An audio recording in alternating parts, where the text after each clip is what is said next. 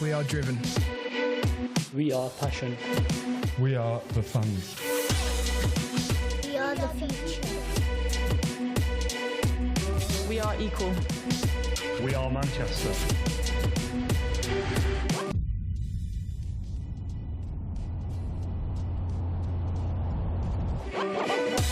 We are a community.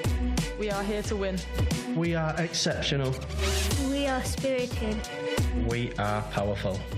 We are the Manchester Indians Cricket Club. The Ashton Tigers Cricket Club. The Lancashire Disability Squad. Gladwick Cricket Club. Didsbury Cricket Club. Greenmount Cricket Club. Haydock Cricket Club. We are thunder. We are Lancashire Lightning. We are unified.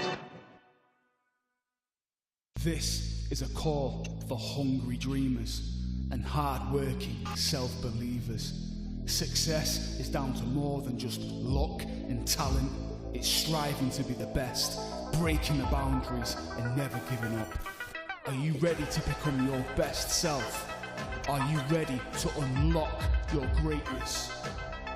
UA92 is game-changing, created to accelerate careers in business, media and sport. Much more than a qualification, it's a personal development journey that prepares you for life. Become your best and connect with the best. With placements, with major players. Sparked from the minds of the class of '92. Their tradition of dreaming big. And inspired by the commitment to passion, preparedness, ambition and youth. So what are you waiting for? This is Education Evolved. This is UA92.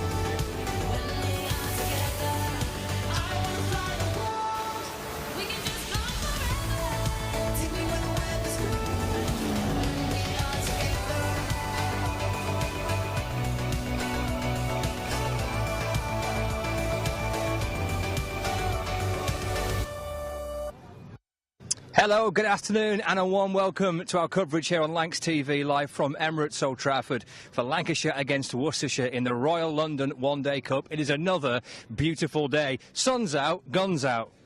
Liam Hurts, how are we? Yeah, I'm good, thanks. Yeah. Excellent victory last time out, wasn't it? Yeah, it was. It was a good team performance, yeah. How much did you enjoy it?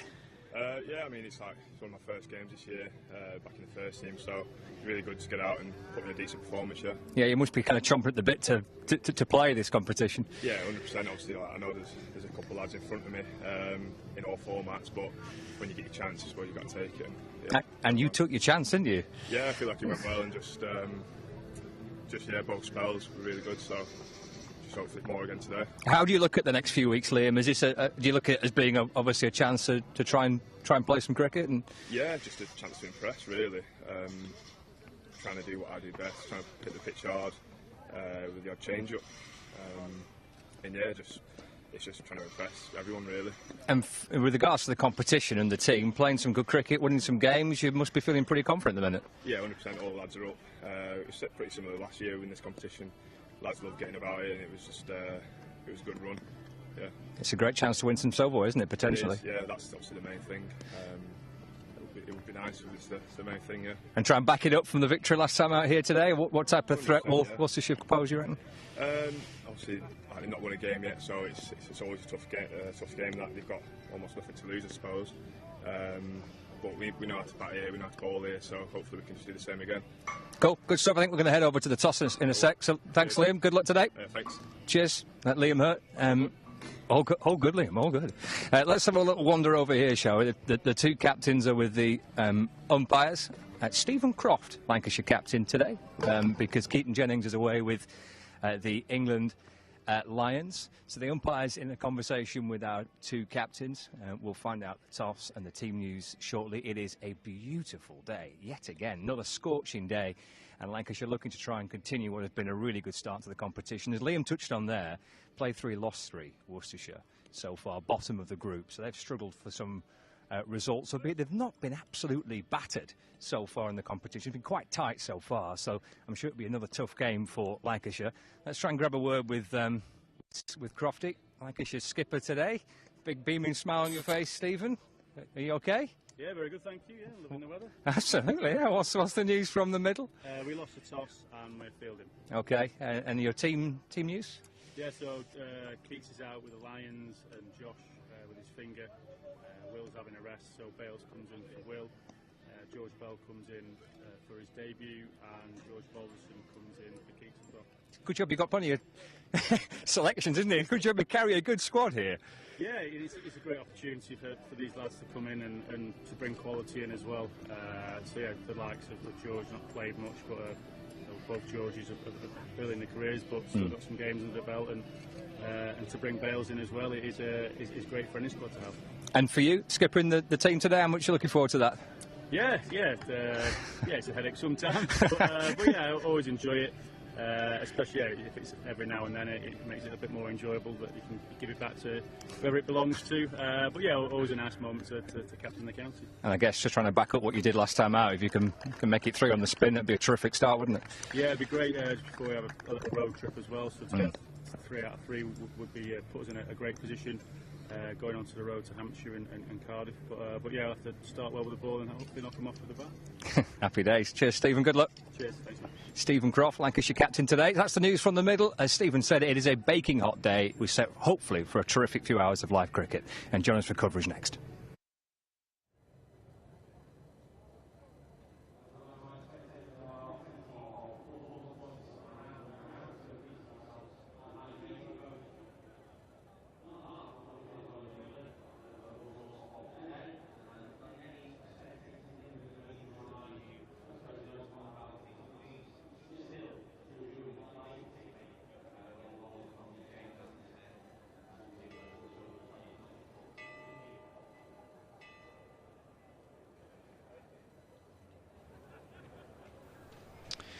Well, there goes the sound of the bell.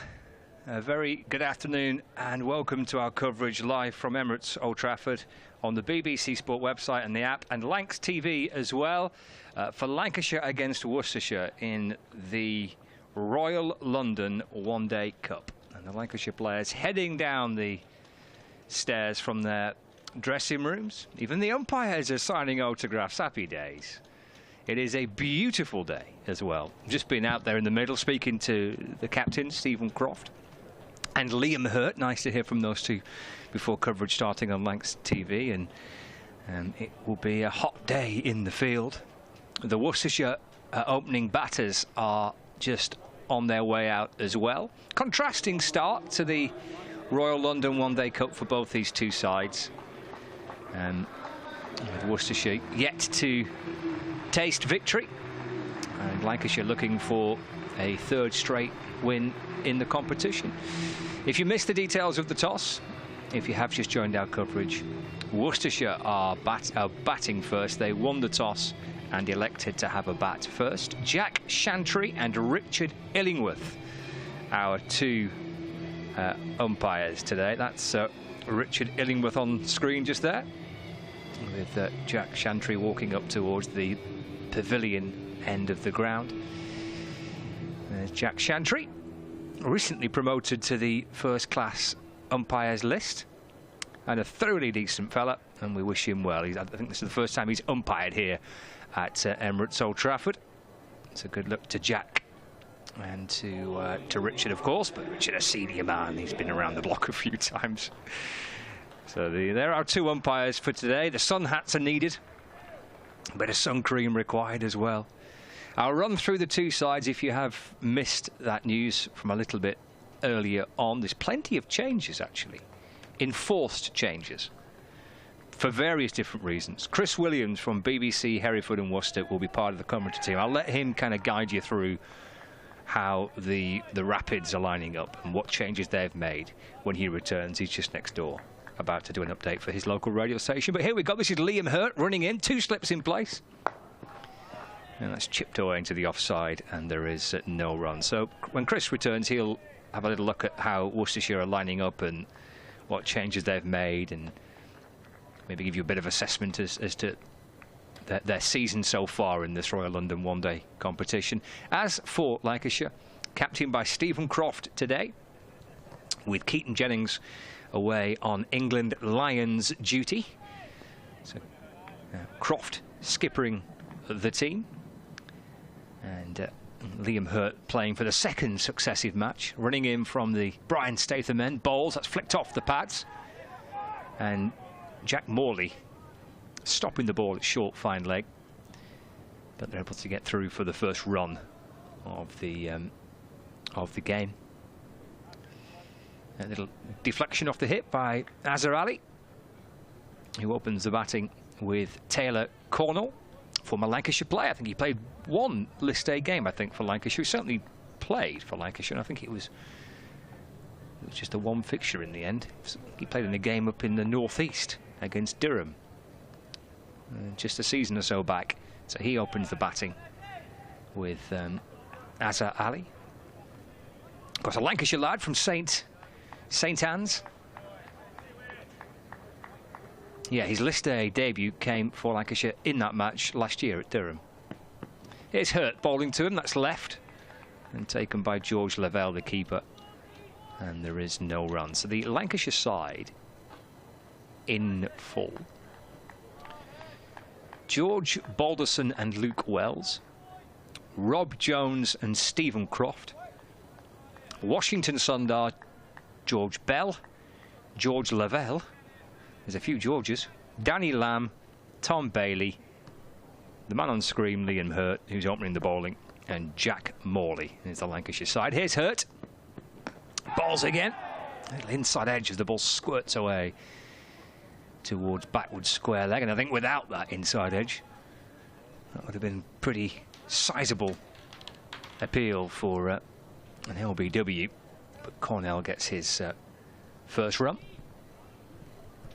and Worcestershire move on to 2 without loss. So you'll notice from that team names I just read out, George Balderson playing, George Bell playing, and Tom Bailey playing. They're the 3 changes that Lancashire have made from their last team. Hurt bowls, and Azhar Ali just pushing forward, playing a little away from his body, but able to guide it back along the pitch, and there's no run. Keaton Jennings misses out with the England Lions call-up. As I mentioned, Josh Bohannon has a finger injury, which he picked up in that game against Derbyshire. And Will Williams, who's played quite a bit of cricket, I feel like he's played almost every game since he signed for Lancashire, either in the Championship or the List A. So he's having a bit of a breather, and Tom Bailey comes in for Will Williams. They're the 3 changes. That's driven up to Bailey, who is at mid-off, and there's no run. So that's the first over of the game, and 2 runs off it. So 2 without loss after 1 over here at Emirates Old Trafford.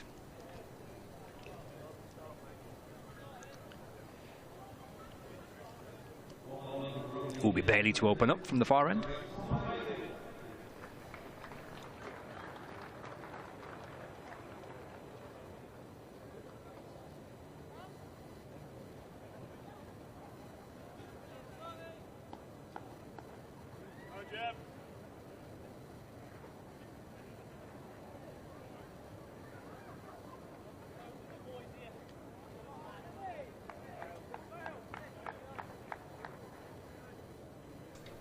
So here is Bailey to run in from the Jimmy Anderson end. And that's left and through to George Lavelle, and there is no run. You couldn't really have a more contrasting opening partnership, could you? With Azhar Ali,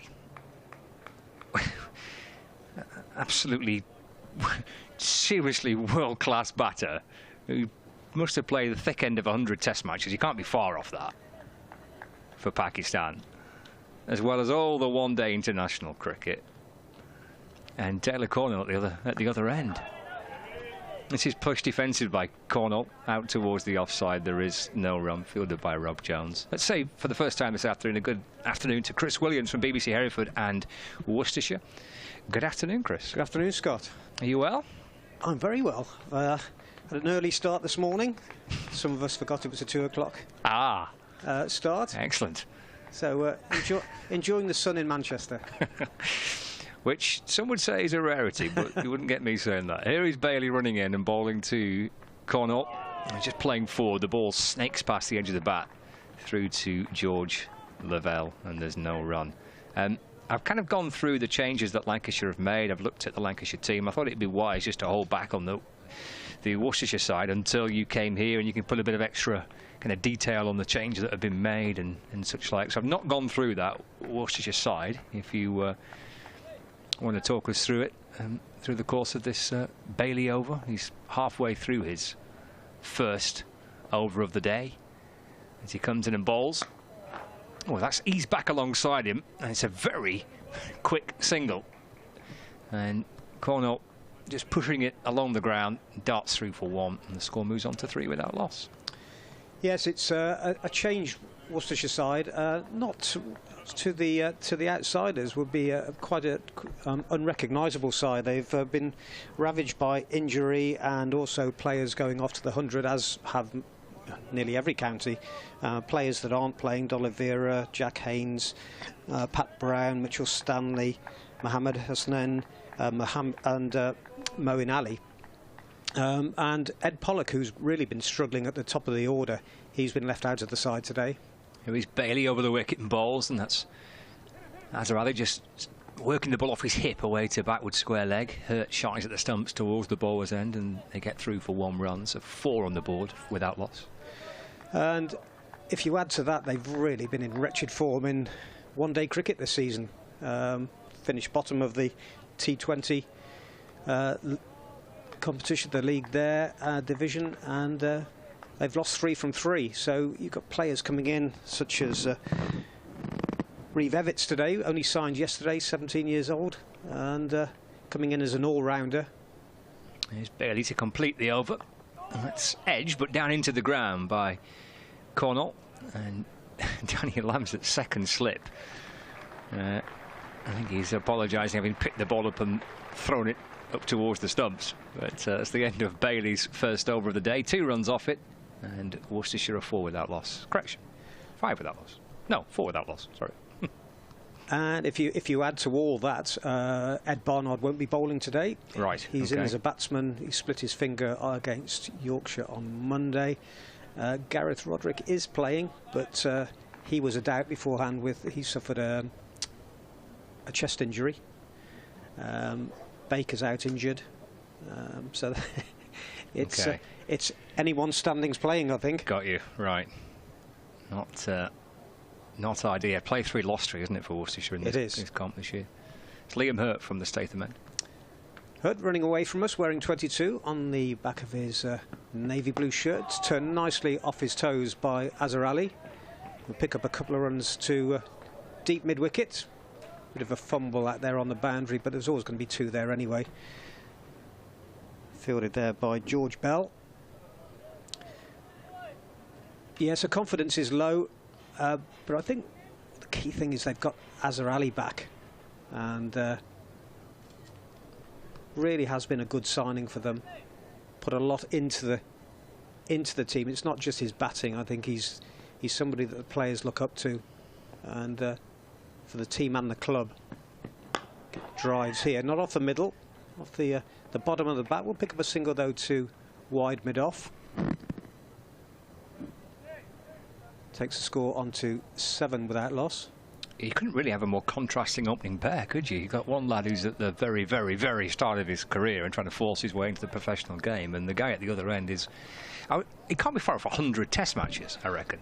I'm going to double check it, but what a guy to have in your team to bat alongside. And he's still got the enthusiasm. I mean, he Worcestershire played Herefordshire last Sunday, I think it was, after this delivery, which the left-handed corner lets go outside the off stump. He arrived back in the country and went to the Herefordshire to watch the game. He just went straight from the airport there, and there's a photo, I don't know if you've seen it, that will stay with me for a long time. I think he scored a double century at New Road, and when he was out and walking back to the pavilion, there were a load of kids to the left of the pavilion, and he went over to them, and there's a great picture of him high-fiving the kids. Nice. Before he'd even got back and gone up to get changed. And I think that's something, I'm sure that it's something that I haven't seen, put it that way, for a long time. Players really getting into understanding the supporters that way. Next delivery, again, good pace, good length, and Cornell lets pass outside the off stump, taken on the rise. Well, that means so much, doesn't it, when you've got a player, an overseas player with so much kind of experience at the very top level and still willing to, to give his time. Yeah, and that was a championship match where there were kids there, so which is what you want, looking to develop the game in all formats. Next delivery, he cuts there, and good pace again from Hurt. Played underneath the ball there, flashing outside the off stump. Lucky to get away with that one. Just had a little walk out to square leg, talks to himself. I was going to say where he'll see a familiar face, but he wouldn't be familiar to Cornell. The two umpires today, former Worcestershire men, in Richard Illingworth and Jack Shantry, but they'd long gone by the time he joined the club. Next delivery, good line and length, played defensively into the offside, and there's no run. End of the third over. The Rapids are 7 without loss. Hurt 2 overs for 5 runs. Yes, I was just saying when you were next door, actually, it's I think it would be the first time that Jack Shantry's umpired here at Emirates Old Trafford, so look, wishing him the best of luck. Former Worcestershire player, he was a terrific bowler, wasn't he, for Worcestershire? Yeah, bowled off the wrong leg. He did, he had that wonderfully quirky action, didn't he? Yeah. He could give it a bit of a biff as well, couldn't he, on his day? Oh, I saw him get a rapid, I can't remember how many it was, but he just slaughtered the bowling in one innings it was at New Road. Here is Bailey from the James Anderson end. And Azhar Ali covers up defensively and just plays it back down the pitch, and there's no run. It was one of those innings that happens once, I think, in a career where he just stood and slaughtered the bowling. It went to all parts. Well, he umpired Lancashire's match at York against Yorkshire. It was last week, I think it was. I lose track of time. It's too much cricket. 7 without loss. 4th over. And this is left alone by Azhar Ali and taken by the keeper, and there's no run. But just going back to the impact of a player like Azhar Ali and the impact on the youngsters, I mean, I've said it many a time on BBC Hereford and Worcester, but when I was a kid and we used to be on the outfield before a game and Worcestershire were playing Notts, and Derek Randall walked past and bowled a couple of balls at us, and it's something, here I am in my 60s, never forgotten. As Bailey comes in and bowls to Azhar Ali. I'll get a single here, just eased away through mid-wicket. Rob Jones comes up from the deep mid-wicket boundary, sends a throw in towards the keeper, George Lavelle, and they're through for 1 run. Azhar Ali moves to 6, score moves on to 8 without loss. Decent crowd inside Emirates Old Trafford. It was a good crowd for the game on Sunday. against Derbyshire, or at least the last home match. As good a crowd as I've seen actually for a kind of one-day game here in recent years. Cornwall just works the ball away to the leg side. Washington Sundar Fields. Again, they get through for a single. So the majority of spectators underneath the point, where there is a bit of shade. You need to get up towards the back row of those seats to get some shade. The true sun worshippers. Yeah, right underneath the point there, you get a bit of shade. That's a sensible decision. Or if you just want to sit baking in the sun, and then sit the first 2 or 3 rows below the point or below the pavilion and get loads of sun there. Down the leg side by Bailey, and he kind of yelps in frustration as that ball was taken by Lavelle. So the score moves on to 10 without loss. With 4 balls into the 4th over. It is a very still day. There's barely a breeze around the ground. We have just got the most perfect blue sky, but barely a breath of wind. As Bailey bounces in, balls again, forward goes Azhar Ali. Just pushes the ball away into the offside. George Bell comes up from extra cover to field, and there's no run. I don't think the crane driver's on a bonus today. on the right-hand side as we look at it. He's sat outside watching the cricket. Sensible move. There was a game here earlier this year, Chris. What was one of the guys on the construction site? It was a championship match, and Bumble was with us on commentary for it. Bailey comes in, completes the 4th over.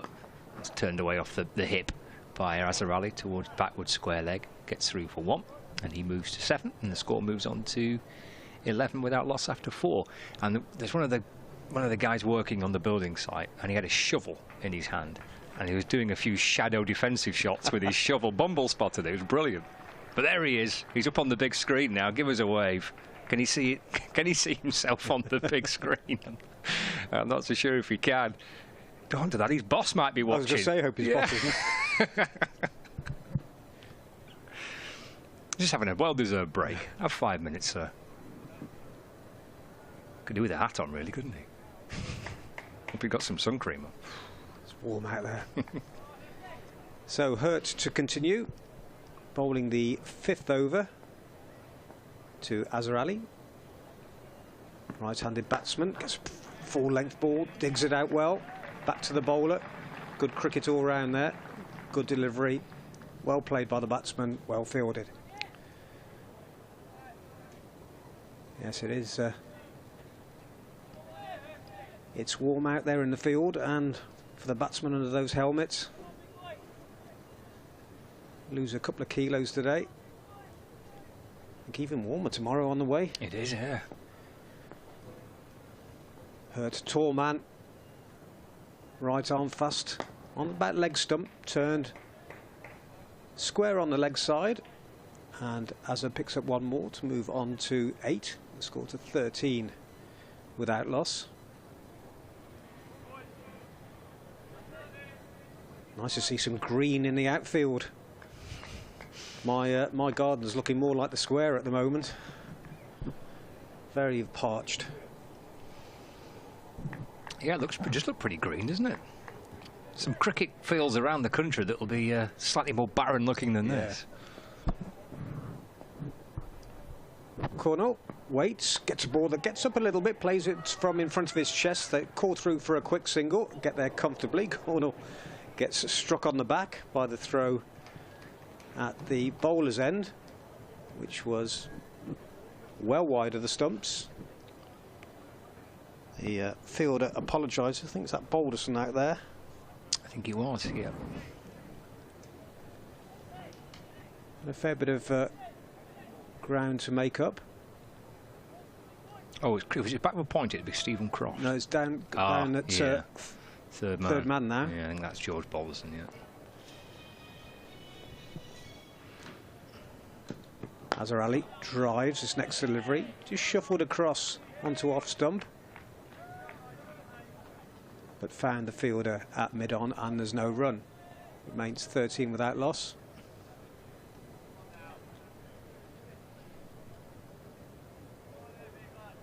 Yeah, good smattering of crowd, say, underneath the point. That's the place to be, certainly in the shade there, but there's some brave people in front of the pavilion there. Whew. Next delivery turned onto the leg side. He'll pick up a couple, bit of ground to make up at deep mid-wicket. And Azza picks up 2 more, moves into double figures. 10 from 16 deliveries, 15 without loss. Yeah, you need a hat out there, that's for sure. A few stinging arms, and I think it's just arms and legs at the moment, so I can't see anyone that's stripped down bare-chested. Oh, I bet there's someone somewhere. There always is, isn't there? Yeah. Azza again shuffles in front of his stumps, plays full-length delivery defensively, and there's no run. End of the over, 15 without loss after 5. Azhar Ali has 10 and Taylor Cornwall has 4. Yeah, steady start in this power play. The first 10 overs are power play, so fielding restrictions are in place. If you're watching on Lancs TV, and I just let the pictures speak for themselves, I think, really. Oh my goodness. Slap on the sun cream, that's the most important thing. That's the most important thing.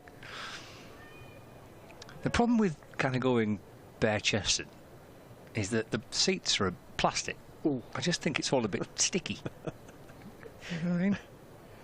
Well, sticky and burnt. Yes, yes.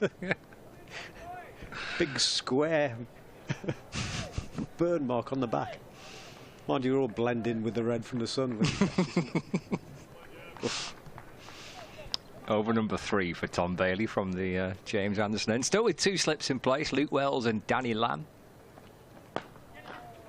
And that's driven up towards mid-off, where George Balderson fields. And there's 1 run, 16 without loss, and Cornwall moves on to 5. Spoiled here in an air-conditioned box. And over the years of going back to the shed on top of the stand, the old stand at Somerset. Oh, blimey. And there was one at the old ground at Southampton as well. Oh, I never went there. That was before my time. That. Used to go up into the pigeon loft there. If it was hot. I remember the one on the roof of the pavilion at Taunton. Yeah, that was. I got a bit sticky in there, didn't it, on a hot day. The back and across from Azhar Ali and trying to work it down towards third man, but the captain, Stephen Croft, fields at backward point and there's no run. Yeah, spoilt these days, and same with football grounds as well. I can remember going up the vertical ladder at the Vetch Field, where you had to go through the crowd. They were on the terraces and you had to make your way through if you went late. Up a vertical ladder. They let you know they were there. Bailey bowls. And just eased away into the offside by Azhar Ali. And Croft fields at cover point. And there's no run. 16 without loss. Not quite sure why actually this game is a 2 o'clock start, to be honest with you. Some of the players might have appreciated fielding at least for a couple of hours in the morning. Yeah. Before starting right in the middle of the hottest part of the day, but you know, it's a 2 p.m. start for some reason. The back foot sliced away, and that's Stephen Croft stopping the ball low down to his right. It's a good stop, that, by Croft. Excellent. Very quickly down. He's got such high standards, hasn't he? He doesn't seem to let those standards drop. I'm not sure about the booting up towards the bowler's end with his right foot, mind you. It was a good piece of work by Croft, low to his right, to stop it. Bailey turns on top of his mark. 1 slip in place with Azhar Ali on strike. Bailey over the wicket and bowls to him, slashed away for 4. 1 bounce over the rope and in towards that fence that covers up the building site. Bit of width and he jumped right into it. He did. He really threw everything into that one.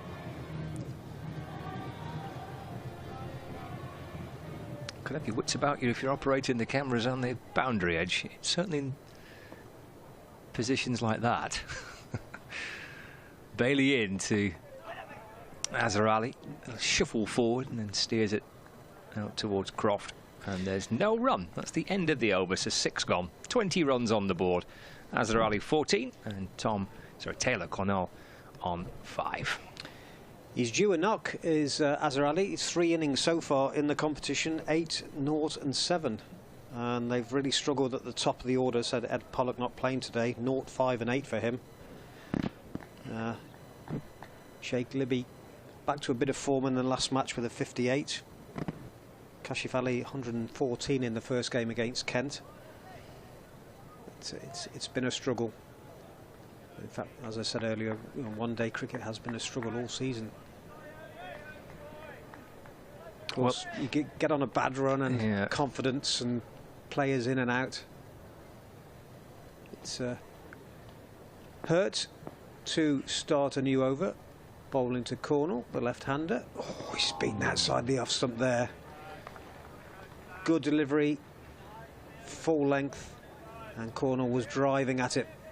It's a couple of times he's got away with it now. Azhar Ali comes down the pitch, has a little word. I don't know if it's a word or a glare, actually. It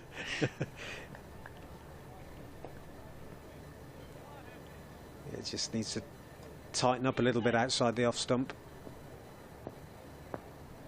Quite a tall man. Cornell drives. It's a better looking shot. Didn't middle it. Out to wide mid off, where it's fielded by Washington. Cornell on to 6. The score on to 21 in the 7th over.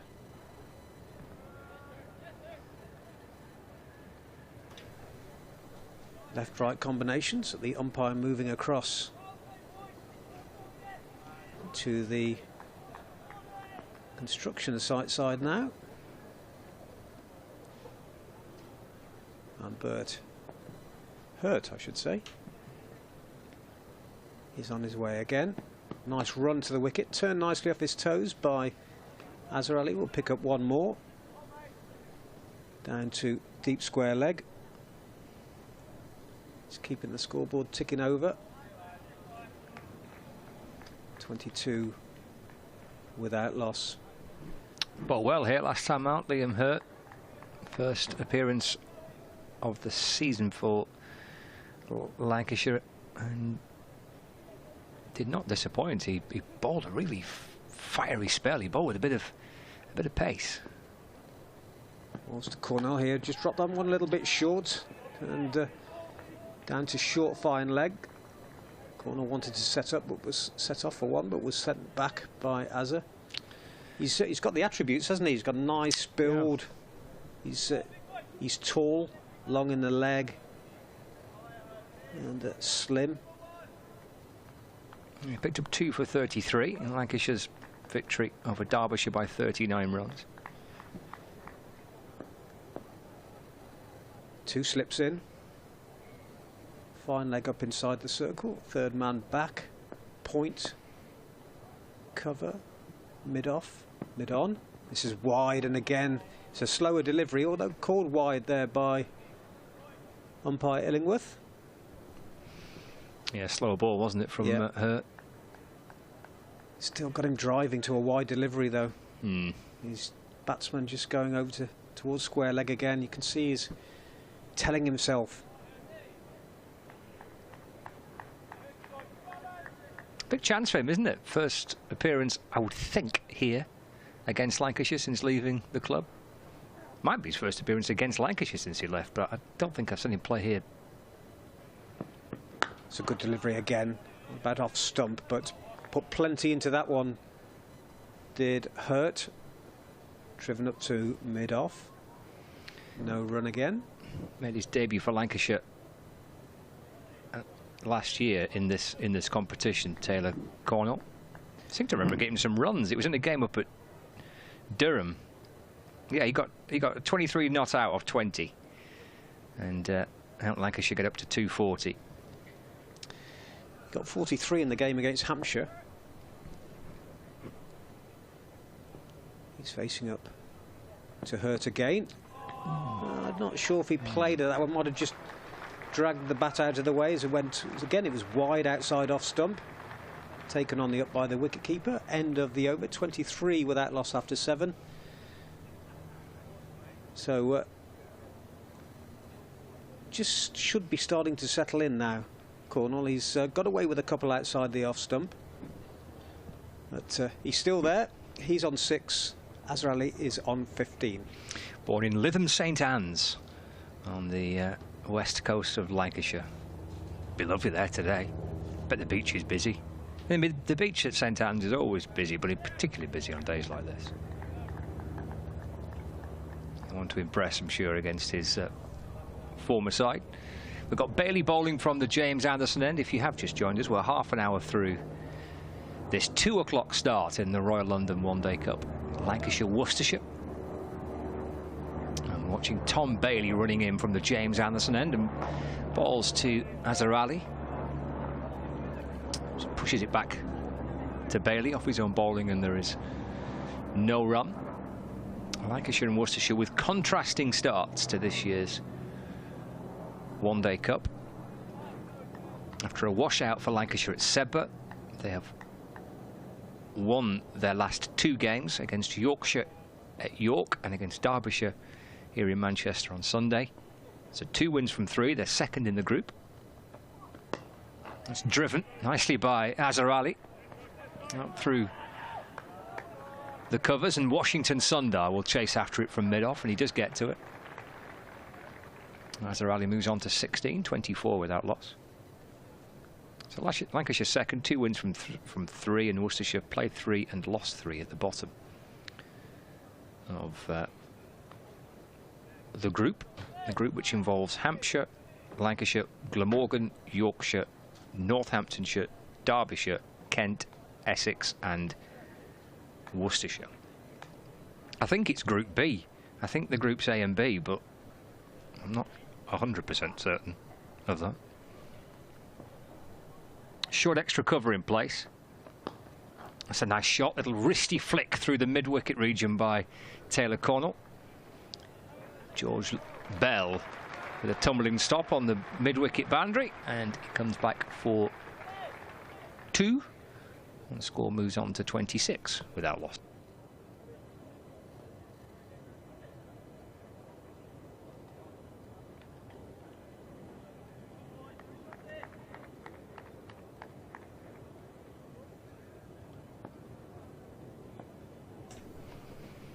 Bailey again from the Anderson end balls. It's just jabbed away into the offside. There's 4 fielders inside the circle on the offside. Picked up by Rob Jones, and there's no run. We're in the power play, so we can see 4 on the offside there. Mid-off, cover, extra cover, backward point, and then to the right of screen, if you're watching on Lancs TV, with a mid-on, short, fine leg. 1 slip in place as well. And the 2 fielders outside the circle are at third man and at deep backward square leg. We've got Bailey running in and bowling. And a wristy flick away towards mid-on, and it's a good stop by Washington Sundar. Excellent work. Ooh, oh dear. Let's hope he's okay. He's just holding onto his left shoulder. He did have a shoulder injury before joining Lancashire. It's the reason why his debut was delayed. He was due to play in a championship match at Southport and Birkdale, but they had to delay it because of a shoulder problem. I don't know which shoulder was the issue then, but it's his left shoulder at the minute. He's gone to stop the ball, and I presume he's landed a little awkwardly on it. And a friendly tap on the knee by Tom Bailey, and George Bell stood by him as well. So the physio's coming out to have a look to see if Washington Sundar is okay. I mean, it's a really good stop. That took his shot, flicked away, and he's reaching for it. Both hands outstretched in front of him, and he's obviously just fallen a little awkwardly on his left shoulder. So 27 without loss with 1 ball left of the over. This is what's happening elsewhere today in the Royal London One Day Cup. where Middlesex have racked up a big score against Surrey, 351 for 7 from 50 overs, with Stevie Eskenazi 182 and Peter Milan making 64. So Middlesex 351 for 7 from 50 overs. Durham have been bowled out for 242 in their match at Somerset. 342 all out. Durham. Graham Clark making 86 and Scott Borthwick making 88. So a target for Somerset of 343.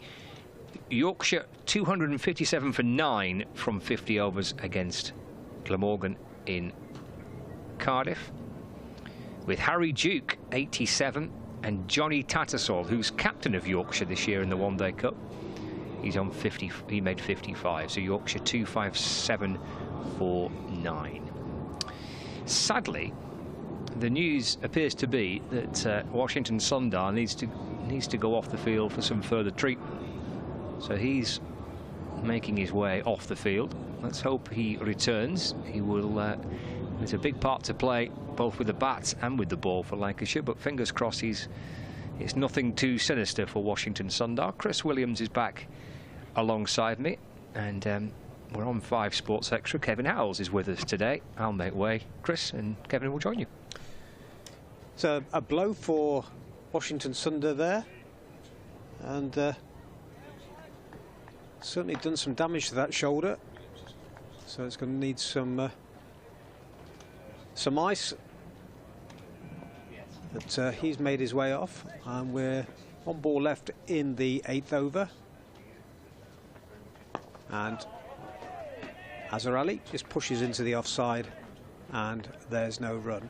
So 27 without loss. Azhar Ali on 16, Taylor Cornell on 9.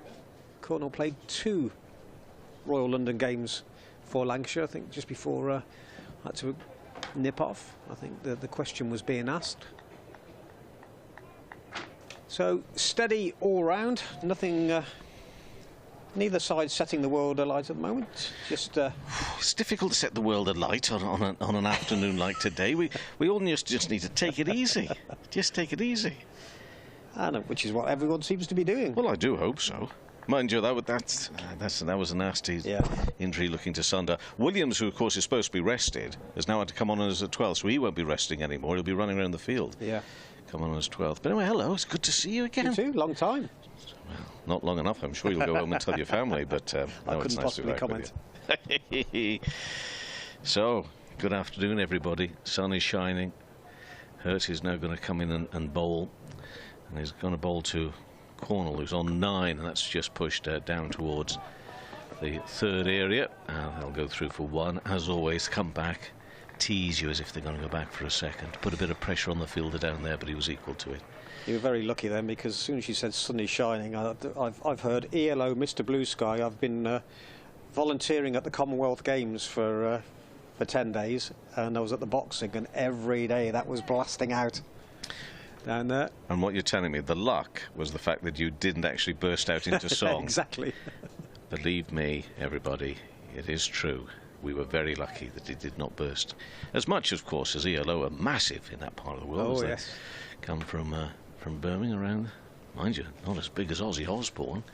God, what a good night Vienna that was. That's pushed it into the offside. That's going to race away towards the boundary. Lovely time shot from Azhar Ali. It's a 4. It takes him to 20. Takes the score up to 32 for no wicket in the 9th over. I say that. I mean, Ozzy Osbourne, that was a big talking point. What a man to get in. And I understood most of the things he said as well. But he looked as if he was lapping it up. If you missed this, the Commonwealth Games, it was the closing ceremony. And, of course, another hero of that part of the world, Ozzy Osbourne, up there on stage doing Ozzy Osbourne things. Just terrific. Was he the one that tried to eat a bat once? That was it, yeah. Thankfully, I don't think he did that on whichever night it was. Was it Monday night? Was that the closing? It was a great finale, that was. Yeah, good stuff. Duran opening up.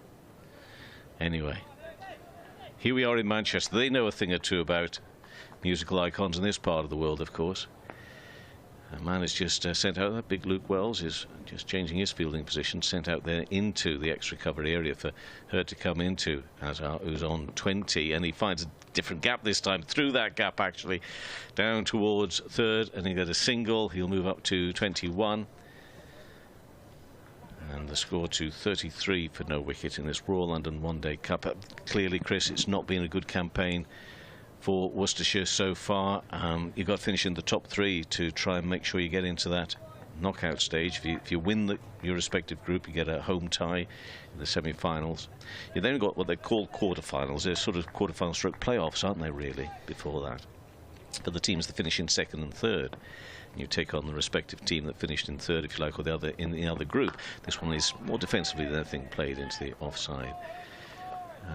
But, you know, it's looking at this very young team here for Worcestershire. You look at it, you can get excited about names you've not heard of, exciting opportunities, perhaps names you heard of a little bit last year and haven't heard so much of again at the start of this summer.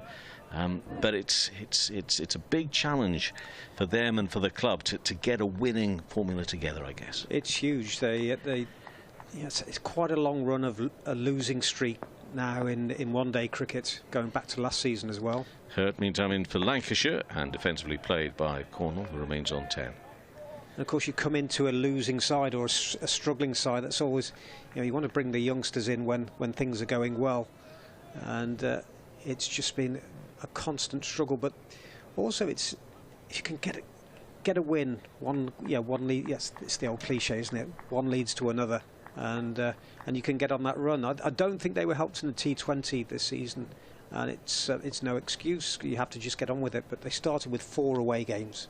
Okay. No, fair play, yeah.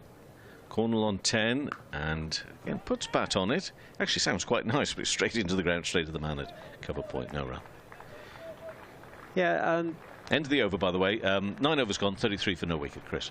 So really they've just got to get a win from somewhere and see if that can just get them going. One leads to another, get a bit of confidence in the squad, but they've struggled at the top of the order, and I think, although, as I said, all joking aside, not setting the world on fire in these opening 9 overs, they're still there, and it's important that these two get a base. Really do need to set things up. Don't need to get racing away in the power play. It's a long game, 50 overs, and try and get a base for others to come in when, instead of almost looking at the old England scenario where you come in and you're 3 wickets down before you know it, and then you're just struggling. You're trying to. New over starts. It's Bailey from the far end, and Azhar Ali gets an inside edge onto the boot there, I think, looking to drive through the offside. No run. Azhar wearing 79 on the back of that black shirt. Hints of sky blue in there. Conversation between captain and bowler at the far end, and Bailey's on his way again. Tall man, right on, quick bowler, driven nicely, but I think he might have just got fingertips to that deflected it out towards mid-off, and there was no run. Frustration for the batsman. Good work by the bowler. Still got the slip in. Got slip, point, cover, mid-off, mid-on, mid-wicket, up inside the circle, fine leg inside the circle, deep square leg. Third man hiding, he's over the boundary rope away to our right, under the stand, getting some shade, and comes into play as Azhar runs him down there, and fielded by Jack Morley. I think it is down there. One more to the total, 34 without loss, halfway through the 10th over.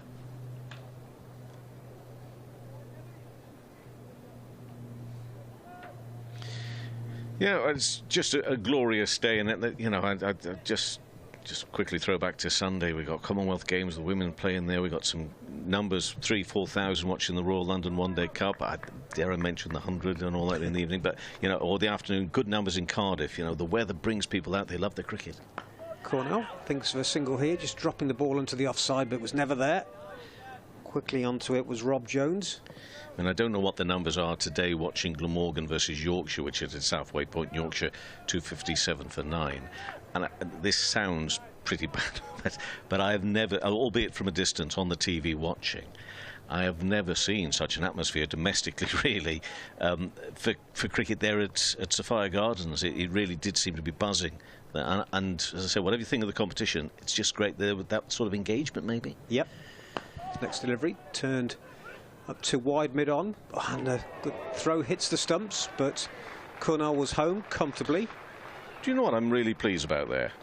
And well done to the middle stump for that. Is it the middle stump? It is, yeah. Cornwall's been hit at least twice by Lancashire bowlers or fielders out there right now. Both always shying at the stumps, and each time, bless him, he's just raised his. Straight away they've said sorry, and straight away every time he's just stuck his thumb up and said it's okay. But then again, he almost got hit. You know, it's almost bullying this, Chris. But actually, it looks to be a really good atmosphere between these two teams out there this afternoon. Azza runs the next delivery down to third man. We'll pick up one more. He's on to 23, 36 without loss. And that's the end of the 10th over. So just a steady first 3/4 of an hour. Bailey, 5 overs for 18. Hurt, 5 overs for 18. Azza, 12. Cornell, 11. 36 without loss. So, mate, we're going to see our first change bowler here, aren't we? Liam Hurt bowled 5 overs, 18 runs. Tom Bailey's bowled 5 overs, 18 runs. And we're going to see Danny Lamb brought into the action here this afternoon. This is the game which started at 2 o'clock, OK? So that's why we're only 10 overs in. Gloucestershire versus Nottinghamshire at Bristol. Nottinghamshire 294 all out. Sol Budinger getting some runs there, half century, 80 odd.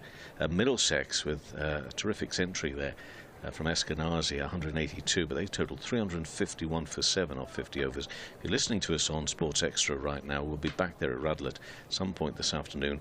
Durham totaled 342 all out in the 50th over away to Somerset.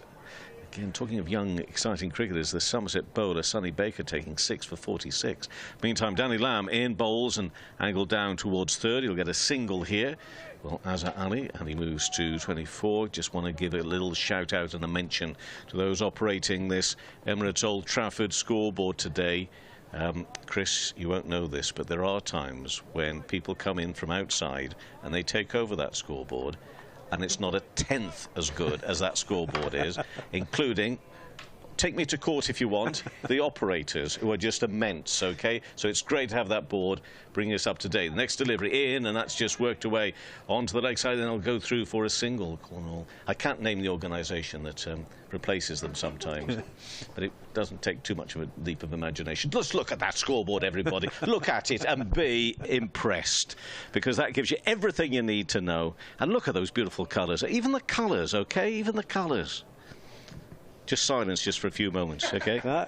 In full respect. Even I can see those without that's the other thing. Lamb in, bowls, and just enough width to cut the ball down there to third. And there will be another one for them to add to that. And look how quick they put that run up as well. Anyway, I went to Derby, and the one there looked like my maths exam paper. Oh, and you didn't do very well. Yeah, it was a lot of numbers, but didn't make a lot of sense. No. Yes, I know. We make a thing about scoreboards, but here, and I'm not just saying it in the hope I get a little bit of extra rice at tea time. It really is the very best. Next delivery in, and that's on the off stump, and that's work behind. But fielded by Croft, and there will be no run. So there we are. So good old Taylor Cornwall, though. They're on 12 off 30, but he's had a few bruises there as this ball's been thrown in, flung in at him, and each time, very gracefully, he's sort of, there, give us away, boys and girls in there in the scoreboard. You are the people. Next delivery, full, an angle down towards the wicket-keeper, and doesn't get past him. There will be no run. Yeah, and there they are. Look at them. Actually, I imagine them to be looking a little bit more tense and on point than that. They look far too relaxed. I imagine that they would almost be firing that box from the way they have to press those buttons, but it all looks very laid back and relaxed. Good to see you. As Lamb again runs away from us, 39 for no wicket, 1 ball left to the 11th over, worked away leg side, and Tom Bailey quickly to it with a right arm throw, and there will be No run. Colin and Mike, I want to say hello to Colin and Mike, but as well as Colin and Mike, there looks to be a million other people in there. So if I haven't given you a name check, I'm very sorry. But anyway, enough of this. 40 for no wicket, 11 overs gone, Azza on 25, Cornell on 13. And here, as you say, look, I think the point you were making, Chris, is from the fact that Worcestershire have not had a great run so far. That you're taking this as small steps in the right direction, maybe at the moment, yeah? Yeah, get that foundation. Take the pressure off the batsmen still to come. The line-up today, Gareth Roderick at 3, Jake Libby, Kashif Ali. He's been a real find this season. So, you know, out of some of the problems they've had, that has to be regarded certainly as a bonus. Ed Barnard, as I said earlier, as a batsman today, won't be bowling. Ben Cox back in the side again. That's a positive. As Bailey starts a new over to the left-handed Cornell, drives up to mid-off, and there's no run. And completing the lineup, the debutant, Reeve Evitts, and the bowlers Joe Leach, Dylan Pennington, and Adam Finch. All names, well, I mean, Joe Leach, I mean, they're all, I suppose, at different stages on their career, but all names and performers who I can think of, and I can think they can win you a match. They have those qualities about them. And, you know, Joe especially down the years, he's proven that, hasn't he? So very much. Yeah, he's been out with an injury earlier this season. Cornell, next delivery, nicely placed. He's clipped it away through mid-wicket for a couple of runs. Takes the score on to 42 without loss. I think one of the frustrations that I've seen for a lot of the Worcestershire supporters is, I think, not begrudging players going off to the 100, but it's quite a few have gone off and are not featuring, so keeping the bench warm. I think you can't blame the players for going off, and it's their living. I think that's the frustration from supporters' point of view, that you've got to have players in the squad. Cornell on 15, waits. It's a ball on about off stump, drives into the offside, and there's no run. I think his timing's been a little bit off. Just again, driving that one, didn't come off the middle. Run rate at the moment, 3.65. Slip has disappeared. But, backward point, extra cover, mid off, mid on, has slow bouncer there that Cornell just swiveled onto, didn't go fully through with the shot, just pulled it down to deep backward square. Moves on to 16, 43 without loss. I can't emphasise enough how important this opening wicket stand is, that they've struggled so much. I gave you those scores earlier on of the openers this season, not into double figures before this game. Oh, there's a deft little touch by Azza, went wide of the diving wicketkeeper down to the boundary for 4. He was trying to play it fine, but I don't think that fine.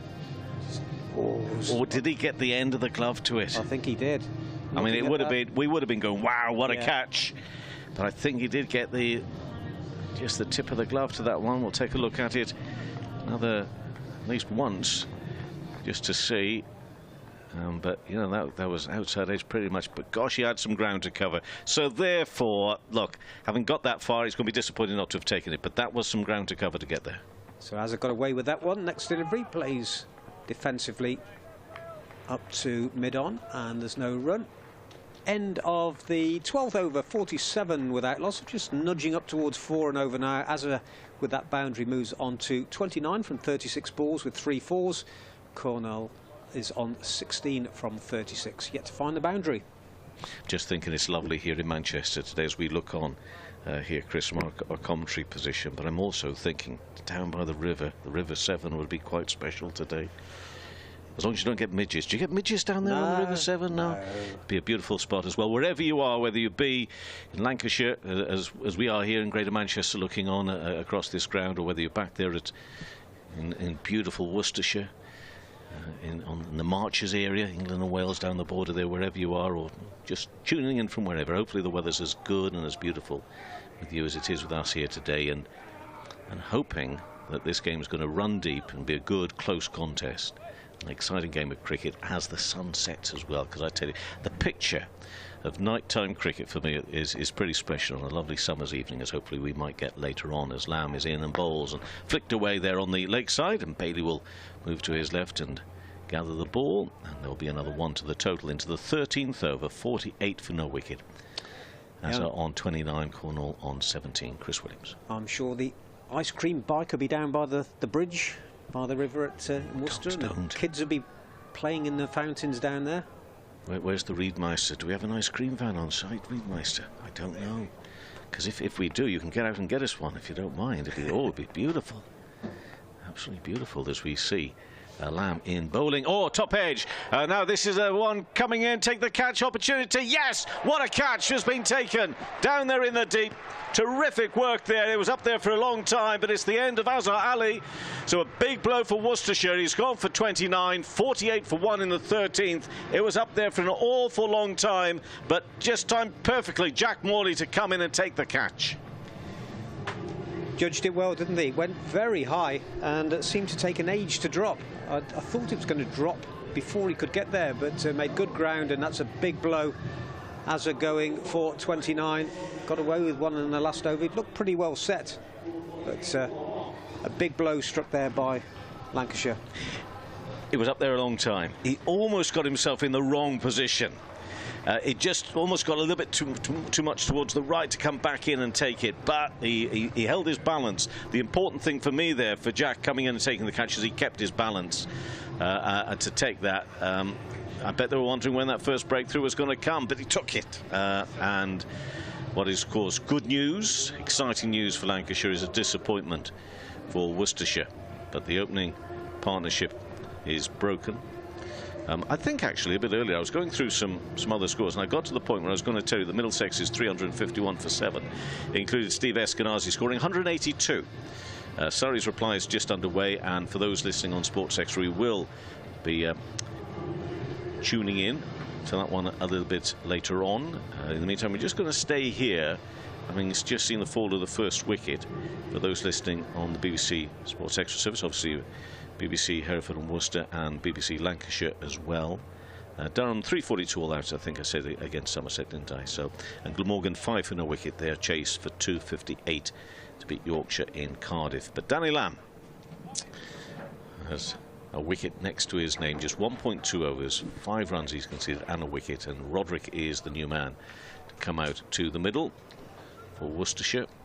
Gareth Roderick, and it's Lamb who's going to be bowling to him now. So the field well set out, just the keeper standing as a lone figure there, and plenty of bat behind that, solid in defence from Gareth Roderick.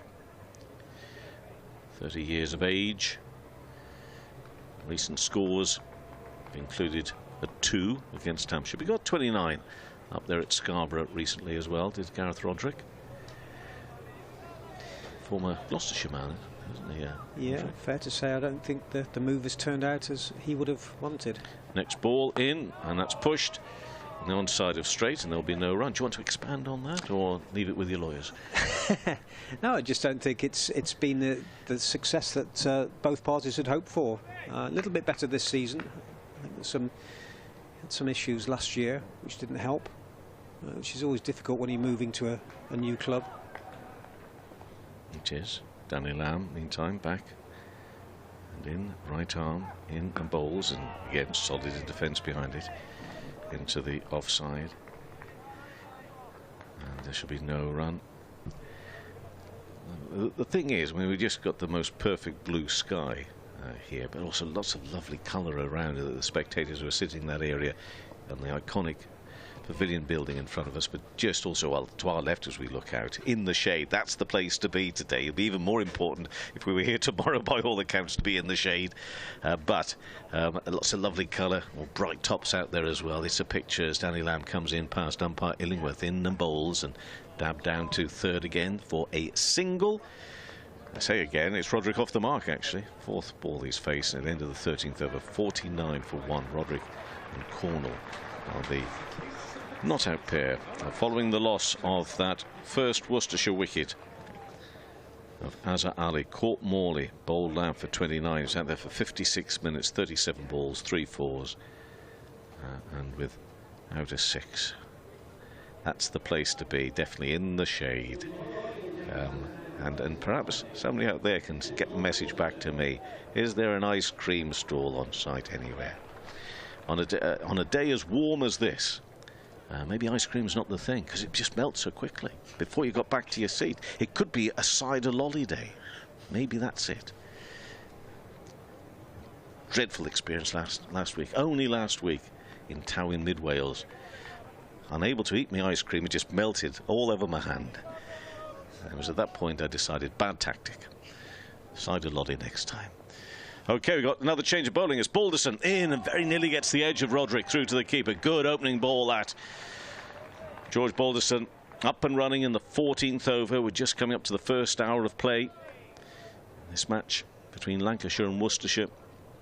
As Lancashire have made the strong start to the competition,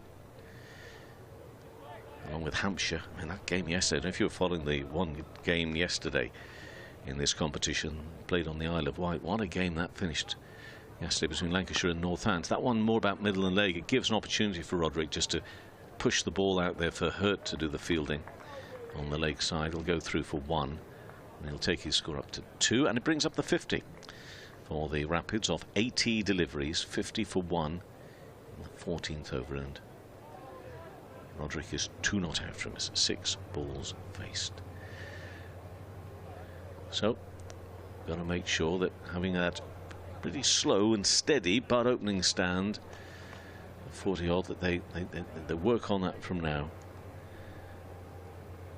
And Balderson is back to his mark. We just have a little bit of hold up here because Cornwall is just wanting his time. He's now ready and gets bat on that, but for no run to mid on. Should point out also, and I don't know if the lads gave this a bit of a mention a little earlier, but our 2 umpires today. I mean, surely this has to go to the court of arbitration in sport, this, because we've got 2 former Worcestershire men out there looking after proceedings today. But it is genuinely, because we know him so well, great to see Jack Chantry out there as one of the umpires today. Balderson around the wicket in and dabbed far enough out of the reach of the keeper to go through for 1. So Cornwall will move on to 18, and the score 51 for 1 in the 14th over. But Jack's out there, and you can just imagine it's the ideal partnership actually, because of the fact that Richard Illingworth no doubt knows him well, because Richard's still from around that part of the world, so he'll know Jack really well, and all the experience that the international umpire Richard Illingworth has. I'm sure that's a great little combination out there as a team of umpires, and hope they have a good day as well today, as Balderson is in and bowls and pushed into the offside for no run off the bat of Roderick. Jack, a Shropshire lad. That's the other reason why, of course, I'm a big fan of Jack. But he made it pretty clear, I think, didn't he, from the time that he was forced to retire, that he had ideas in his mind of perhaps going out there and officiating as an umpire, and he's making good progress through the ranks at the moment. And Balderson is in, and that one again, good use from Roderick of just using the pace of the ball just to turn it away there. He'll come back for 2. He'll have to be sharpish coming back for that second. But in getting those 2 runs, he moves to 4, and after 14 overs, 53 for 1. 4 not out for Roderick off 8 deliveries, and Cornwall on 18 from 39. But still, Azhar Ali not able to go on and bring the big runs, no doubt, that he and Worcestershire will be looking for in that signing in this competition. But 29 he made today. And a punch of the gloves from the 2 batters out there for Worcestershire. And Danny Lamb is going to continue, having got a wicket with his second over. He's bowled 2 overs, no maidens, 1 for 6, and he's back to his mark now. Is Lamb, and he comes in past umpire Illingworth. Worked well for a single by Cornell on the leg side. And the score moves on by 1 to 54 for 1 in the 15th over. There is a bit of a breeze blowing, but if you take a look at those flags above the pavilion, the James Anderson end, and also those on the hotel, just looking a little limp every now and then. Just a little bit of a little gust will build up. But I'm not too sure is this making life that much cooler out there for players or spectators. Lamb just waits for a change in the fielding here. It's Rob Jones who's going to be brought in on the offside, just inside the circle. He comes now. So you see this ball bowled by Lamb to Roderick, push square for no run. Crofter's captain today, Jake Libby, leading the ranks there for Worcestershire. Lamb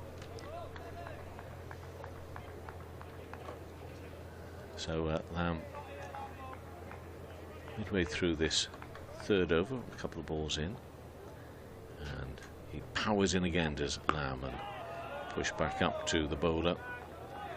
Yeah, your confidence is no doubt going to be a bit of an issue with Worcestershire, and in terms of getting results. But this is an ideal opportunity to build a bit of confidence, because believe me, whatever they say about this competition, about players going away and playing maybe in the 100 and whatever, this is a strong looking Lancashire lineup for me, and this one's worked away back up to Lamb. Yeah, very much. I mean, strength in depth, that's the key for this competition, with so many players going out. As so I was saying early on, it's not just those that are actually playing in the 100, it's those that are in the squads, and you add injuries to that, and they're going really deeply into the squads. Roderick on 4, punches that one, powers it really for a single. I really like the look of that, actually. Sat up and just at the right time, just put enough effort into it to push it up there to mid-on for a single. 55 for 1 ball left of the 50. And you've got time in this competition, haven't you? That's the thing, is it's not the bish bash stuff. It's you've got time to build in innings, get yourself in. Well, you say that, and you say it because it's true. But there was I thought an interesting element to a 100 game last Sunday, as we see Lamb. Now it sort of Cornell tried to withdraw the bat out of the way. Actually, he's got away with that because it's just bottom edge down into the ground. I shall leave you with this, because 15 overs gone, 55 for 1, Roderick 5 and Cornell on 19. But in that game actually in Cardiff, because of the pitch, you know, the pitch can play a little bit strange down there. Actually, they had to play a little bit clever during the middle overs. Can you believe? Middle over, says me, that's all wrong. Middle balls of the 100, in realising that actually, you know, to try and give it bish bash is not the answer here. So even then you have to be a little bit mindful. But anyway, you carry on, Chris, and then Scott will come in and replace me. Thanks, Kevin. Start of the 16th over. Balderson to continue from the old pavilion end, and played nicely by Roderick. Out to long on, and they'll come back for 3. Nice looking shot there from Roderick. It's the longest part of the ground. Good chase for the fielder there. 58 for 1. All the drills started. I know. I was thinking that. It's like a trip to the dentist, isn't it? Oh, they're on the tower now. That's what it is. It's quite exciting, that, because that's a new arrival. Is this the first part of the construction of the new hotel? This kind of silver frame. Next delivery driven by Cornell up to mid-off, and there's no run. So that's new. So that's the first part of the frame of the hotel being has appeared almost from nowhere. Yeah, you can see the stairs are in, the concrete stairs. Yeah. Don't mess about, do they? They don't. Balderson flicked away down to fine leg by Cornell for 1 more. Oh, bit of noise in the crowd now. It got a bit lively here on Sunday, actually. I put it down to the sunshine and beer, but I'm not sure if that's the... Maybe it is, even though it's... They've had an hour and 10 minutes. Yeah, fair point. I mean, if I'd had sunshine and beer for an hour and 10 minutes, I think I'd be incapable of making a noise. I think I'd probably be snoozing, I think. Right-handed Roderick waits, and again runs the ball down to third man. Fielded down there by Morley. Yeah, that's the crane driver. He's back on duty now. He's back in the cab. He's had the call from the boss. He got caught out, didn't he? Stopped his time. Look at this. These big bollards are being lifted up. Or girders. Are they metal girders then? It's just like Meccano, isn't it? Just yeah, true. Putting it all together. Next delivery driven. Again, not middled by Cornell. To extra cover. No run. I think he's on 20 from 44 deliveries. Don't think he's really middled one yet. But just getting himself into a bit of nick. That might come later. Meccano, they still have that these days. I might just show my age yet again. His next delivery just went back and cut, but found Croft at backward point. Good looking shot there, but Croft was perfectly placed and fielded the ball cleanly, and there's no run. End of the 16th over, 60 for 1. Roderick has 9 from 14. Cornell has 20 from 45. The one man out. Azaradi caught by Morley off Danny Lamb for 29, with the score on 48 in the 13th over. Yeah, the key thing here for Cornell is he's still there, isn't he? He's not perhaps played as fluently as he would have liked, and there certainly was a couple of player misses early on in the innings, and you mentioned there maybe he's not quite middled one as he would have wished for so far, but he's stuck it out. 20 off 45. With Lamb balls, that's flicked away off the pads by Roderick to perfection. Beautiful timing, just leaning into it and a snap of the wrist, and the ball disappears away through mid-wicket, and he gets 4, and the score moves on to 64 for 1. That's 2 that he's timed really nicely. Now we got one batter that's struggling for timing, and Roderick's come in, and a 4 and a 3. Exquisite timing. Lamb comes over the wicket and balls and works it away to the leg side. This time Luke Wells will chase after it, and he'll get to it. And Roderick comes back for 2. Did well actually, Luke Wells, because that was timed again pretty sweetly out towards that kind of wide long on boundary. Roderick moves up to 15. 66 for 1. Lamb's into his 4th over, 1 for 14, the only wicket to fall so far. Azhar Ali, caught well by Jack Morley, coming up from fine leg. It's back of a length, this ball from Lamb, and Roderick tries just to steer it down towards third man, and again just deflects off the face of the bat, picked up by Croft at backward point, and there's no run. Just looking at that stand away to our left, which I don't think is open today. I think it is, but no. I tell you, it would be a long day sat there in the sunshine, wouldn't it? Here's Lamb in and balls. Oh, that's scooped up in the air out towards deep square leg. Oh, it's in the building site. Goodness me, what a shot. and now they're going to try and find the ball. He spotted it, I think. He spotted it. Gaffer, I'm just going to go and get the ball if you don't mind. Oh, he's found it, and he's done a bit of a dance as well. Good effort. And lobs it back over the fence.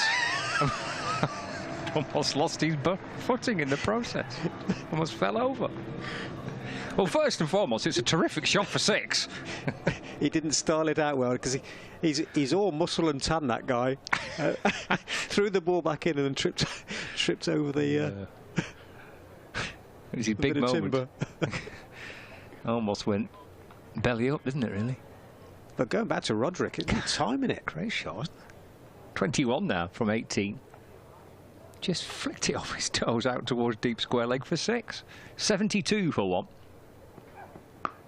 Plays forward in defence this time. And there is no run picked up by Liam Hurt at cover. I think he came into the game with a chest muscle problem. So he'll want to be timing it, because he won't want to be putting too much into these shots, because those hurt. There's Bailey to complete the 17th over. And let's work to the leg side, and Jack Blatherwick fields. And there is no run. I presume Blatherwick's out there because of the Washington Sundar injury. It was Will Williams as 12th man, but Blatherwick doing that role now. That's the end of the 17th. Roderick 21, Cornell on 20. 72 for 1. Worcestershire, who won the toss, and opted to have a bat first, and they've lost just that 1 wicket. Azhar Ali for 29, caught by a Morley off the bowling of Danny Lamb. Well, I think the Rapids will be pleased with the progress so far. Just the 1 wicket down. Cornell takes the first ball of the new over. Picks up he picked up a single, but I think if the ball had struck there, he was struggling. They're going for an overthrow as well, and he's back for a second. I think he was struggling there at running to the bowler's end. Not sure who the fielder was. I think he'd given it up, hadn't he? Well, he was. I don't think he even grounded the bat. No, I think he knew he was a goner. But he's still there, and he's on 22 from 46 deliveries. Still looking for his first boundary. His partner has got 1-4 and 1-6. Next delivery back, drives through the offside, but again not timed. Pick up a single. Oh, did well, the man coming in from the cover boundary got about halfway, so it indicates that the ball wasn't timed. 75 for 1. Roderick sees the field just push back. He's got a deep cover, deep backward square. Third man fine leg, and fine leg it is. Coming up to do the fielding, it's Morley, who spent a lot of his time down there, but also the man that took the catch on the opposite side of the ground to get rid of Azhar Ali. Bit of breeze out there at the moment. The flags on the old pavilion starting to flutter a little bit.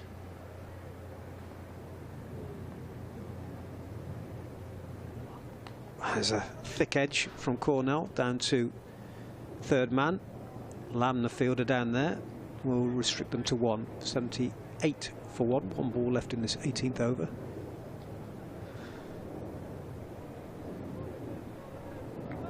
Beautiful day here at Old Trafford.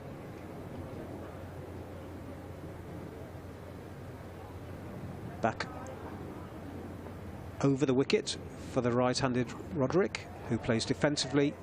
Back to the bowler. In fact, he got a hand onto it but didn't stop it completely. 1 ball left in this over. The scoreboard beat me in the last, the last delivery. Very quick.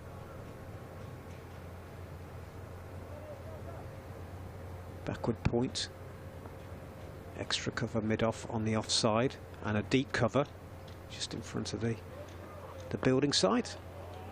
And Roderick plays defensively to the last ball of the over, up to mid-on, and there's no run. 77 for 1 after 18, with Roderick on 22, Cornell on 24, Balderson 3 overs for 14, Lamb 4 overs for 20. You've not seen any spin yet, have we? You mentioned Jack Morley fielding a lot down at fine leg, and not yet seen any spin in the match. Lancashire a bowler light at the minute. No Washington Sundar out there. He had to go off with a shoulder injury.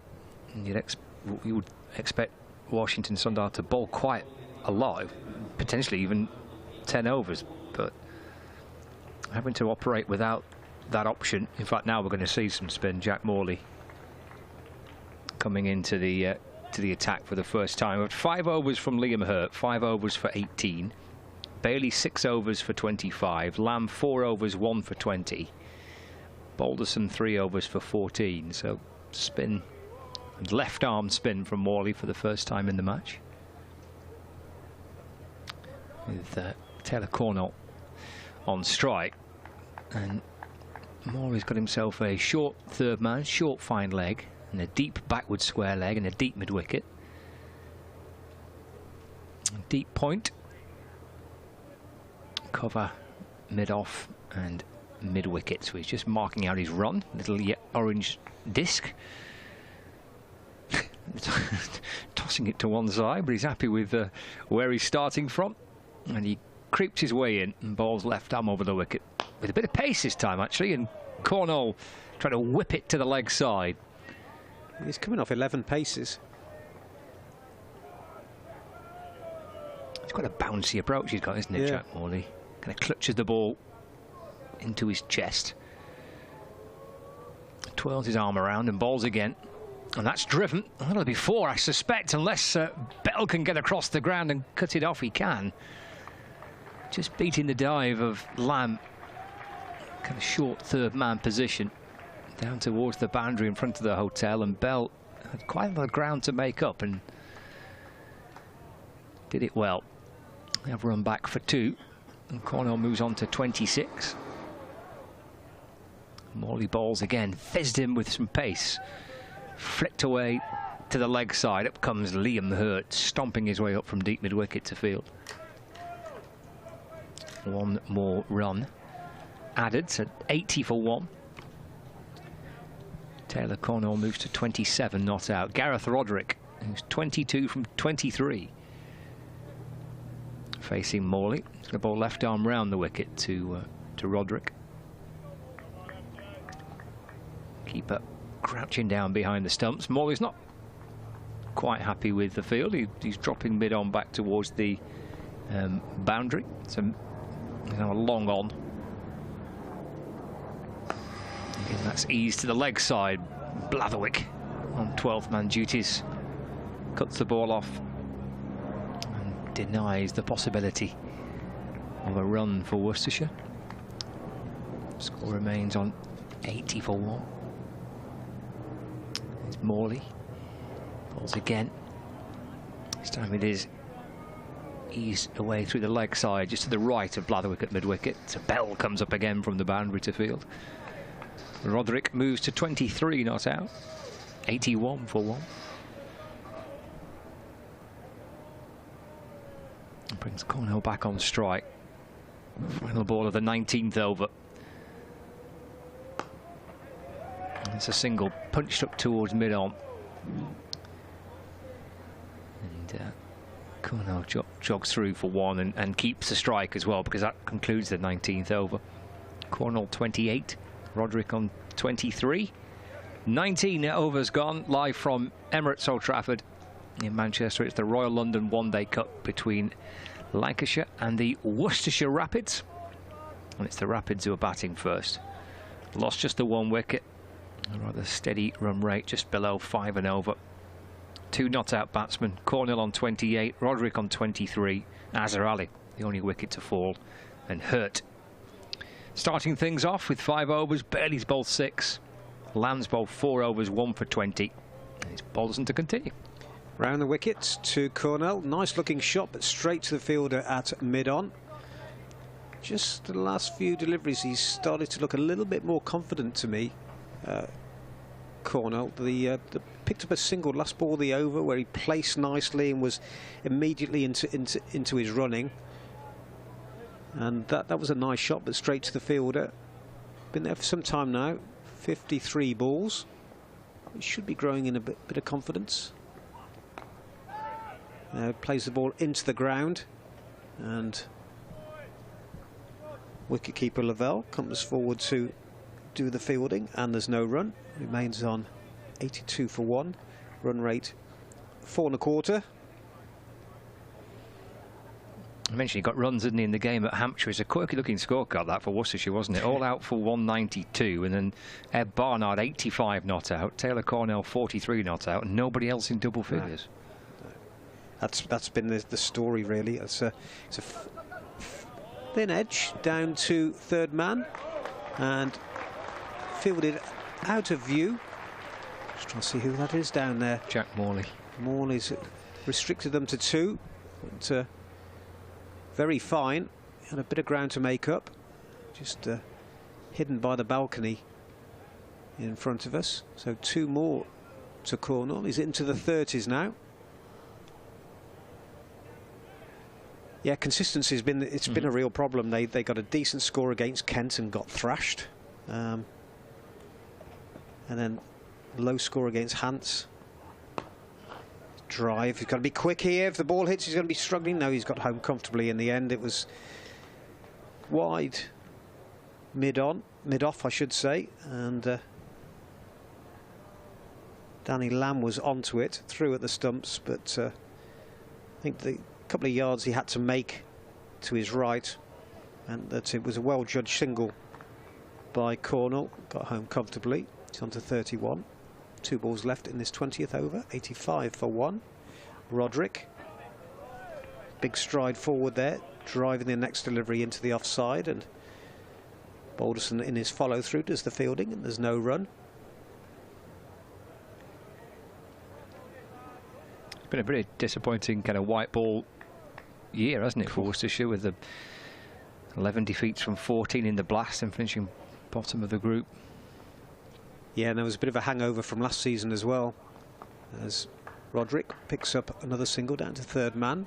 He'll keep the strike at the end of the 20th over. 86 for 1. Roderick has 24. Cornwall has 31. Balderson 4 overs for 18. Morley 1 over for 5. The 1 man out, Azza Ali, caught by Morley off Lamb for 29, with the score on 48 in the 13th over. Yeah, I was saying to Kevin earlier on, you could see the plan here, which was to get a stable platform, try and take the pressure off the batsman to follow. They've done that so far, so they've got something that they can build on. Got Libby to come, Kashif Ali, Ed Barnard, Ben Cox, Joe Leach. The new guy's an all-rounder, Reef Evitts. A lot to expect him to come in and do a lot today. But it's just been so inconsistent, and teams that do well have that consistency, and it's just not been there for quite a while now. How is the Red Bull season being assessed? A kind of steady season? Yeah, up and down really. Some decent performances, and some there where they've not got a victory that they might have done and lost the game that they might have won. Over number 21 of the innings, it's Morley to send down his second. And Roderick goes right back into his crease and works the ball down towards mid-on. Blatherwick tumbling around to stop the ball, and there's no run. They're losing Ed Barnard at the end of the season, Moeen Ali, so that's not going to help matters. Morley left arm around, balls again. Forward goes Roderick. Punch to mid-off this time. He jogs through for 1, moves to 25, 87 for 1. But there's positives as well. Kashif Ali coming into the side, and Jack Haynes continues to make progress. Morley over the wicket this time with Cornell on strike. He plays it from the crease, and with plenty of bottom hand, whips it away to mid-on, where Bailey jogs up from the boundary to field. 88 for 1. Jake Libby hasn't had the season he had last year, which is disappointing, but I'm sure he'll come good again. And Roderick waits for Morley and plays it with a straight back, just turning it back down the ground. And again, Blatherwick is at mid-on to field, no run. Ben Cox is back from the problems he had, so again, positives there. Joe Leach fit again, missed a few games.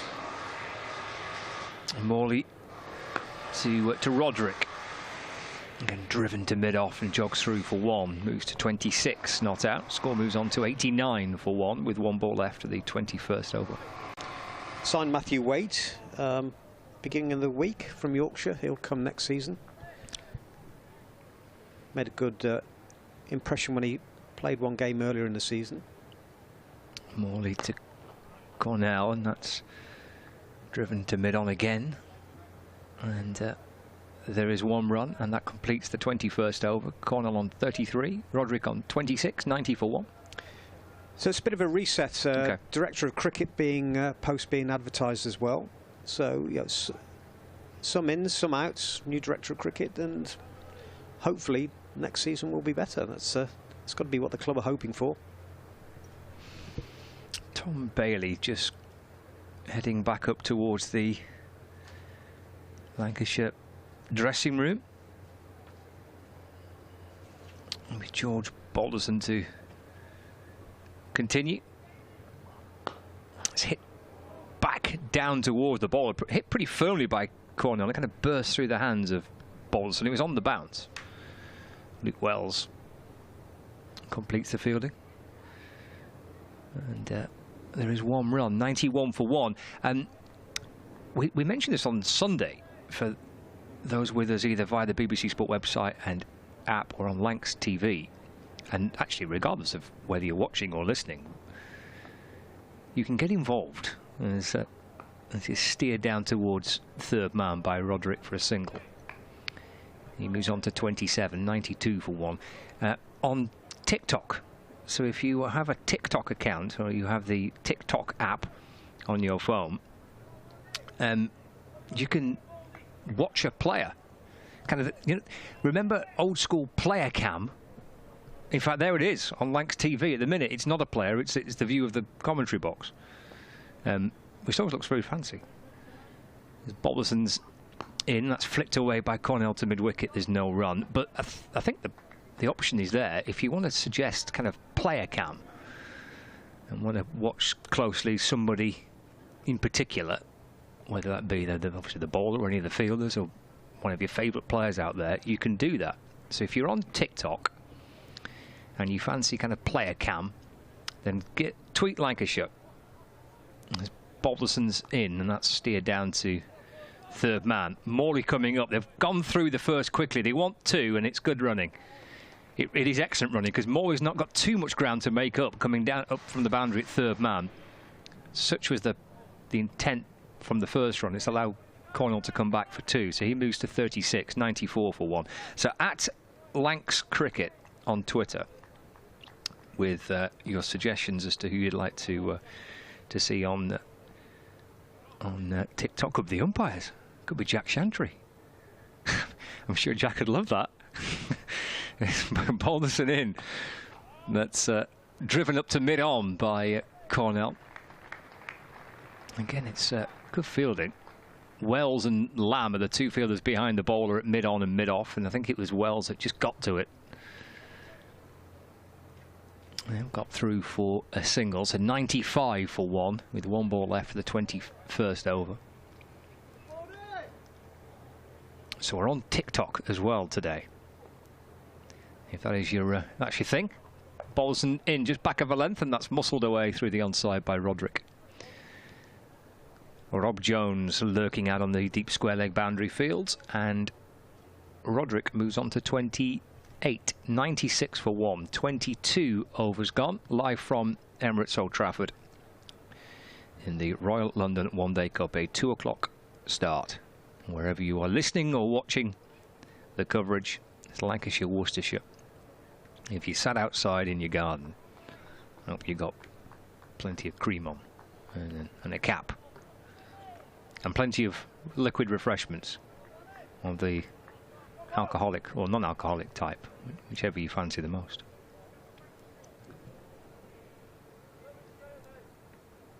Second successive home game for Lancashire. Worcestershire have been on the road a little bit in this competition so far.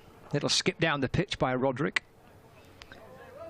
It's driven up to Wells at long on for a single. They've had games at Scarborough and Southampton. 2 of their first 3 matches. Lancashire on the road as well. They've got a little bit of a road trip coming up, down to Southampton on Sunday, then across to South Wales on Wednesday, I think. A little inside edge on this from Cornell. Ball deflects away to deep backward square leg. He moves to 38 not out from 63 deliveries. Worcestershire edging up to 3 figures, 50 partnership as well now. Off 60 balls. Roderick on 29. Played a little uppishly to the leg side and not fielded cleanly by Blatherwick. Might cut him a bit of slack there, because that's quite difficult to field in those positions, isn't it, on those used pitches, and it may have taken a bit of a nasty bobble. They go through for 1. Roderick moves on to 30, 99 for 1. Cornell waiting as Morley's in. Let's turn to deep backward square leg, and again Jones comes round to field, sends it in on the bounce to the keeper. And that does bring up the 3 figures for Worcestershire. Exactly 100 on the board. We are 4 balls into the 23rd over. So 100 for 1. And these two have just brought up their 50 partnership as well. Oh, has he bowled in? Oh, he has. That's so unlucky for Roderick. He's gone to try and strike the ball into the offside. He's almost kind of yorked himself, I think. It may have just got a little bottom edge of the bat, I think, back onto his pad and then ricochets onto the stumps. That's so unlucky for Gareth Roderick. It ends the partnership, but in a really unusual circumstances, trying to force the ball out through the offside. I think he's bottom edged it onto his pad, and that deflects back onto the stumps. And Roderick's gone, bowled for 30, but he'll count himself extremely unfortunate or unlucky to have lost his wicket in that format. Morley celebrates, and that's the 2nd wicket to fall, 100 for 2. Unlucky there. I was just about to say, given the innings some impetus since he'd been in, Roderick. 30 from 36 with a 4 and a 6. Good partnership between the two. It sounded as if he got a fair bit of bat onto it. It did, didn't it? Yeah. Whether that was he'd hit the ground, but it was well pitched up. Credit to the bowler there, because he really did pitch it up. I think he might have put a little bit more into it as well. Just looking at it here. Nice action. He's given it full length, and now he played it onto his boot, didn't he? Just an inside edge onto the boot. That was the noise you could hear, and big blow struck there by Morley. Actually kind of closed the face of the bat, hasn't he, trying to work it to the leg side by the looks of it, and that bat with its slightly closed face, he's deflected off that onto his boot and then back onto the stumps. Look well set, those two as well. It's unfortunate for Roderick. He's hitting the ball well, wasn't he? His timing was really good. Yeah. Very impressive. So Jake Libby is the new batter. 1 ball left of the over. Here is with a slip in place as well now. As Morley's in. And again, Libby maybe just turn around a little bit, shaping to work it to the leg side, and the ball just squirts out to extra cover where Croft fields. It's the end of the over. A wicket-taking 1 for Jack Morley. He's now bowled 3 overs, 1 for 13. And Stephen Croft and Luke Wells in conversation. Might see a bit of Wells bowling. In fact, I'm certain we will, because of the injury to Washington Sundar. Lancashire will need to be making up some of the overs that Washington Sundar would bowl. Wells has bowled a lot in this competition already, and indeed in the Blast, and some in the county championships. The leg spin, albeit he can bowl leg spin and off spin. He's got a touch of the Liam Livingston's about it. He'll change it up in an over, will Luke Wells, but Stephen Croft there having just to try and manage this a little bit more, because he's a significant bowler light. So 23 gone, 100 for 2. So Jake Libby, the new batsman, scored 58 in the last game after a 0 and an 8. As I was saying earlier, been a disappointing season for him so far. But, a lot to live up to after excellent start to his career at New Road last year. But Cornell still there, drives the first delivery from Wells to wide mid-off, and there's no run. Wells round the wicket to the left-hander, full-length delivery, drives again, and again fielded at mid-off. 4.29 the run rate at the moment. Back goes Cornell to the next delivery, cuts, and will pick up a single out to deep point. He's on to 40 now from 67 deliveries, still looking for that first boundary. Yeah. He's worked hard here for his runs, hasn't he? He's stuck at it. Looked a little scratchy to begin with. I'm sure there was a few nerves, you know, playing against his former side. He wanted to do well back at Emirates Old Trafford, and I'm sure he's got family and friends either here or watching, and he's really kind of been a really gutsy little knock this so far, hasn't it? 40 from 67. Yeah, and it's good to see someone get their head down and really grind it out and see where he can go. Whether the timing comes to him later in the innings as Libby, right-hander, to his first look at Wells, pushes up to mid-off, and there's no run. Libby, the captain at the moment, will think of a run there, but thinks better of it. Would never have got home, driving up to mid-on, just at the edge of the circle. Of course, wicketkeeper standing up, probably giving him a bit of chirp, as it's a thick edge there. Did Libby to that last delivery of the over. Just squirted down to the gully area where it was fielded by Danny Lamb, and there's no run. So 101 for 2 after 24 overs, so approaching the halfway mark. Libby still looking for his first run after 4 deliveries. Cornell 40 from 67. The men out so far: Asa Ali for 29, Gareth Roderick for 30, a wicket for Lamb and 1 for Morley. And it's 101 for 2. Yeah, almost at the halfway stage. Morley to send down his 4th over, so spin from both ends. The left arm spin of Jack Morley, 1 for 13 from 3 overs. Comes in from the Brian Statham ends, running towards the old pavilion. It's turned out towards the leg side by Cornell. Jogs through for 1. And moves on to 41 not out. And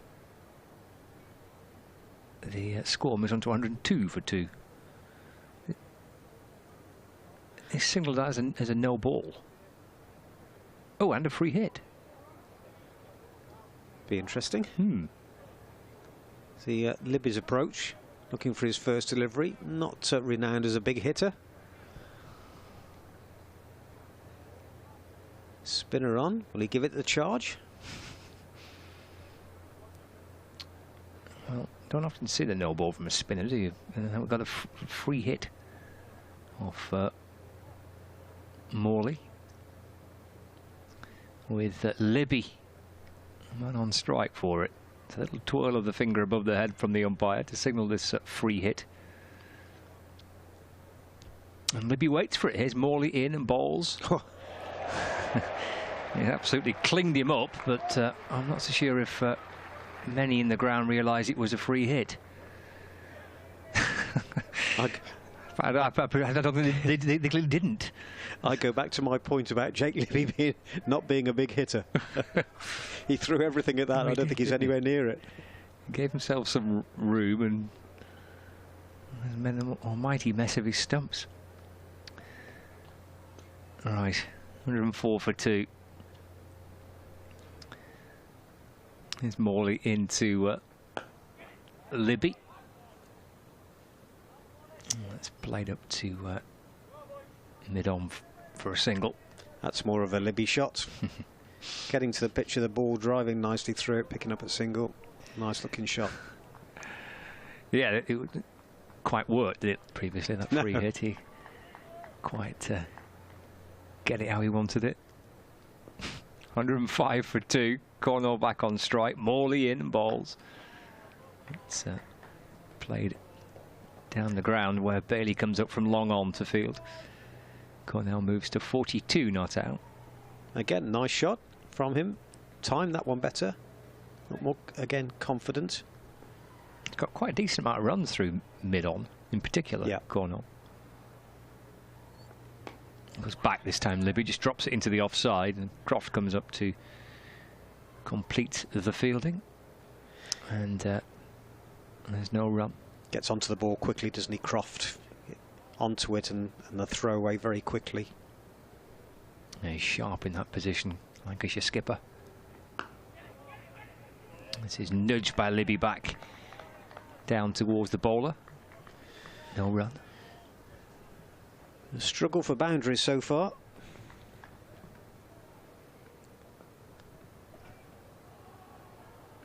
Five fours and a 6. Morley in and Libby plays forward. Again, Croft fields. And there is no run. So that completes the 25th over. We're at the halfway stage of the innings. George Balderson, I mentioned TikTok when you were next door, Chris. There is a TikTok account which you can access if you're on TikTok. And George Balderson's currently the player cam on TikTok if you fancy watching Balderson bounce around the outfield. He's the man to watch for the time being. 25 overs gone, 106 for 2. And Wells will continue from the far end. And he'll be bowling to Taylor Cornell, who's on 42. Goes back and cuts, will pick up a single. Again, not timed. Umpire Illingworth just had a little bit of dancing to do there to make sure that he didn't interfere with the ball. One more to the total.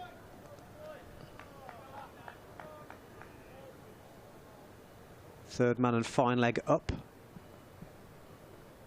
Libby, 1 from 9 deliveries. They'll pick up a single here, just tucking the ball onto the leg side. But again, really struggling for the boundary. Just not looking like scoring boundaries at the moment. Wells going from the far end, the old pavilion end, and just tucks up the batsman, make sure he can't get his arms loose, free, and go through the ball. There's no run, just finding backward point. Just tying them down at the moment. Nice looking drive from Cornell, but Wells in his follow through just drops down to his right and makes a clean stop, and again no run.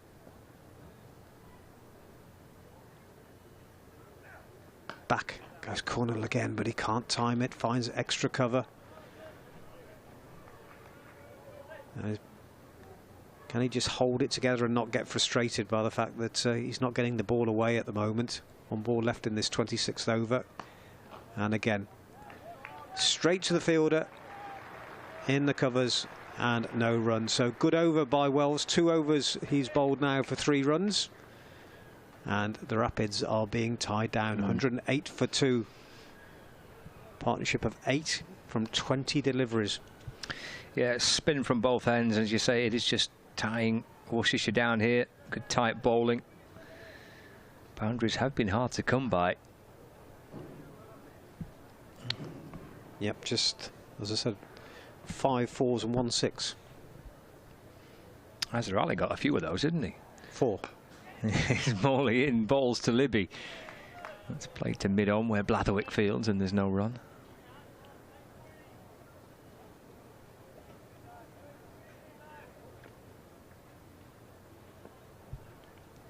Morley in the sunshine from the Statham end. Nice runs here out towards deep mid-wicket, just a single in fact. George Bell fielding in front of the building site. Score meet on to 109 for 2. The old pavilion at the far end reminds me of a game I did here a fair few years ago when Glenn McGrath was playing one of his early games for Worcestershire. Until after this delivery. It's Morley to Cornell. Just creeping into bowl, left arm over the wicket. Oh, and that's slashed away down towards short fine leg in the end, trying to force it, I think, into the offside. Gets an edge down to fine leg for 1 run. Yeah, one of his early games. Didn't know much about McGrath in terms of the person at that point, and as the players left the field, As Morley comes left arm around the wicket to Libby. That's defended, there's no run. And we'd run down to try and get a quick interview with one of the players. And there were loads of people wanting his autograph. And he said, as he went off, he said, I'll be back. He said, wait there, I'll be back. And I thought, yeah, I've seen and heard that before. There's Morley in, and Libby flicks the ball a little opishly out towards deep backward square leg. And just the one. Libby moves to 4 now, 111 for 2. But they went in, they had their debrief in the dressing room, and he came out with a chair, and he sat there and he signed everyone. He was a great player and a really good bloke. Morley in and bowls. That's heaved away through the onside by Cornell. This might be his first boundary. No, I think it's going to get cut off. Oh, Bailey will put the dive in. Almost loses his trousers in the process, Tom Bailey. In the end, I think they've run 3. They have. And Cornell still searching for his first boundary, but moves on to 47. It's 114 for 2. Oh, Bailey's okay. Put a heavy dive in there to stop the ball. Still can't time it, can he? Put everything into that and still didn't find the boundary. Just going back to Glenn McGrath, yeah, really bought into everything when he played for Worcestershire. Loved the area. He was good with the villages and with the supporters. And one of the really top signings they had as an overseas player. How many seasons did he play at Worcestershire? I think it might have been just the one. Okay. Even one's an absolute beauty to get, isn't it?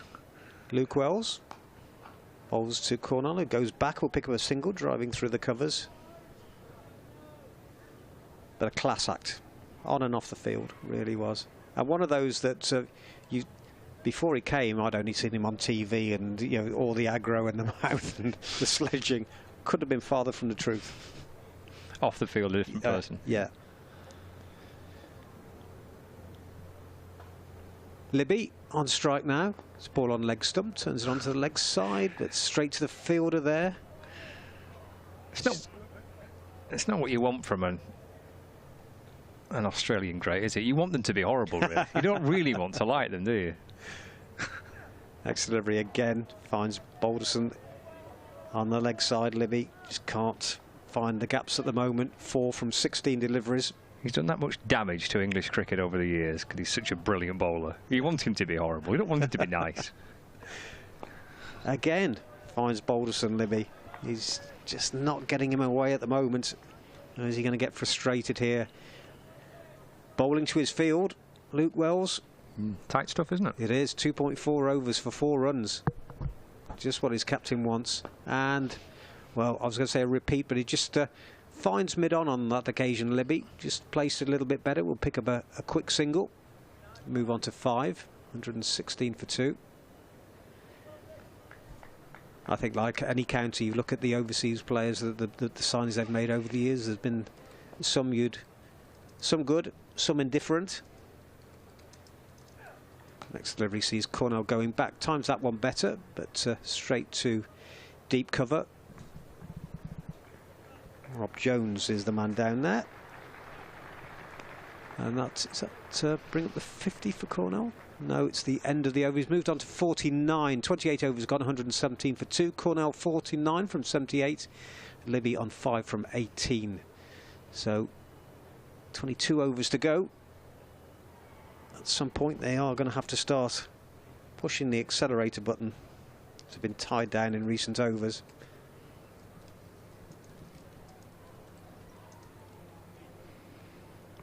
Good bowling.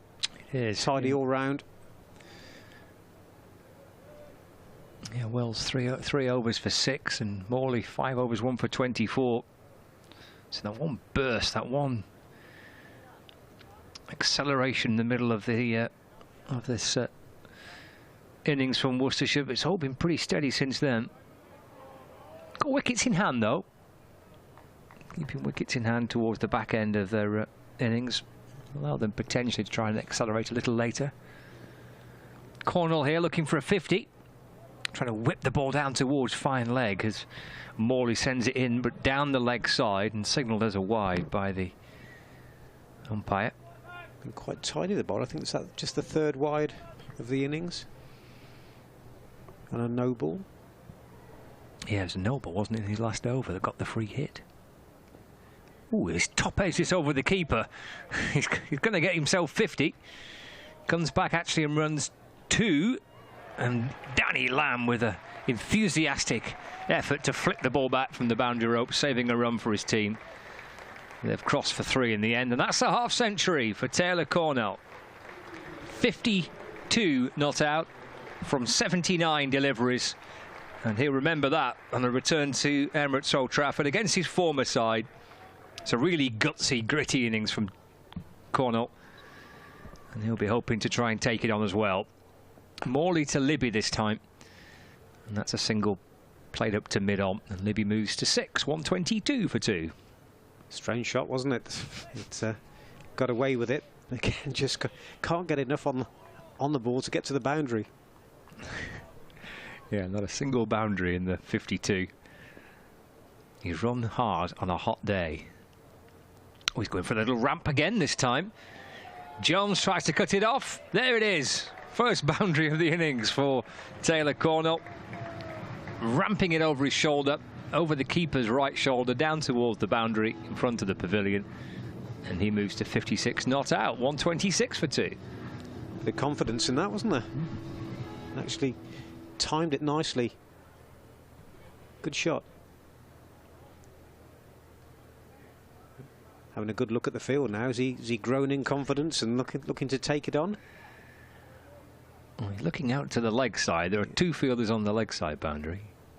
Deep backward square leg, deep mid wicket. We're playing to the right of the square here as we look on. That is a big hit to that leg side. Short mid wicket, short fine leg, short third as well. Takes a single instead out towards square leg. Working the ball across his pads. Rob Jones comes up to field. Score moves on to 127 for 2.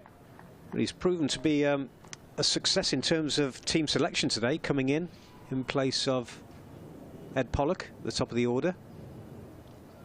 Morley left arm around the wicket, and Libby turns it to the leg side, and Blatherwick as well. Good tumbling stop, denying Libby the chance to run 1. So he remains on 6. 127 for 2. Final ball of the over. Morley to Libby. And that's driven down the ground and fielded by Morley off his own bowling. So 6 overs gone of Morley's bowling. 29 of the innings. Morley 6 overs, 1 for 34. Wells 3 overs for 6. And 29 overs gone. Worcestershire batting first. They won the toss and elected to have a bat first. He lost to 2 wickets. Another partnership developing between these two. Cornell's reached 57 not out. Libby's on 6. 127 for 2.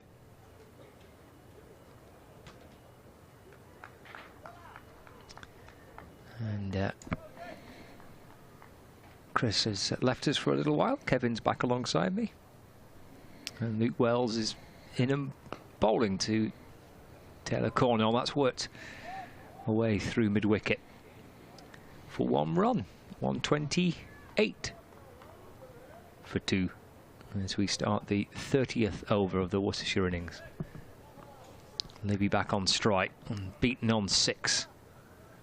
And Wells from the Anderson end is in and bowling. And it's just dropped away to extra cover by Libby, and there's no run. Will Williams on the field as well. Will Williams and Jack Blatherwick are on the field. So there's 2 players off. One of them's Washington Sundar. Libby tries to turn it to the leg side. Balderson fields. And there's no run. A reminder for you that Lancashire's overseas player, the Indian international Washington Sundar, off with a shoulder injury at the minute. Libby again just guides the ball away to the leg side. Balderson again fields, and again there's no run. Is the skipper out there? Ooh. Can't see him, no. This is chipped over mid-wicket. It's a nice shot by Libby. Hurt's going to go after it. He'll do well to catch it, but he's pretty quick. And he does get to the ball. And they run 3. And that takes the total on to 131 for 2. Yeah, I think you're right. I think it's Stephen Croft. Is he about to come back on? No, maybe. A bit like yourself, just turns up when he feels like it. That was shocking from you today. Nice of you to turn up in the end. I was here on time. In fact, I was here with time to spare. 1 ball left of the over. Wells has bowled him. Cornell's gone. It's gone for a really gritty, hard-fought 58. And Wells takes the wicket. Ball just going past the bat and clipping the top of off stump. And Worcestershire lose their 3rd wicket. 30 overs gone. 131 for 3. Oh, that is a shame. I'm looking here at Worcestershire's perspective, but also from his perspective, that's another one where you just look at it and you think, how did that get through almost? As we saw the previous dismissal as well. But they all count. But, you know, hopefully he's going to be able to build on that. Is Taylor Cornell. He's just 23 years of age. I'm sure you mentioned this, a Lancashire lad by birth, of course. Lytham, St Anne's, one of my favourite holiday. Well, I can't call it a holiday resort. I've never stayed there, but a favourite holiday, day visiting location. But he has put on today a performance which hopefully, as I say, he's going to build on. But Wells getting the better of him for that 58 off 83 deliveries. You know, he batted well. It wasn't as if everything came free-flowing, but he looked the part out there, and you know, the Rapids are in a decent enough position. They do obviously need to kick on from here, but only 3 wickets down, 30 overs gone. There is that possibility they can do so. But at the moment, you just get the feeling that Lancashire are taking the wickets just when they need them, just as Worcestershire may be starting to get a foothold. Wickets are being taken. But yeah, it was nice of you to turn up. You are aware that I was primed. Well, I'd done all my notes. Yeah. I was going to make my debut appearance at the toss for Lancashire TV. I was a little nervous. I'll openly admit I was a little bit nervous. And I was all prepared, all my notes, but think about poor old Colin. The man who's in charge of it all, the years he's spent trying to build his company. And the reputation it now has around the world. Yes. Around the world. In 10 minutes, I could have taken that entire company into liquidation. Yeah, very easily. Start of the next over, and that one is run just behind square on the offside, and Hurt do the fielding. But yes, I got a little bit nervous having to possibly stand in for you with your flat tyre issues. I didn't realise that this was a thing. I mean, I was kind of dashing as quickly as I could to get here, but if I'd known that you were on standby, I wouldn't have bothered. The reason you were dashing is word had got out, for crying out loud, get yourself here, Howells is about to go on. Next ball, bowled, turned away onto the onside. Kashif Ali is out there with Jake Libby at the moment, but it's Libby will pick up a single onto the onside. He moves to 10. Did kind of written a script and that type of... No, I was going to do it your style, which is pretty much make it up as you go along, because I thought that clearly is what works best. And there we have it. So, Lamb, at his mark, 132 for 3 on the 31st over, and he's in and bowls full, and that's Kashif Ali, who comes down and works the ball onto the onside for a single. Stephen Croft is back on the field, Lancashire's captain for this game. He is now the next player on player cam on TikTok. Well, I'm aware of this now. I had the full briefing, you see. Right, yeah, okay. So I'm right across this. It's very exciting, isn't it? I'd love to tell people about it myself. That's just played behind square in the offside. There'll be no run. Oh, I got it all written out, mate. Do you know where it is now? In the bin. In the bin. It's going to be my... I'd actually built it up as my last chance to break through into the industry. The industry you've been working in for... Yeah, all those years. All those years. Lamb in. And pushed up there to Wells. Gosh, he's out of the traps quickly. Dashing in. And no run. It reminded me a little of a James Bond movie, actually. You're just coming in, sauntering in, just with his G&T. He's having a bit of a sip and said, "Okay, I'm here now, lads. We can start now." It was unbelievable. He just strolled in, straight in, picks up the mic, and off he goes for the toss. In, on the legs. Oh, that's clipped away very neatly by Libby. And he will get a single and move on to 11. And it's 31 overs gone, 134 for 3. So Libby on 11, and Kashif is off the mark. He's just faced one ball and picked up a single and getting there. His scores so far, 114 against Kent, a 9 and a 22, but clearly here, with the experience as well of Libby, who's in charge of matters for Worcestershire, an opportunity to build on that has gone before here. But it's started 32nd over, and Wells in, turns square leg side and dash through for one with real purpose here. They realise they do need to get on with it. And the right arm throw from Bailey. Anyway, I'm going to move on because obviously it was my opportunity, which was just swiped away from me. Well, I got told off as soon as I walked in the building from Dave downstairs. What for taking my last opportunity for snatching it away to from break you. through? Yeah. He gave me a real dressing down. There was my opportunity to talk about TikTok and everything. I was going to be so down with everybody. Anyway, Wells in, leans back, and that's played square on the offside. But poor old Colin, the look on his face when I said to him, the Reedmeister's got a flatty, and he may not be here. And he looked at me and I looked at him, and it dawned on us both at the same time. What on earth is going to happen at 125? Down on one knee, that's swiped away. Real power that, and it's going to run all the way over the boundary rope through mid-wicket. Now this could get really interesting. Looking forward to this. This is going to be a real battle here between bowler and batter. Kashif out there with a boundary. Only moves on to 5, but it's 139 for 3 midway through the 32nd over. So, and now I'm not so sure if it was a flat tyre. I think it might just been a bit low on air. Well, I'll find out when I go back to the car, won't I suppose? Yeah, well you will. But don't ask me to help you now. Oh, charming. Tall figure of Wells going to come in. Lot of Kashif who's on 5. Oh, into the pads. Umpire Jack Chantry asked a question of, not interested. Shake of the head. Let's have a look at this one again. Scott goes back. Oh, easily going down. Yeah, yeah. But you know, worth a shouting just to you know, energise yourself. 2 balls left of the 32nd over. Wells to his mark again. In he comes, in and bowls, and seems to take an age to get to the batter alley there, but he just waits patiently and pushes it back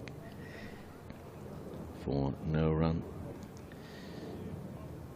Worcestershire choosing to bat first here today. They've not had a good tournament so far. They want to win. They want to get underway. 1 ball left of the 32nd over. Again, gone with such power. It's going to race away past Hurt, and it's going to go over the boundary just in front of the point there. 4 more runs. This is going to be an interesting battle. I'm really looking forward to this one. 143 for 3. 32 overs gone. Azhar Ali out for 29. Gareth Roderick for 30. Taylor Cornell for a 58 off 83 deliveries. There haven't been too many boundaries. We may start to see a few more here from Kashif along with Jake Libby. Interesting little tussle, I think, now just ahead of us for who knows how long. Danny Lamb, 5 overs, 1 for 23. Yeah, they've got wickets in hand, haven't they, to try and see if they can accelerate heading into the final. What have we got left here? 18 less. They won't want to be too risky just yet, perhaps. As Lamb comes over the wicket and bowls, and that's defended by Libby. There's no run. The game here against Derbyshire was a bit of a low-scoring game. It was a slow burner, but it was an intriguing game. Lancashire made 2-2-1, and Derbyshire 182 all out. So it was a bit of a low-scoring game. So we might have something too dissimilar today. Oh, Lamb's bowled him. Libby's gone for 12. Lamb celebrates his 2nd wicket, and that's the 4th to fall. 143 for 4, and Libby just starting to accelerate. but he's been bowled by Lamb. Ball crashing into the off stump. Off his pads. And Libby goes for 12. Yeah, off 33. But if you take a look at this one, he'll be frustrated by that. I thought on the first replay that definitely came off his pads. Maybe just a movement. I don't know. I think I'm with you. I think he may have just come off the pad. May have just come back in. Yeah. Just flick the pad onto the stumps. But at the moment, Lancashire just doing the job properly here, in the sense of every time you just get a feeling that they're going to Worcestershire get into the gears properly. That the breakthroughs are being made here, and against a team which, as we say, can't be great on confidence at the moment with the results. So Kashif Ali is still out there, and from what we've seen already, that could be a bit of a problem for Lancashire to deal with. But Ed Barnard, now Ed Barnard, he's more than capable. So, and with Kashif Ali, if I'm a Worcestershire supporter, I'm looking at this pair now and I'm saying, okay, 4 down, only the 33rd over. They can do a job for my team here. But time will tell. Yeah, he's had runs this year in the competition. Standout performance was against Hampshire on a personal level in a pretty poor team performance for Worcestershire, who bowled out for 192 just the other weekend against Hampshire, but Barnard making an unbeaten 85 in that game. And he got runs in the game prior to that as well. 79 against Kent at New Road. So he's coming into the competition, into this game, Barnard, in decent form with the bat. And he is the new batter. A little twirl of the bat from Barnard. He waits for Lamb. He's running in from the Brian Statham end to bowl over the wicket to Barnard. Just run it down to third man for a single.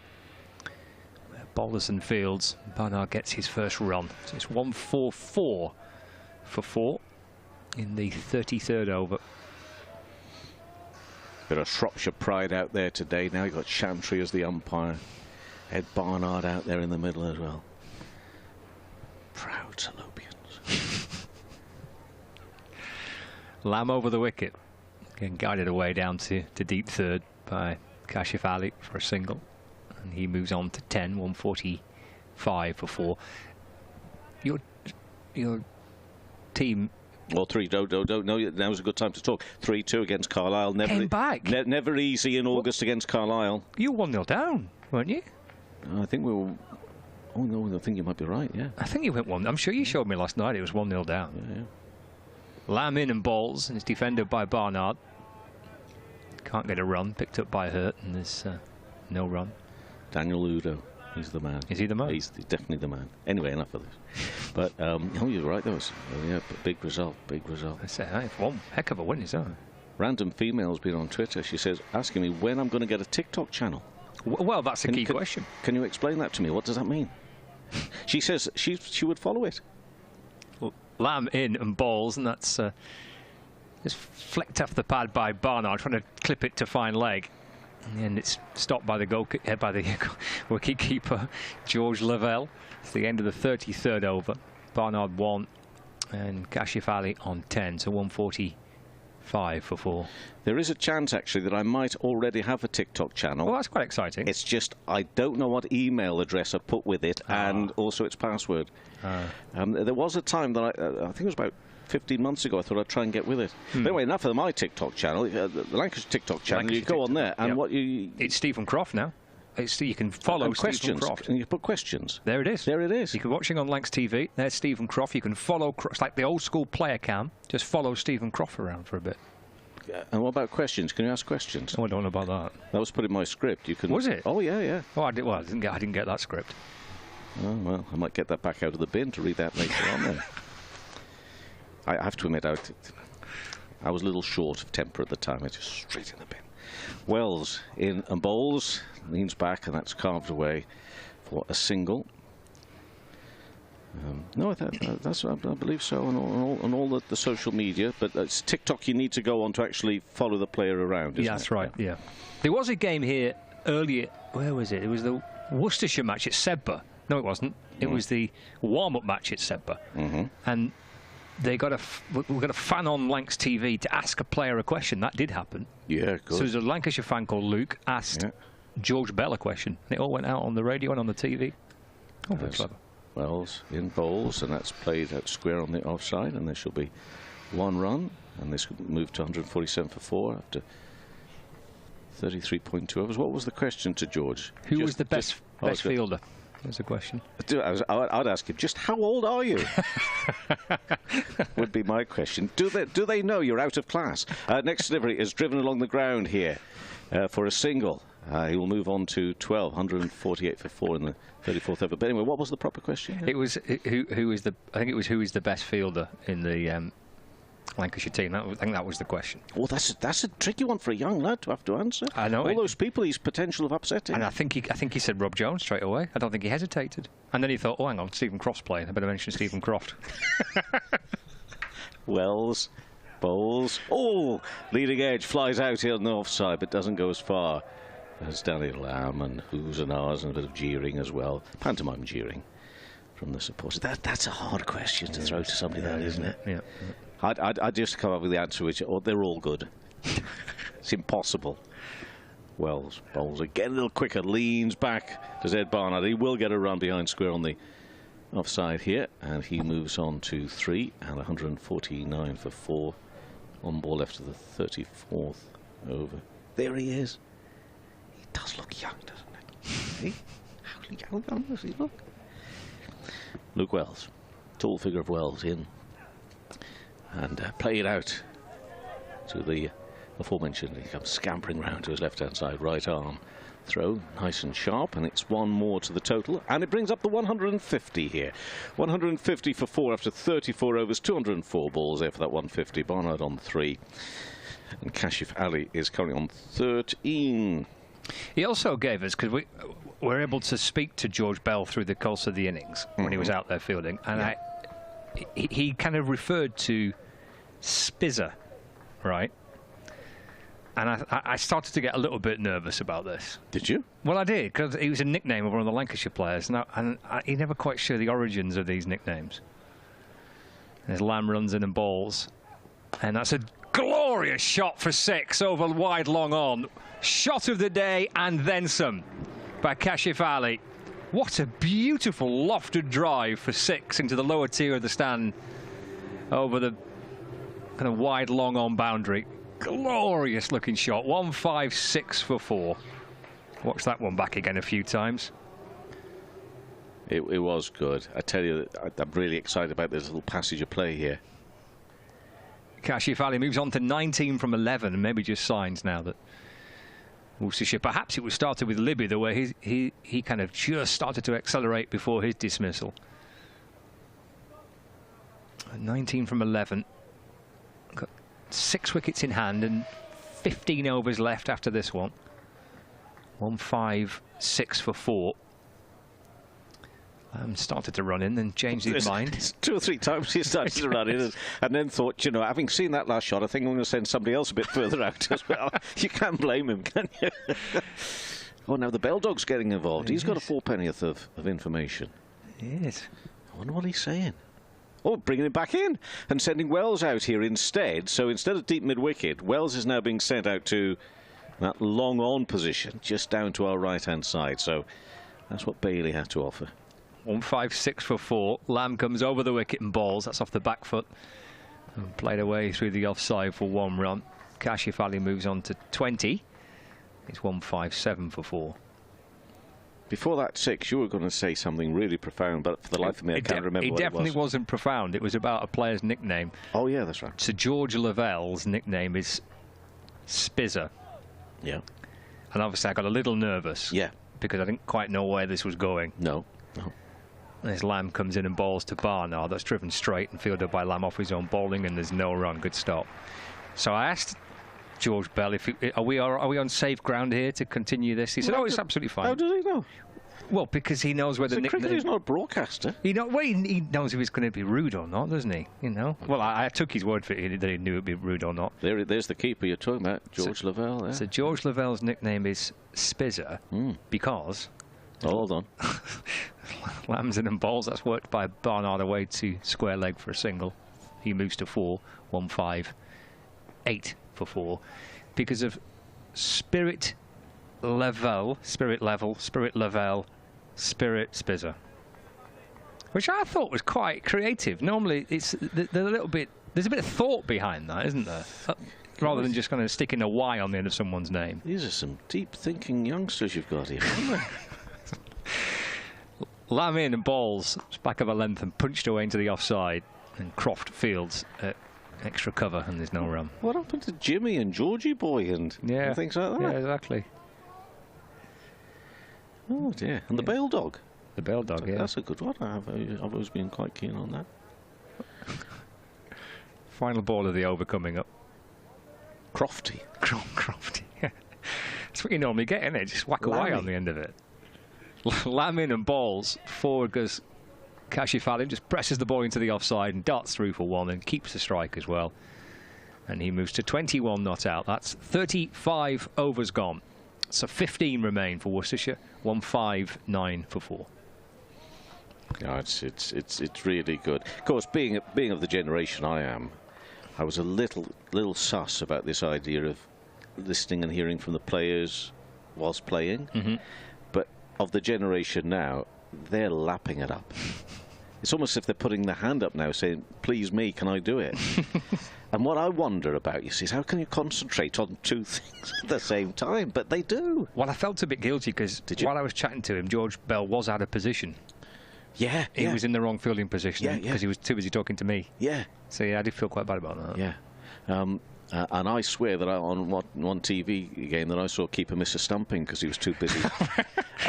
But anyway, it's all part of it all now, and people love it. 159 for 4 after 35 overs. And Wells is going to bowl here again. He's bowled 6 overs, 1 for 24. And he's bowling to Kashif Ali. Leans back. What are we going to see from the man today? Well, he's just going to get a single there, square on the offside. And he moves on to 22 and 160 for 4 in the 36th over. Hopefully we're going to get a really good game of cricket here. Day-night time. We'll go through some more scores. Of course, this is the 2 o'clock start in the Royal London One Day Cup, and Wells in bowls. Pushed on the onside of straight by Barnard. He'll get 1. He'll move to 5. 161 for 4 now in the 32nd over.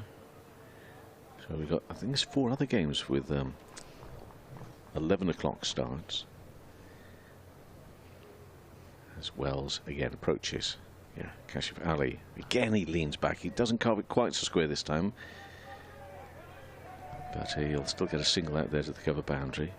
And there are 1 or 2, you say, you picked up on this at the weekend as well, who start to make quite a lot of noise as the game goes on. There's a group of supporters here somewhere that... Yeah, definitely over below the point on Sunday. Yeah. Okay. It's a good crowd on Sunday. Yeah. Decent crowd today. Wells bowls a little quicker. Hammered down into the ground by Barnard. Bottom edge. I think he's just trying to mix up the pace of his deliveries here as well as a bit of the length maybe from Wells. 1 for 27. 2 balls left of his 7th over. And he's in again and bowls and punched back to him this time by Barnard. It's his 11th delivery. He's still on 5. For those listening on Sports Extra, we're sort of flip-flopping at the moment between here and the game at Radlett. We'll give you the score from Radlett in a moment. Sort of lets the ball come onto the bat there, Barnard, but though he guides it away behind square on the offside, it's not past the fielder. So it's 36 overs gone. 162 for 4. Barnard on 5. Kashif Ali on 23. What's the best way here of just running through these scores as quickly as we can? This is probably the way to do it, isn't it? So we've got Glamorgan chasing 258 in Cardiff. 108 for 4 at Glamorgan at the moment. So they've lost some wickets there. Need another 150 from 26 overs, but they have lost 4 wickets. Nottinghamshire set Gloucestershire 295, and Gloucestershire have lost wickets 135 for 4 in the 22nd over. Big total for Somerset to chase down at Taunton against Durham. Durham 342, Somerset 93 for 3 after 20 overs of 50, and Middlesex Surrey. Middlesex 352 as a target they set Surrey. Surrey 120 for 3 in the 20th over. Liam Hurt is going to return for Lancashire. having bowled previously 5 overs at the top, going for 18 runs. So he replaces Danny Lamb from the Brian Statham end. Hurt bowls and sliced away by Kashif Ali. Through point. Up comes Rob Jones from the boundary to field. 1 run added, 163 for 4. I was looking forward to talking to Liam earlier today. Start of the programme, big guest. Got so many really good questions for him. What did you ask him? I can't remember actually. Well, there we are, you see. Something like, you know. Nice day for it. Nice day. Well, actually, I started it because the sun's out, obviously, today. It's Barnard's on strike. Hurt's in. Oh, he's bowled him! I suspect a little bottom edge, perhaps. Big shot from Barnard, trying to muscle the ball away through mid-wicket. And I wonder whether he's just chopped that back onto his stumps. I suspect he has. And Hurt celebrates his first wicket. Barnard's gone. Yeah, that bottom edge back onto the off stump. And the 5th wicket to fall, 163 for 5. Somehow these deliveries, these wickets falling as the ball getting through, or their bottom edge onto the off stump. We've seen the one come off the pads earlier for Libby as well. They're all wickets, and it's all making sure that Lancashire really pretty much stay on top of this. The disappointment, frustration for Worcestershire to lose the wickets that way. Kashif Ali is still there, but he's losing partners a little bit too quickly there, and a wicket this afternoon for Liam Hurt. Yeah, 5 off 13 for Barnard. Big breakthrough, isn't it? Because mentioned his scores recently for Worcestershire. Been in good touch as Barnard with some runs there, but partnerships have started at the top. Azhar Ali and Taylor Cornell, 48. That 52 from Cornell and Roderick.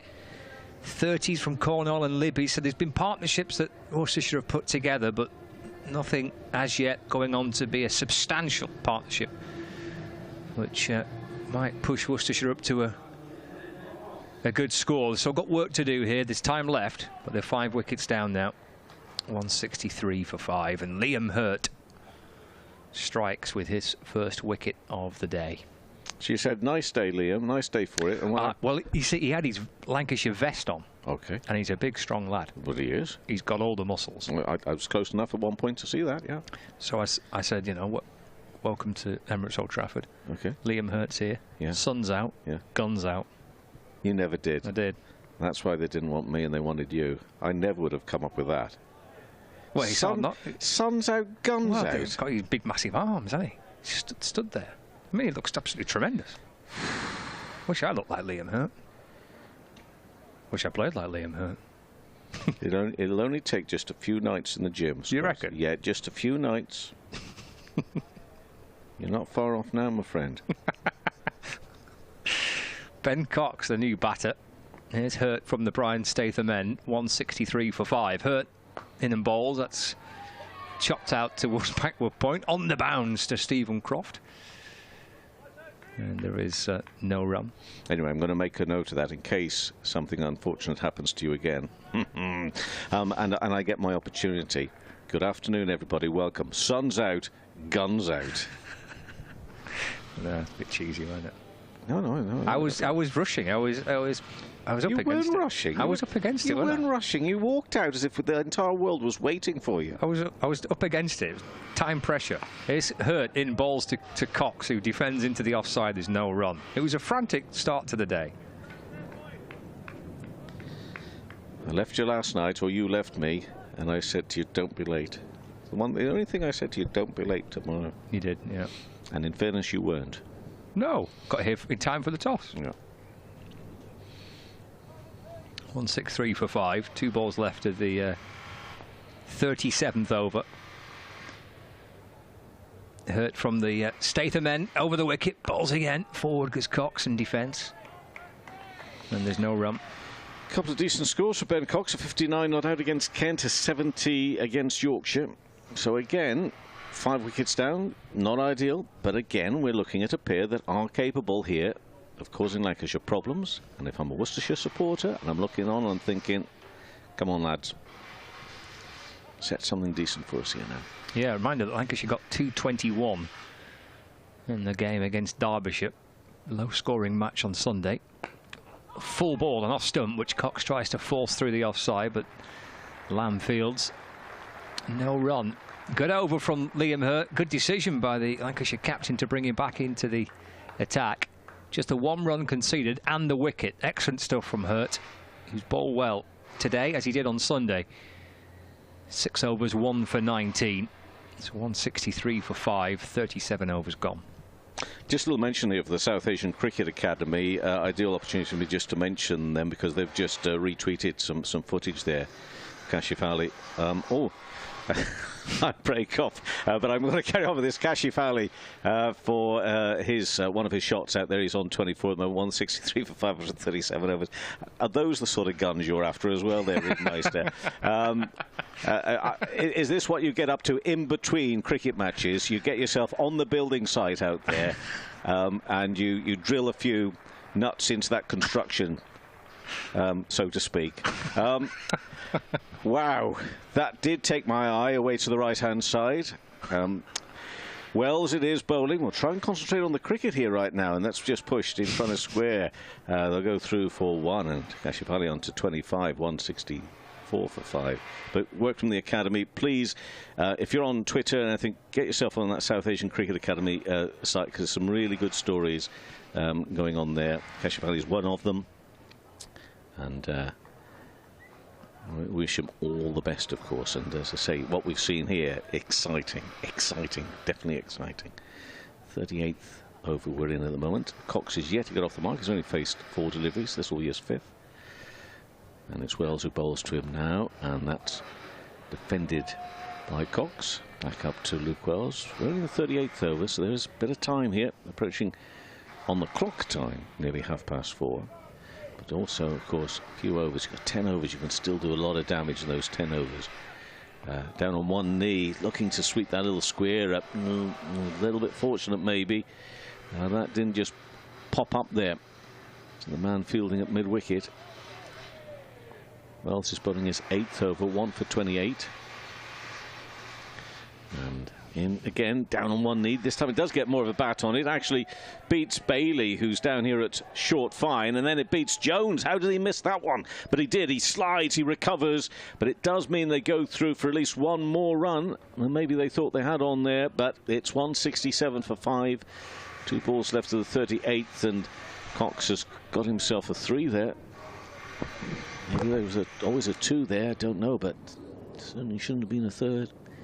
Kashif Ali's on 25, and once again square drilled along the ground by Kashif Ali. So although we've seen some really fine strikes of the ball, cleanly hitting the ball towards the boundary and over, we're also seeing, you know, that just that little moment where he just stops, checks himself and picks up a single. There's a big space out there to the cover point boundary. And with that single, he's moved to 26, 168 for 5. 1 ball left to the 38th over as Wells bowls again, down on one knee, finds a really good gap this time, does Cox, and that's going to be 4 runs out there on the leg side. It's a fairly wide boundary. That's the wider and the longer of the boundaries. But having found that gap and getting a good strike on it as well, it's a 4, and it takes the Rapids to 172 for 5 after 38 overs. And as I say, there is still plenty of opportunity for Worcestershire here, and for those watching on stream at the moment as well. Got some more details there about the academy, South Asian Cricket Academy, and as I say, there are several really exciting projects going on at the moment, Scott, around the country, and one of the best ways to follow it in so many ways is via social media. Get yourself on the various Twitter feeds and opening the game up to hopefully a lot of people, whether it be, you know, those to play, and obviously the playing is really important, but also maybe just to engage in some other way. Here's Liam Hurt into the 2nd over of this spell. Ball's just back of a length to Kashif Ali. Slapped out towards the onside, but for no run. Well, he's played the shot of the day, hasn't he? So far, Kashif Ali with that absolutely magnificent 6. Lofted drive over long on for 6. Held the poles for an age as well. I think he loved it. Why wouldn't you? 172 for 5. Going back to the top of his mark from the Brian Statham end. So running in towards the pavilion. The ball right arm over the wicket. And that's hammered up towards mid-off, but Bailey fields and there is no run.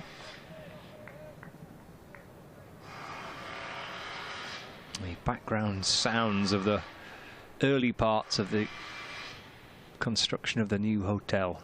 A giant white crane on site now. I thought that they'd sort of kept quiet for the afternoon because the cricket was going on, but they're fired up again. They're fired up again. God, look at that! Look at that! Look at the tats on those arms. It's hurt. And the ball's a slow ball into the pads of Kashif Ali. That's flicked down towards fine leg where Morley fields. Have you got any? I haven't. No. No. Well, if you're going to have tattoos, you need to have arms like him, don't you, really? Do you? I think so, yeah. So what are you saying? Well, I'm saying I've not got arms like him, so... Oh, I thought you were saying maybe it's not for me, then. Not for you? Oh, no, I think you could pull off a tattoo, I think. I don't know. To be honest with you, getting rid of a few of those on there to make it... Oh, no, thank you. Oh, no. Cox on 7, here's Hurt. On with the wicket, another slow ball. Ease back down the pitch from Ben Cox. And there is no run. On 73 for 5. Wasn't that a great moment earlier, though? I don't think it was him with the tats. It was another fellow with the orange hard hat on. And when he threw the ball back, almost fell over. He did, yeah. But he got it. At least he got it over the big grey wall there. Yeah, it's quite. I mean, it's a decent throw, isn't it? From where he was. And he was pleased with himself. He was. He was well chuffed. Yeah. Job satisfaction. Balls. Playing a miss from Ben Cox and through to George Lavelle. And there's no run. It's a fine spell, this, back into the attack from Liam Hurt.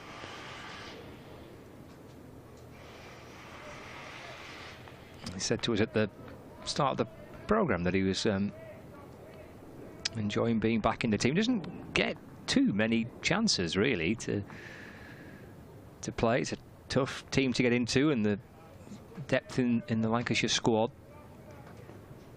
Went out for a very short, I think it was a one-game loan to Derbyshire this year. It's driven by Cox. Lamb fields at extra cover, and there's no run. Again, just one run off it. So, an over which is appreciated and received well by the Lancashire supporters. So he's bowled 2 overs, 1 for 2 in this latest spell, Liam Hurt. 7 overs in total, 1 for 20. Just the odd sign of the odd acceleration from Worcestershire, trying to put the foot down and press on if they can. They've got 5 wickets in hand and 11 overs left. Chris Williams is back alongside me, replacing Kevin. 173 for 5. Big partnership, this. If the Rapids are going to post anything of a total to defend, to be able to defend, and Kashif Ali looks in good nick again. You can see him growing in stature as the season goes on. As I said, it's been a disappointing season, but he is one of the real plus points. Hits the ball nicely, times it well. So we'll probably put the kiss of death on him there. 27 from 22.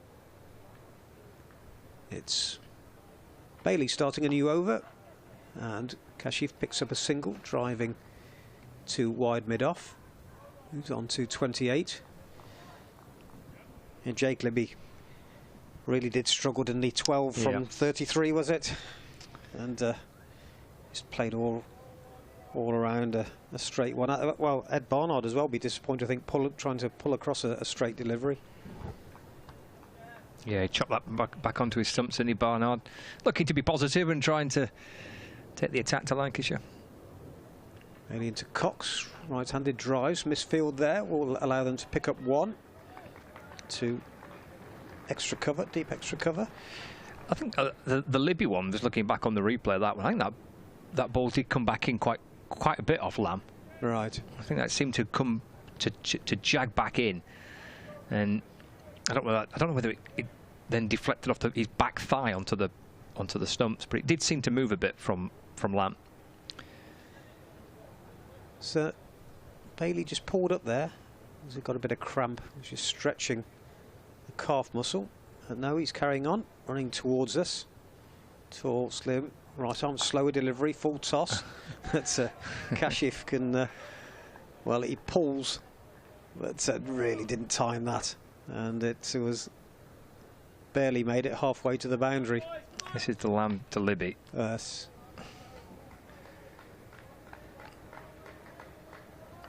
I think he got. I thought it was quite a decent ball that from Lamb.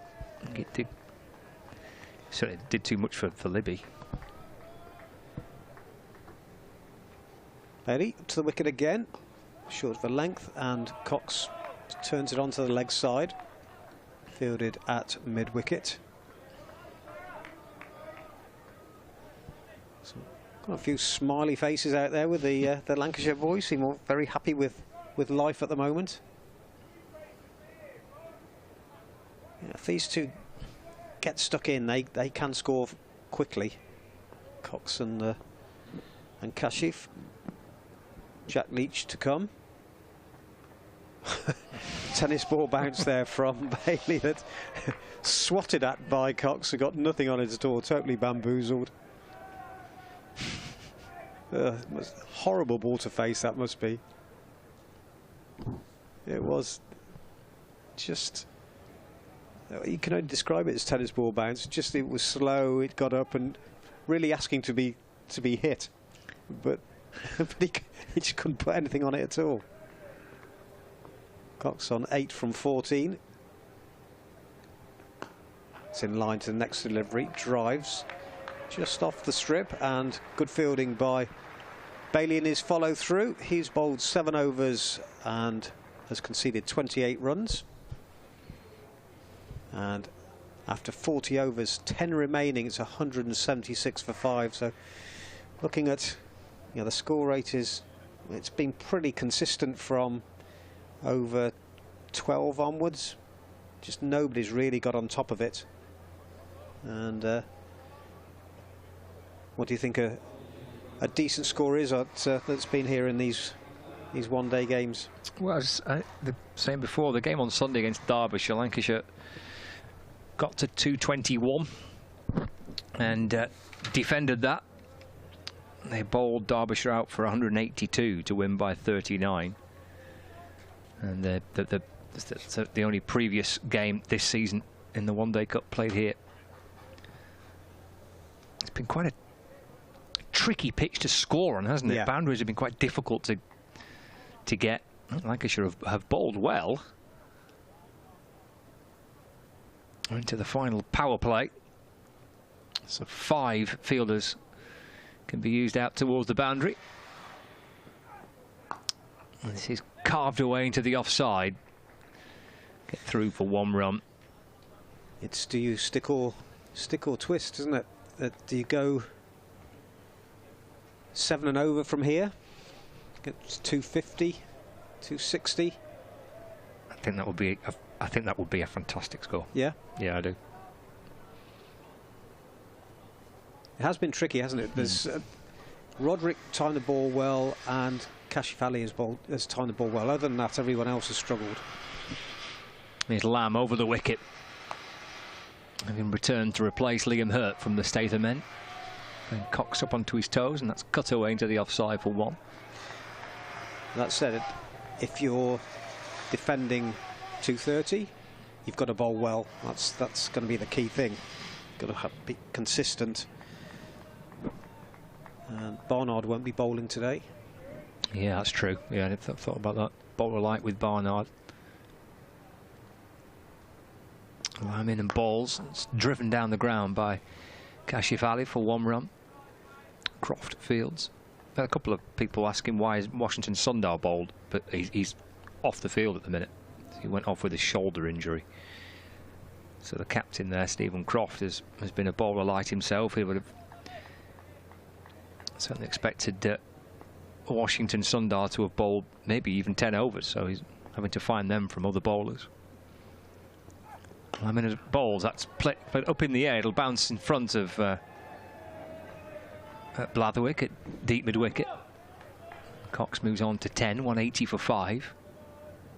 Jack Blatherwick on as 12th man because of the injury to Washington Sundar. A few people enjoying a bit of sunshine behind him in the stands. One lad wants an autograph. Bit of sunbathing. Why not?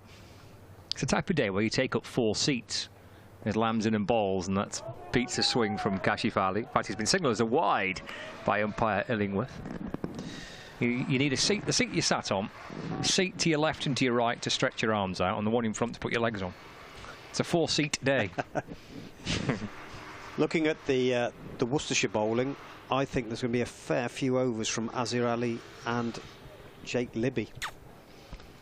Because I think, yeah, assuming Leach, Pennington and Finch don't get a lot of stick, Reeve, Evitts, Azir and Libby are going to have to bowl 20 overs between them. Bowman and balls over the wicket, full of length on off stump, and that's driven out towards Rob Jones on the point boundary. I'm assuming what we were led to believe before the game, that Barnard won't bowl because of his finger injury, and if that is the case, then yeah, they're going to have to need some thinking for Jake Libby to do. Final ball of the over from Lamb.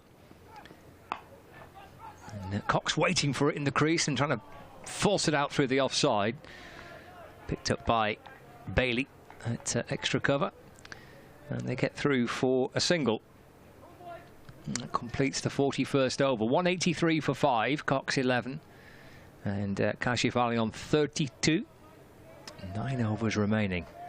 I thought the Lancashire fielding was really tight and sharp early on, just in the last 20 minutes or so. It's in a few little fumbles. So one went for 4, and some of the pickups not as clean as they were. So they've been out there quite a while now. What is it?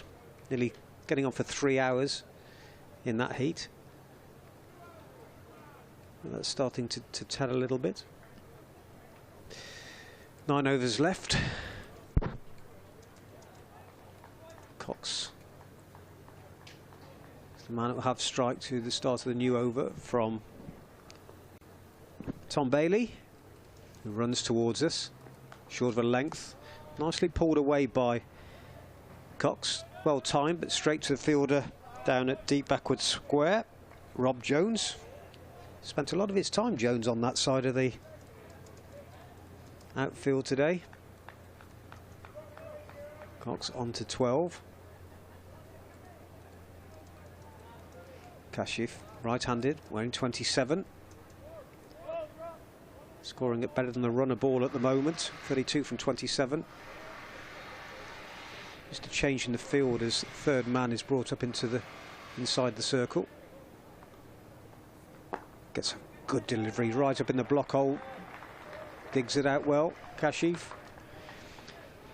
And it, as you would expect, as someone starts to get games under their belt, looking more confident. He gave me the impression in the as it can only be expected, as I say, in the early days when he first started, as though he not sure if he felt he belonged there. Now he's got a little bit of a swagger to him, which is good to see. Of course, he's got that 100 against Kent here. Pulls across a ball out to long on for one more. Score on to 185 for 5. Well, that's understandable, isn't it? The more you play, and the more you contribute. That's my point. But it's good to see. You can see him growing into it, which is, you know, some players will come in and shrink, but there's a marked difference. And of course, if you get 100 to your name, it's going to give you that confidence. But he's, what is it? Full toss, which has been helped on its way by Cox over Wells down at fine leg. It looks as though he's going to get under that at one point and make it into a catch.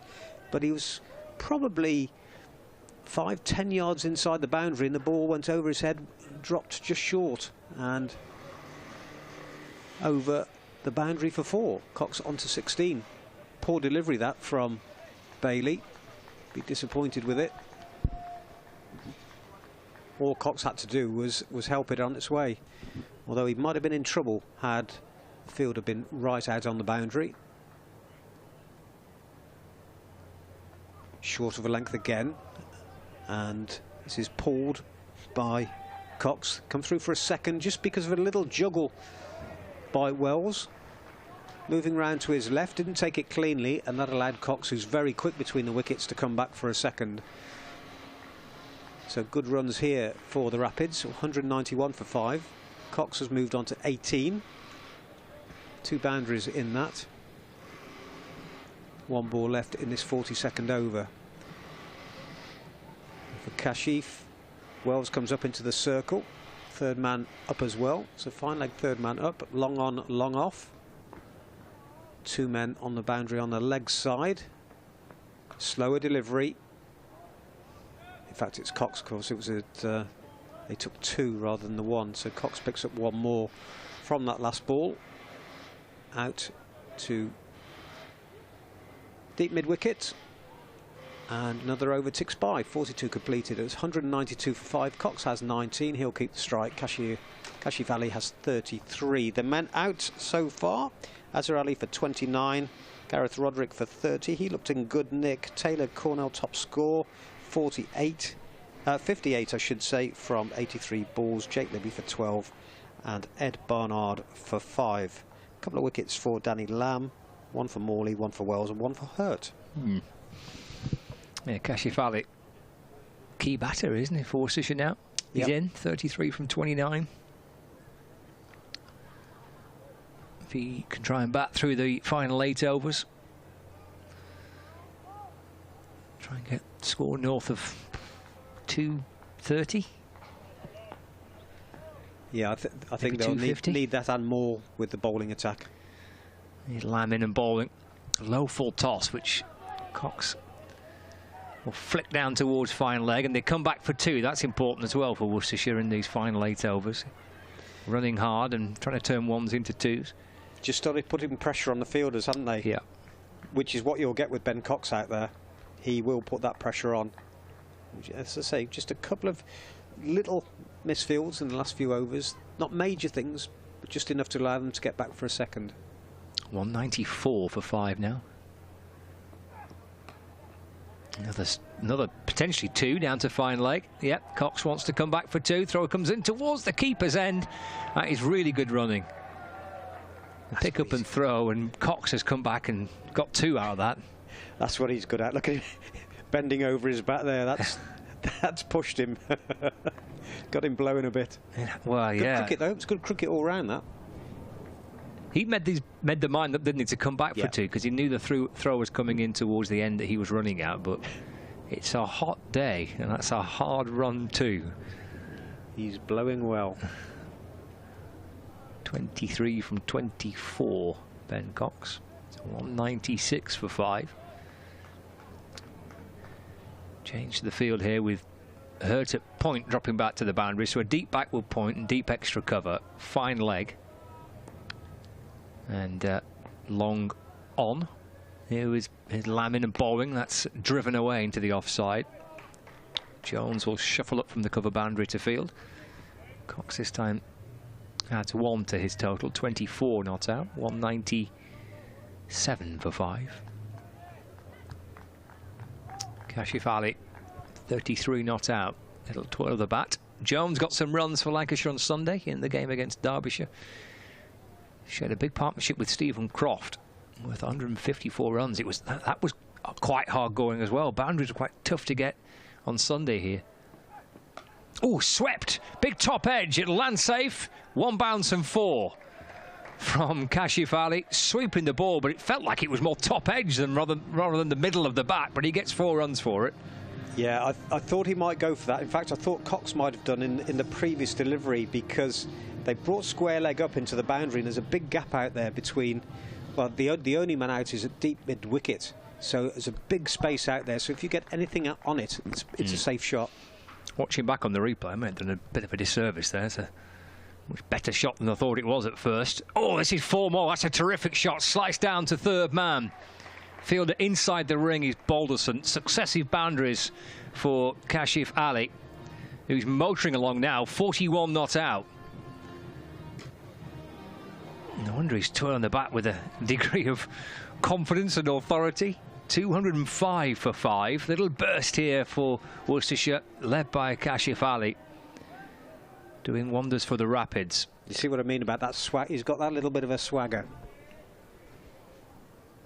Little Lamb, that's his comeback. Expensive over, a good one for the Rapids. It's a full toss. He's up off his toes this time and drives the ball out towards Croft on the long off boundary, and comes back for 2. And that completes the over. So a 2, 2, a 1, 4, 4 and a 2 from that over. Good stuff. All led by Kashif Ali, who's 43 not out. 43 overs gone, 207 for 5. I would imagine that's the most profitable over of the innings so far by some way. Yes, 17 off it. I was waiting for you to add that on. I was just having to clarify. Yeah, that's, as you, well, right on cue there, Chris. You can see the kind of the Manhattan charts there. That is without doubt the most successful over of the innings for Worcestershire. 17 off it. Need that type of acceleration to continue really here if they can with 7 to go. They do. As I said, from a Rapids point of view, the bowling concerns me, because it's not that often that you look at when you've got Pennington and Finch in the side that both of them perform on the same day, and they have to be tight and accurate. Keep the extras down. Again, that's an annoyance, I think, for the Rapids.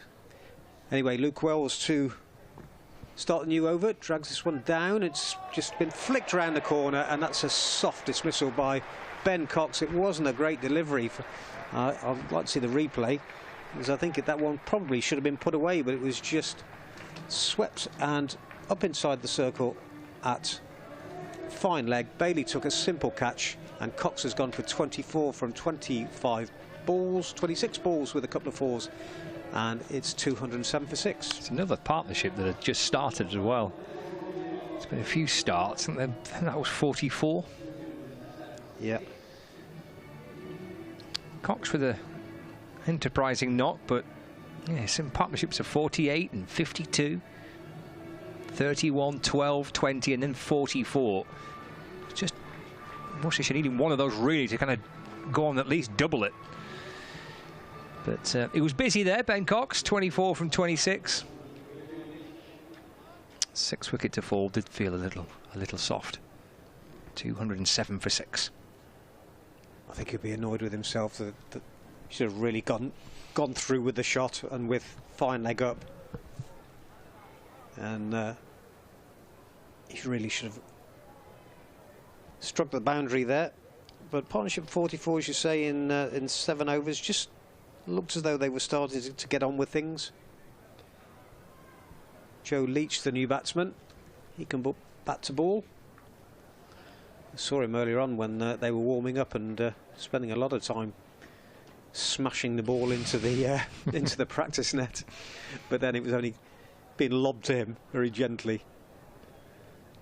Wearing 23, right-handed batter, plays it in the air, and the diving Wells got a hand to it but couldn't take the catch. And Leach off the mark with a single. Wasn't far off, was he? He's a tall man, Luke Wells, and he was stretching for it away to his right-hand side. Will Kashif change his approach now with Cox there? He could really get on with it. We'll pick up a single, pushing into the offside. Two fielders converge. And Wells just put the brakes on in this over. 3 balls gone, 2 conceded and a wicket.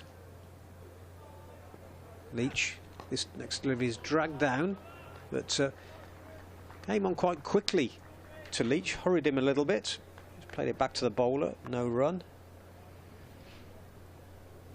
6.5 overs remaining.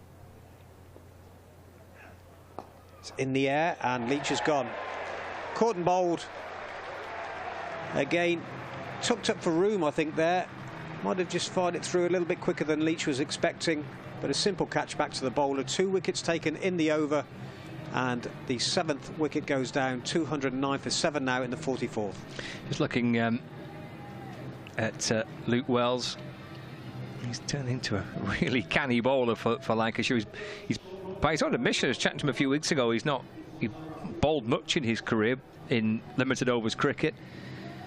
Wasn't really required. Actually, he's not played an enormous amount of limited overs cricket. For someone who has such a fantastic first-class record, just really wasn't viewed, he was telling me, as a white ball player at Sussex. This is just his 35th career match in List A cricket. You compare that to his record in first-class cricket. He's played 165 first-class matches. So he's thoroughly enjoying his role in the team, both with bat and with ball. He's a fine cricketer, Luke Wells, and clearly batting his biggest strength, obviously, but his ability to bowl off spin and leg spin and give the captain another option, both in T20 cricket and in the Royal London One Day Cup this year, has been an enormous benefit for Lancashire to have that extra bowling option with Luke Wells. To 2 wickets in the over. So man on debut, Reeve Evans comes out to join Kashi Valley, right-handed. 2 wickets in the over so far, 1 ball left for Wells, and gets in line and pushes back, and will pick up his first run. It's 209 for 6. Evans off the mark with 1. Kashi Valley on 44. Good round of applause there for Luke Wells. He's taken 3 wickets, those of Cox, Leach and Cornell.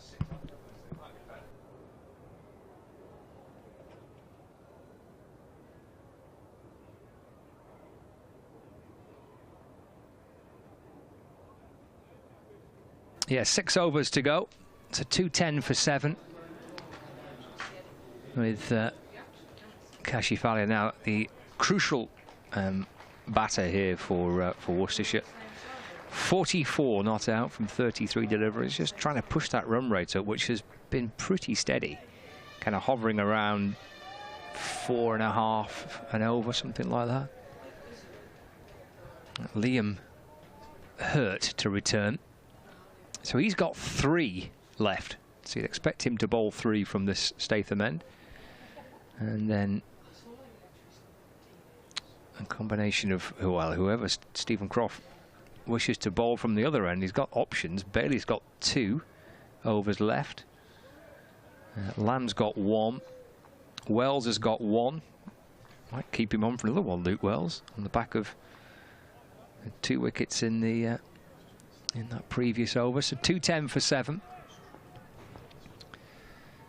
And Hurt 1 for 20 from 7 overs. And he's right arm over the wicket and bowling. And down the leg side, and the umpire ending with signals that as a wide. Score moves on to 211 for 7. Just looking elsewhere, with games coming towards kind of the latter part of the matches, starting at 11 o'clock. The games elsewhere in the Royal London One Day Cup today. It's Hurt in and bowls. Oh, that's come off the inside edge past the keeper down towards the boundary. Yeah, 4 runs off the inside edge of the bat, over the stumps and beyond Lavell's reach. And 4 runs, 215 for 7.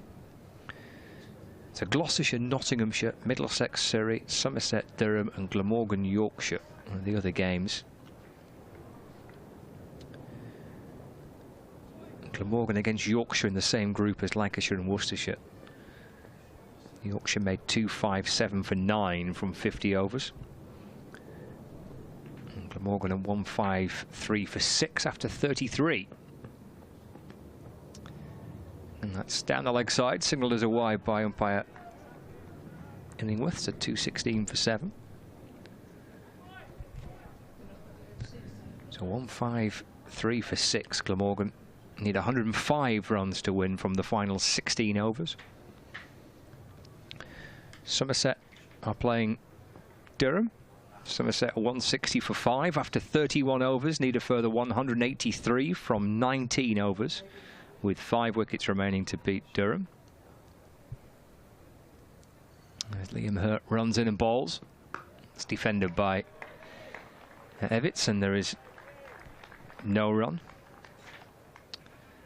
Surrey need 169 more runs from 21 overs to beat Middlesex. They've got 5 wickets in hand to do that, and they've got Ryan Patel 109 not out. I think that game's at Radlett. It is. And Gloucestershire Nottinghamshire, the other one-day cup fixture. Hurt bowls, that's defended, and again there's no run. So Gloucestershire 216 for 4 after 32 overs. They've been set 295 to beat Nottinghamshire, so Gloucestershire 79 to win from the final 18 overs. And the scores elsewhere in the one-day cup today.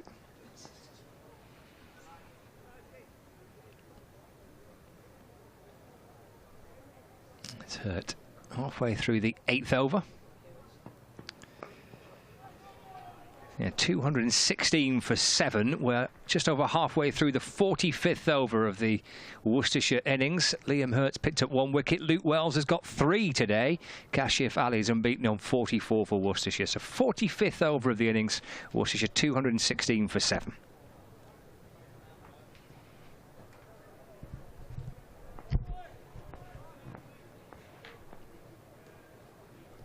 And 2 balls left and 5 overs remaining. Here comes Hurt. Right arm over the wicket. And that's steered out towards backward point where Daniel Lamb fields, and there is no run. It's quite early in the competition. There's only been a little handful of fixtures, but some teams have played 3, some have played 2, but quite a decent number of group games to go. But for what it's worth, Hampshire top, 3 wins from 3, 6 points, and Lancashire second, 2 wins from 3 and 5 points. And then Glamorgan and Yorkshire both with 4 points, and Northamptonshire and Derbyshire with 2 points. Balls again, it's full, and Evitts clips it away towards deep mid-wicket for 1 run. And he moves to 6. He keeps the strike as well. It's the end of the over, 217 for 7, with 5 overs remaining. Kent and Essex and Worcestershire, the current bottom 3 in the group. The other group has Nottinghamshire and Sussex and Leicestershire, all with 4 points in 1st, 2nd and 3rd place. A reminder, before you finish top of the group, then you're straight into the semi-final. If you finish 2nd or 3rd, then you kind of play off for the right to play that semi-final tie. So 5 overs remaining, 217 for 7. Chris is back alongside me. And Luke Wells to bowl his final over, 3 for 39 from his 9 so far. And into Reeve Evitts, who looks quite comfortable out there actually on debut. Picks up a single there, looks pretty confident and compact. Turning the ball onto the leg side, picked up 1 to give Kashif Ali the strike, which is where it needs to be as we go into these last few overs. 44 from 33. It's going to have to get after it now, you feel. But beaten outside the off stump there. Delivery from Wells that wasn't taken cleanly by wicketkeeper Lavelle. But fine leg, 3rd man up. He just had a little look. He's looking out there. You can see a deep backward square, Kashif. It drives outside off stump. Appeal for caught behind, only from wicketkeeper though. Wells wasn't interested. If they're going to have a total, they can bowl out. Kashif is he is do or die, you feel now.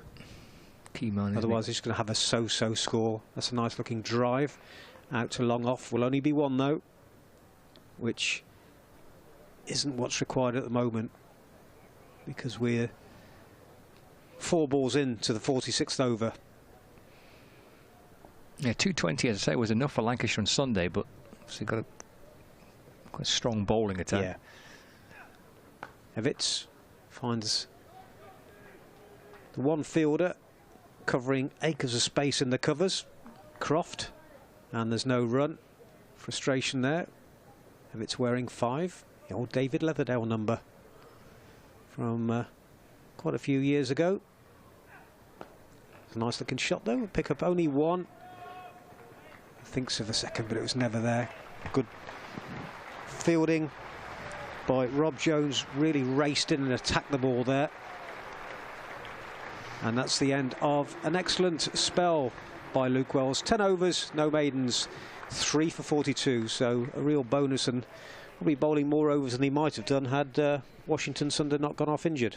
Yeah, as I say, he bowled beautifully on Sunday. He got through 8 overs, 2 for 25 in the game against Yorkshire, Luke Wells, and then 7 overs, 1 for 36 on Sunday against Derbyshire. So he's bowled a decent amount this season. He's a very, very good option for Lancashire now with the ball, but they've managed to make up for the overs that Washington Sundar has been unavailable for.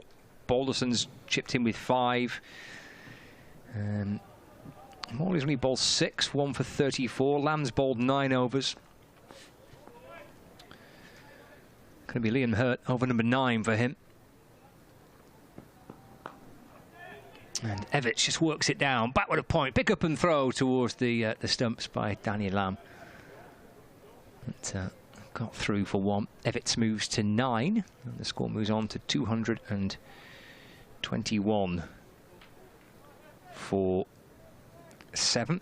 So at least 17 years of age.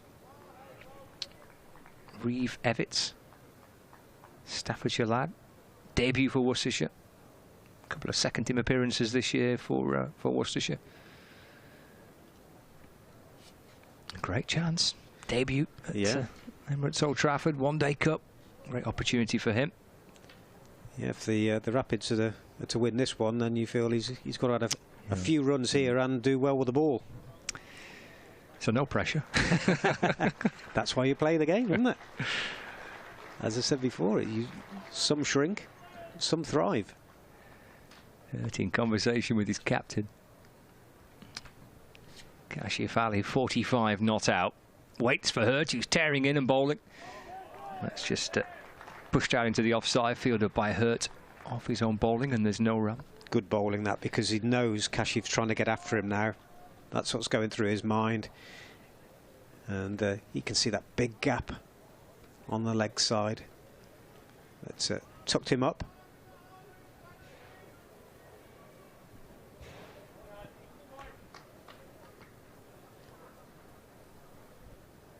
Two for 28 for Liam Hurt. He's in right on over the wicket and balls. That's full of length, and it's hit down the ground by Kashif. Up comes Wells from long on. He's quickly to it. They may have fancied a second there. Gets it along the ground quickly, and it's just the 1 run added. Again, good bowling. You can't do much with those right up in the block hole.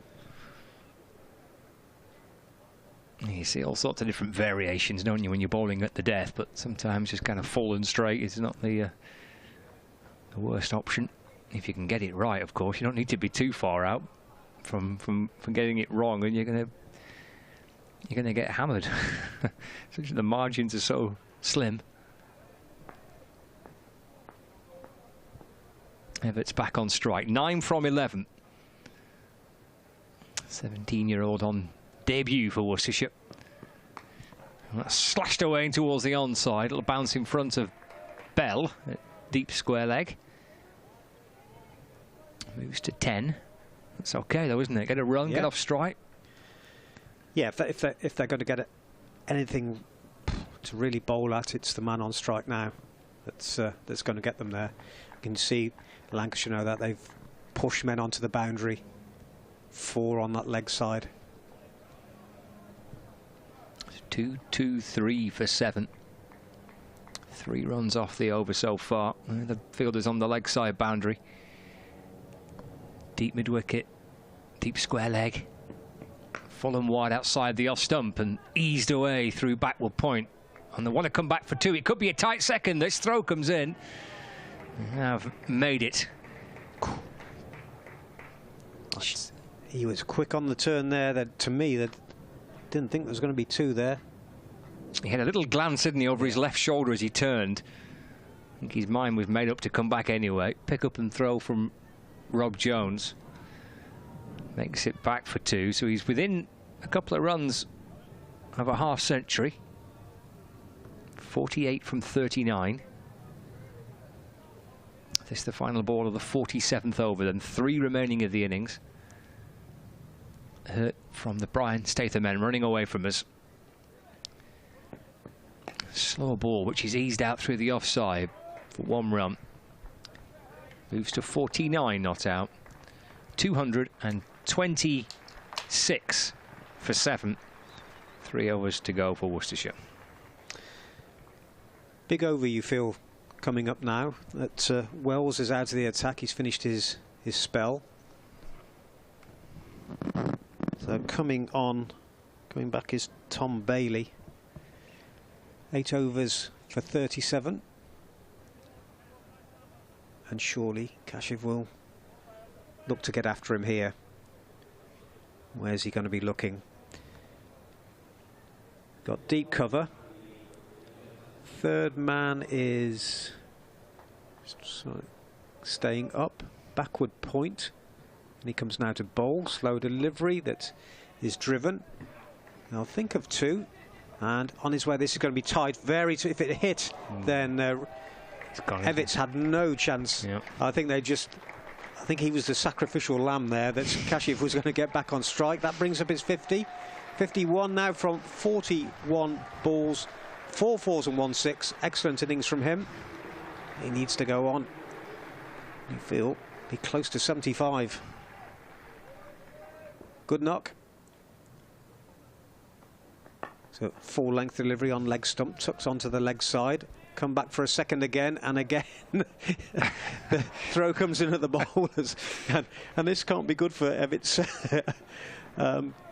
self-worth really, with Kashif just thinking I'm going back for 2 regardless. Well, it's up to you. Yeah. But he's made 1 into 2 anyway on 2 occasions now in this over, so that's good. Good thinking. The young lad knows his part in this partnership, doesn't he? He knows where he is on the pecking order here. Yeah. Kashif on to 53. 230 for 7 with 16 balls left. One of his little idiosyncrasies for Kashif Ali is he hitches up his shirt sleeves and shows his guns.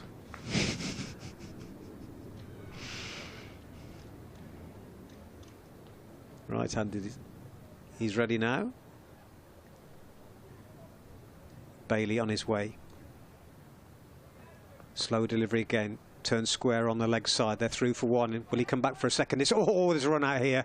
This time it's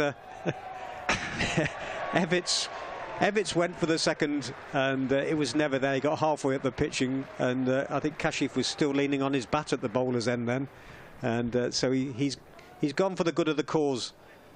Evitts there, run out for 10 from 12 deliveries, and the 8th wicket goes down. It's 230 for 8 in the 48th over. He's probably turned and gone, hang on, I thought we were running 2 regardless. Yeah. He just turned and came back for a second and looked up, and Kashif Ali's kind of chilled out, leaning on his bat at the non-striker's end. It's like, oh right, we're not running 2 on this ball, are we not? I didn't quite get the memo. I think you've got to have half a chance. Kashif really didn't push on the first one there. He's almost leaning on his bat. Well, he's done his part, hasn't he? He's 10 from 12. He's run well. He's helped Kashif Ali get to 53 not out. 231, I think, for 8. Yeah, 231 for 8. 3 balls left to this over, then 2 to go. Had to ball well here, Worcestershire, but his runs on the board, and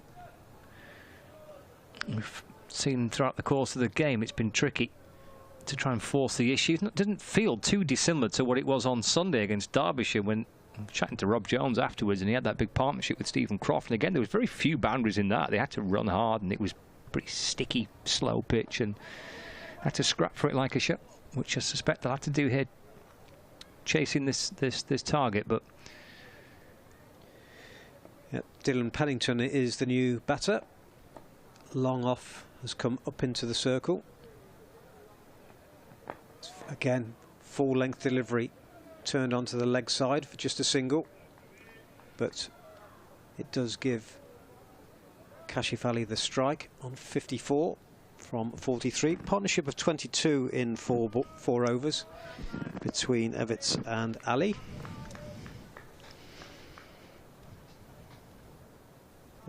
.250 minimum they'll be looking for from here.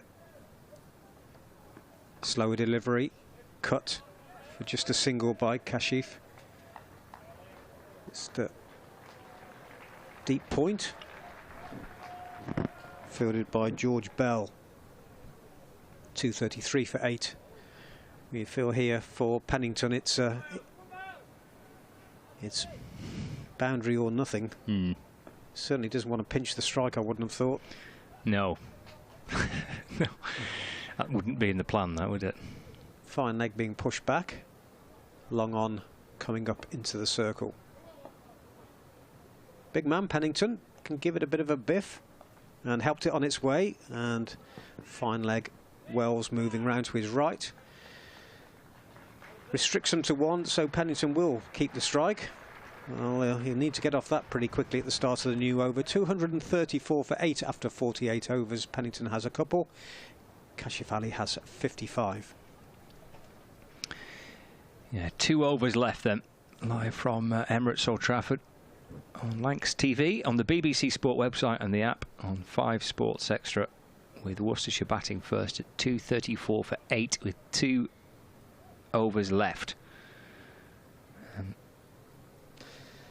There's a few in the hotel taking advantage of the view on the balconies. Yeah, nice sunny evening for it, isn't it? That's the way to do it.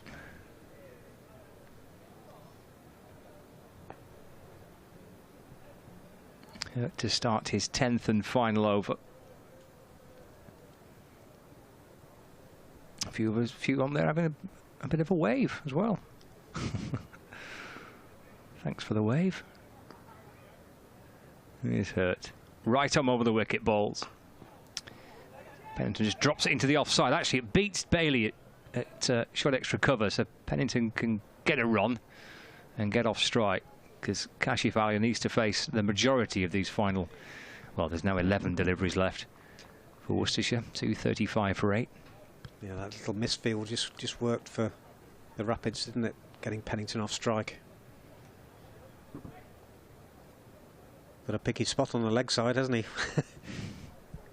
The scouts are out on the boundary. Yeah, long leg, deep square leg, deep mid wicket. Long on. He's hurt. And then balls, and he's slashed away through that leg side. George Bell fields to just the 1. Kashif Ali moves on to 56 not out. 236 for 8. Does look hard work out there. There's not the first batter that's been leaning over the bat.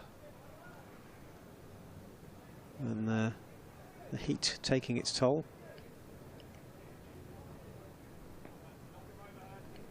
Pennington back on strike. 3 from 3. Liam Hurt in and bowls, and he follows that one, trying to drive the ball away, but a play and a miss.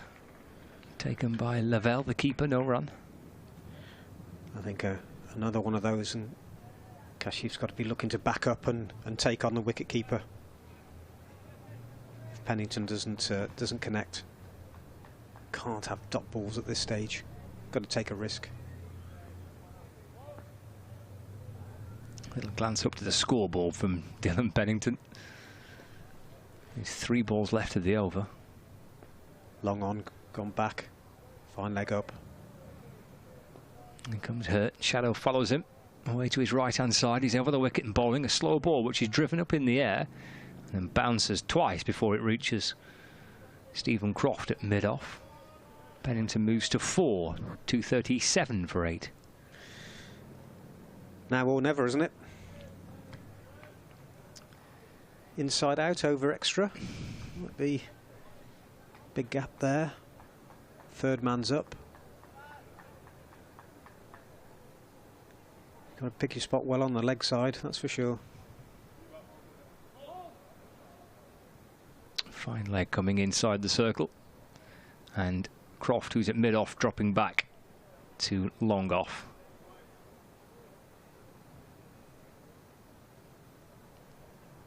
Hurt in and bowls to Kashif Ali. He throws it outside the off stump, but too far wide outside the off stump. It's a cheeky grin on the face of umpire Illingworth. Spins round to signal a wide.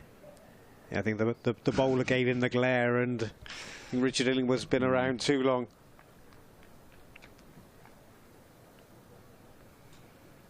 .238 for 8. Have to bowl it again.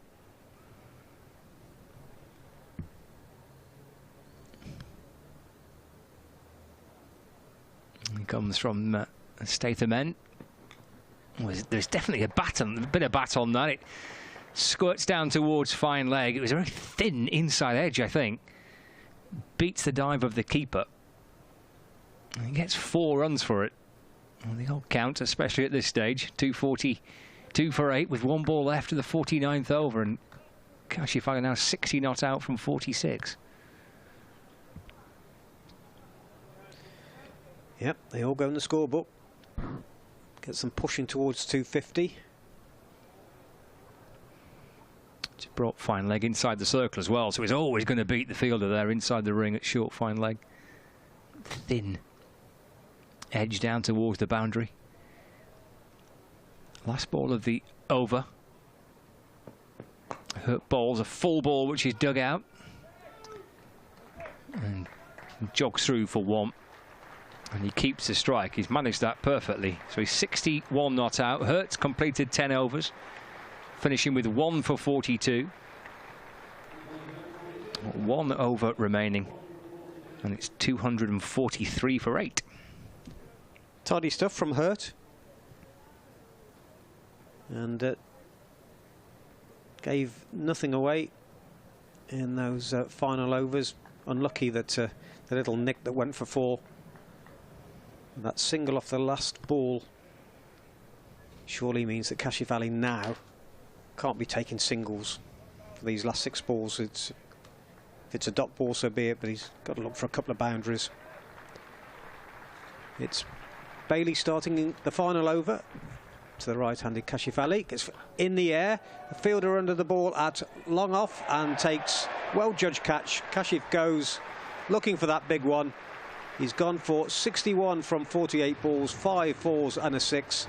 And the 9th wicket goes down, and good knock that from Kashif Ali, top score, looking to just nudge the score towards 250, but died in the cause, 243 for 9. Yeah, Jack Blatherwick is a 12th man fielder for Lancashire, with no Washington Sundar, currently off the field with a shoulder injury, taking the catch. It was a good innings, that. Enjoyed watching that. I mean, he's played the best shot of the match, hasn't he? That 6 over long on was a absolutely magnificent 6. And he's finished with 61 from 48 deliveries with 5 fours and a 6. That's an entertaining knock from and a skillful knock from Kashif Ali, and a crucial one for Worcestershire. Taylor Cornell making 58, and then a couple of 30s, the odd 20. That's been about it. So vital innings for his side. Try and see if they can get to 250. They're 7 away from that, and there's 5 balls left. Adam Finch, the final batter, wearing 61. Right-handed. And he sees 3rd man go back. Long off come up. And Bailey in. And, I think that was a chance he put down, but I won't mind that too much. The home side, because it's a dot ball, 4 balls left. So 2 balls bowled in this final over, yet to concede a run.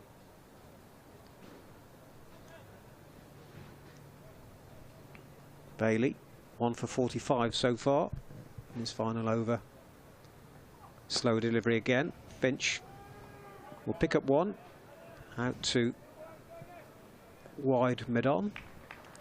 That's all it will be though. 244 for 9. Pennington's on 4. You try and give it the long handle here. Yes, I think he will. much choice, is there? 3 balls left. Try and get to 250. It's Bailey, 1 for 46, who's bouncing his way in and bowls a slow ball which he just dabbed away to backward square leg. So they get 1. Pennington moves on to 5. Score is 245 for 9. Be a 30-minute interval before we bring you the Lancashire run chase.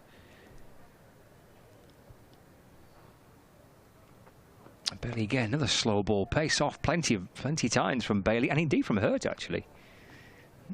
Finch will just drop it to Captain Croft and then darts through for 1. He moves to 2.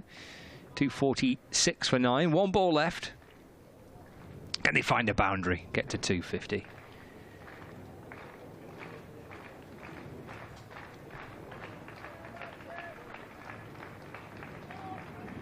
It's Dylan Pennington that will face this final ball. Which will be sent down by Bailey.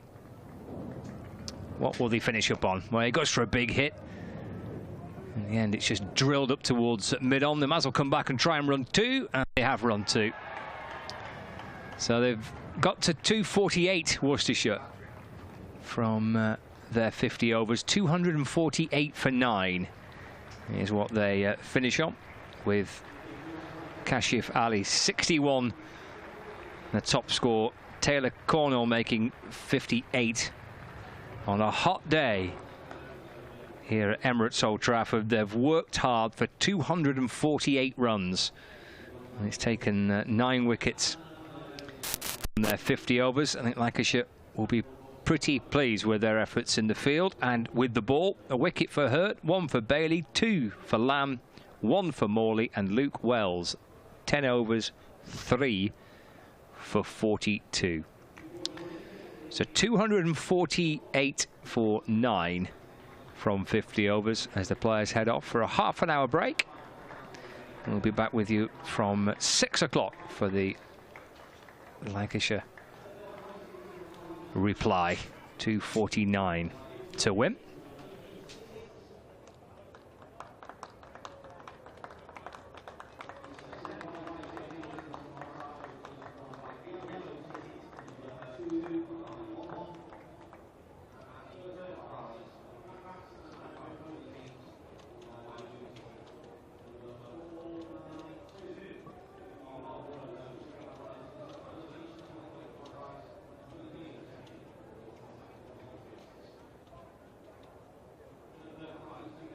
So innings break here then at Emirates Old Trafford. Players heading back towards the dressing room for a well-earned drink and half an hour to chill out in the cool on a hot evening.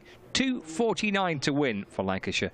We'll bring you that reply live here on Lancs TV and the BBC Sport website and app. It's the Royal London One Day Cup live from Emirates Old Trafford, and we'll be back in about half an hour.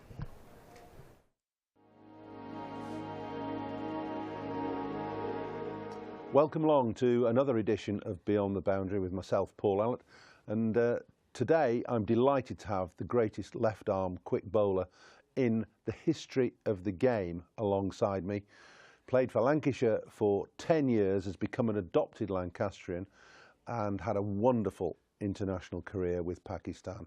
Wasim Akram, welcome along. Welcome, thank you all. Welcome back to Emirates Old Trafford. Does it still feel a little bit special when you come back Of course it does. to Manchester? When I was parking my car, so a lot of memories came rushing back. The playing days. Obviously, the ground has changed a lot for better.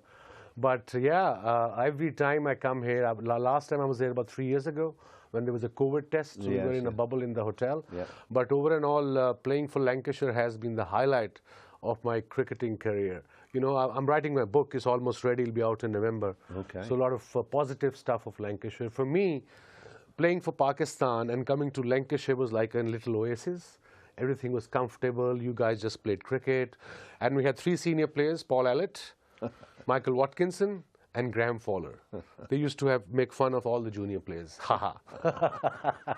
It was a tough school at times, I agree. It was. But it's great that you hold Lancashire in such reverence and such esteem. But tell us a little bit about how you came to come to Lancashire in the first place, because you were a very raw international cricketer in the late 80s and 88. Yeah. You hadn't much experience of Western culture. None. I don't think you had much experience of playing over here at all, had you? Not at all. I think in 86, the great Imran sent me to play league cricket up north in Durham. Okay. I played for a club called Burnup Field. Yes. Boundary was about 25 yards one side. And it was tough for me, you know, as a kid from Pakistan coming to this weather and this country. But the idea was 87 we were touring. So just get the idea how the wickets work, how the weather works. So I enjoyed it. We used to end up every night at that nightclub on, you know, on the Newcastle River. On the Tyne, the River Tyne? Yes, yes. Yeah. I bet, and the fog on the Tyne was all yours. And then, yes, coming back to your question, 87, I think, or 88, 87, we were playing in Sharjah. Yeah. And Neil Fairbrother was playing for England. He got picked up. And Laurie Brown, a physio, great guy, one of the best physios I worked with, great human being too. They got hold of me there. They said, would you like to play for Lancashire? And remember those days, Lancashire, county cricket was, you got to be #1 player in the world. Only one overseas was allowed to play in playing 11, and you can only register 2. That's right. So I thought they were talking about Lancashire League. I said, yeah, sure, I'm ready for Lancashire League. They said, no, county. I said, really? So yeah, that was my first experience that I found out. And you knew nothing about county cricket, presumably? No idea. None. Nothing about it? Nothing about county cricket. I only read about it in Urdu magazines, cricketing Urdu magazines, that's how it works. But when I arrived here, I remember in 1988, but before that, in 87, there was a test match here at Old Trafford. And our chairman, Bob Bennett, at the time, Lancashire think tank, they got my family here. Yeah. For my birthday surprise. They called everyone, my 2 brothers, my younger sister, my dad and mom, to celebrate my birthday here. I think it was on 4th of June, if I remember correctly.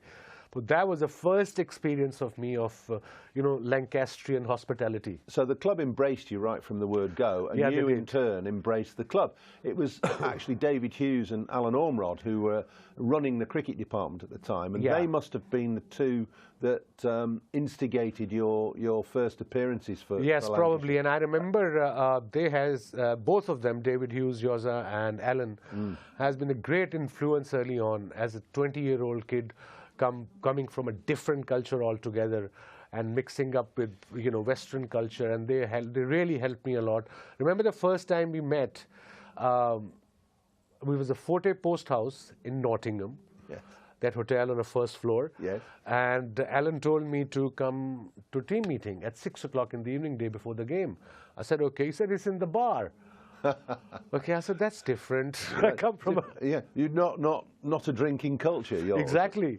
But again, you guys, the minute I arrived, walked into that wine at the bar, you guys all shook hand and said, welcome to Lancashire. So that gave me a bit of confidence. And remember, the next day there was a game against Nottingham, and I was sitting in the corner right somewhere, because huge seniors, I don't know if it still happens or not, the senior players, they have their certain spots in each dressing room, and they go and sit there. So you as a junior, you have to wait that everybody is comfortable, then you pick up your spot, if you get a spot. I remember wandering into a dressing room and somebody, it probably wasn't you, was sitting in where I normally change. I said, listen, I've been changing for 15 years. I think it was me. Well, I would let you off. But that's a good culture, though. Yeah, I suppose it is in a way, although it might be a bit outmoded now. Yeah, no, probably. Now then, your rise and appearance in cricket was quite extraordinary because you played very little first-class cricket, if any, in Pakistan. None. And you turned up and bowled at the nets. It was a camp of a Pakistan camp. It was a camp for 100 kids, young kids, and I did, well for my club, Ludhiana Gymkhana in Pakistan. So they, said this guy is good. So my name was in that in particular camp. And I remember first 4 days, there were 100 kids, and including Ramesh Raja, who played a test cricket by then, one test, and Mohsin Kamal, another test cricketer, and top first-class performers were there as well. So nobody gave me the cricket ball to bowl, so I got a bit down, depressed. So I went back to my captain in the club, Sadiq Khan. I said, look, there's no point in me going. I've been standing there for 4 days. He said, no, you go tomorrow. I'll have a word with the camp commander, and he'll give you the ball. So the next day, 3 or 4 batters to go, he gave me the old ball. I impressed him for some odd reason. Agha Saadat Ali, another late test cricketer. And then the next day, he gave me the new cherry. And you see, I used to bowl big in-swingers then. And I troubled almost everyone. To the right-hander? To the right-hander. Good ball from a left arm quick. Good ball. Yeah, so, I impressed everyone there. And then Javed Miandad was the captain of Pakistan squad. So he came to practice. So Gaddafi Stadium is a huge ground. So one side was our camp, and his net was the other side. So he wanted some bowlers. So the camp commander said, you want to bowl at Javed Miandad? I said, what? Javed Miandad? I had a poster of him in my room. I would love to. Well, one of the best Pakistan batsmen ever. Ever. And one of the best in the world. In the world. So I went to bowl at him for a couple of days, and he got impressed by me. And then New Zealand was touring Pakistan. And suddenly my name came in to play against New Zealand team, first 3-day game, President 11 versus the New Zealand side in Rawalpindi. I was over the moon, so was my family. Right. Javed Miandad, Sarfaraz Nawaz, Tahir Nakash, all these tests, Ramesh Raja, Salim Malik, all these guys were in the squad. And Javed dropped, I think, Tahir Nakash or Sarfaraz to have me in playing 11. That was my first-class game. How on earth did you feel playing international cricket from straight out of club cricket? How on earth? Because that would it would cause issues for an awful lot of guys when you were 17, 18? I was 17. 17. Yeah, 18. So how did you feel? I think probably too young to even bother about it. I was too young to even bother about it. Absolutely spot on. It was blessing in disguise. I didn't know probably half the team of New Zealand. I knew Martin Crowe, Jeff Crowe, Jeff Harwood, John Reed, Jeremy Coney, the big names there, cricketing. And they were a good team. Great team at the time. Yeah. So I got 7 for 50 in first innings. I don't know how. And second inning, 2 for 50. I was just running in and ball, and I didn't know at the reverse swing at the time, but it was just happening. I know how. How? Because you're a good bowler. I mean, were you quick? And presumably you were raw then, as you say. Raw. You say I don't know how, but you did swing the ball. You swung the new ball, and you had this. You had this very quick arm. Pindi wicket was like a road. You know how Pakistani flat, no bounce. flat, no grass, no bounce. But I've got. I think before lunch I got John Wright caught in second slip, and then from there onwards, just everybody walked in. I would just start bowling full. And everybody was getting leg before bowled. So yeah, I think I was too young and naive. It was blessing in disguise that I didn't know who the players were. And you didn't have time to worry about it, presumably. So what about your development then? Because you're set into the world stage straight away. Yeah. And you've got this natural raw talent. Were you allowed just to carry on doing that, or was there some pressure on you to change what you were doing? Oh, there was no pressure. I had very good mentors in Javed Miandad, and then Mudassar Nazar, who still lives in Manchester. He does, yeah. Well-travelled person in India. Yeah, well-travelled, who also helped me off the field. And then that was on New Zealand tour. And then Imran was joining us. He was playing for New South Wales. So he was joining us. We were then we were meant to tour to go to tour to Australia for Mini World Cup in 1985, where India, I think, won eventually. India, Pakistan went the finals. So I played, I think my first game was against Windies or against Australia. And I got 5 for 21, first top 5 wickets. Again, just bowling full, no control of the swing. That I learned eventually. But in the beginning, just come and bowl and hit the right areas, and that's what I did. And Imran was standing at mid-on, telling every delivery what to do. So that, as a young kid, was a huge confidence. My hero was telling me what to do, and I listened to everything he wanted me to do. And I think that's how I sort of got into the groove of Test cricket. Was Imran a good teacher, a good mentor? Did he allow you to develop naturally, yes. or was he dictatorial? No, he was very easy, whatever I'm comfortable with. But he always wanted me to work hard when I was 17, 18. Those were the trades I've learned from him, Miadat, Mudassar, that talent can stay for 2-3 years, and the hard work can prolong that talent for another, say, 20 years, 15 years. And I think that's where I have to come back to Lancashire. When I played in '88, I remember getting my first 100 here, first class 100. And in '89, I became the #1 player in the world. That 6 months of county cricket, playing with you guys day in, day out, traveling. And you guys were very helpful. You were helpful as a bowler, our captain, Yoza. I don't know. It's probably the best compliment that anybody's ever paid me, for you to say that I helped you with your bowling. But I'm flattered. I do remember giving you a real kick up the backside once when you came off because you said your nose was running and you didn't feel very well. Yeah, I remember. Tunbridge Wells, do you remember? Yes, I remember. I remember that game as well, Tunbridge Wales. Don't want to play there anymore. No. I never liked it there. So I said, come on, this is hard work. Bowling is hard work. Yeah, I remember. So you have to bowl even though you might not be feeling great, you might not be bowling great. So that might have been a lesson. Probably. I think tough love sometimes works. Yeah, yeah. And I'm glad you did that. It helped me. And you see, the whole team was behind me, the captain, the club. Yeah. I remember they would put me in this hotel. It's still there or not? Trafford Hotel? Down the road. Yeah. Down the road. Well, Bob Bennett the chairman used to stay there. Yeah, so they gave me a room. I don't think he's still there now. Nah. But it was all right at the time. It was okay. So I went. So we went to play away games. We were away for about 2 weeks, 2.5 weeks. I came back. They checked me out. I couldn't find my clothes. I said, "Where are my clothes?" They said, "We checked you out. I thought you were not coming back." So we had some great stories. But again, when I bought my place here at the time, I remember I must give compliment to this Pakistani Sufi Sadiq. He's still around. Accountant. He says, "I'll help you with your accounts and all." I said, ask Lancashire. He said, "You buy a house." I said, "Buy a house? I'm 20 years old. I have no money." "What do you mean buy a house?" He said, "Get a mortgage." I said, "What's mortgage?" Then he explained, "You have 6-year contract." So Lancashire gave me a 6-year contract. First time any overseas player got such a long contract. Yeah. So that shows the shrewdness of the skipper, Yoza, and of course Alan, that they realized this guy can actually... Well, those were the golden days of county cricket being able to sign overseas players long term, because now, of course, there's so much cricket you can sign somebody for 2 weeks. But you were available for us virtually all the time, except when Pakistan were touring England. Yeah, and because there was cricket was not all year round. It was only Pakistan season from September, October onwards till March. That's right. And then county started from April onwards till August, September. Okay, so county cricket was essential in your formative years. Yes. Because you're such a pioneer and because you are one of the best bowlers there's ever been, with the record, you've got over 900 international wickets across one-day internationals and test matches, over 400 in test matches, over 500 in one-day internationals. It wasn't all about just running in and bowling fast. You pioneered the ability to reverse swing the ball, which is now.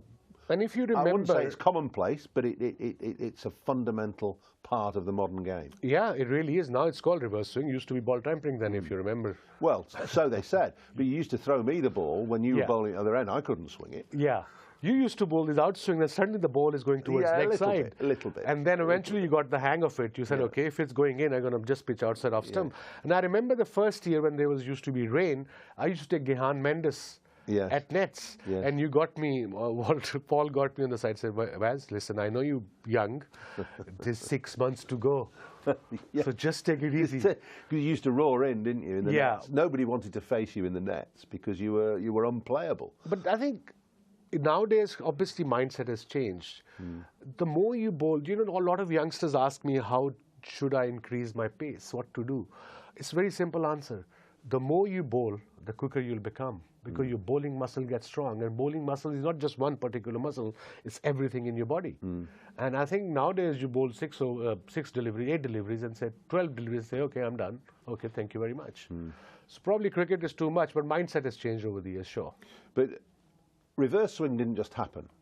No, you must have developed this in line with Waqar probably. And, Waqar came a little later. Imran was the one. Mudassar and Imran. Yeah. They were the one who actually taught me how to reverse swing. And I remember you being absolutely paranoid about keeping the ball dry when we were out there. The rough side. Just keep it dry. Keep it dry. Don't Do not spit shine. on it. Don't put sweat on it. Especially dry. the rough side. Yeah. And I remember our spinner, very good spinner, Gary Yates. Yes. He used to bowl like this. Yes, he did. And I had to go at him 3-4 times. I said, you better change your habit, buddy. Because the rough side, if it gets soft, then it won't reverse. The rough side has to be rough, and shiny side has to be shiny. And we had at Lancashire, we had a wonderful 10 years when you were 88 incredible. to 98. We won all those one-day games. And you were actually constant in that team, but there were actually two teams because the old guard, like myself, Graham Fowler, Guillaume Mendes, moved on in about 91, 92. Yes. And then you had another crop of lads with the Athertons and the Fairbrother was there as well. Crawley. Peter Marin came in. Chappell, Peter Martin came in. Chappie came in a little later.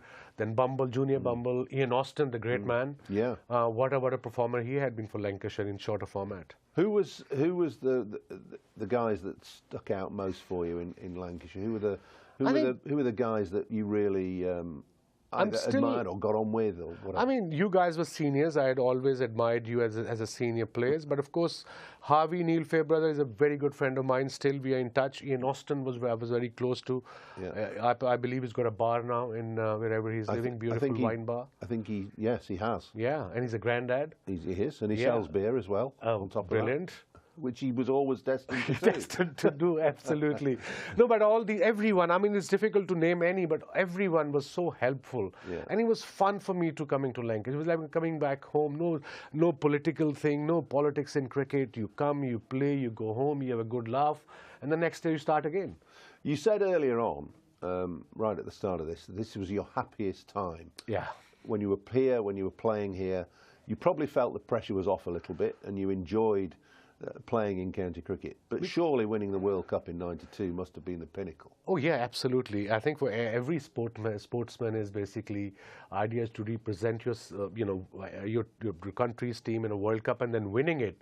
And then, of course, being man of the match, and that too against the mighty England side at the time. They were the most experienced team in the world as far as one-day cricket concerned. But yeah, that was one of the best moments, in fact, the best moment of my life. What did it feel like? Because there was this aura about you.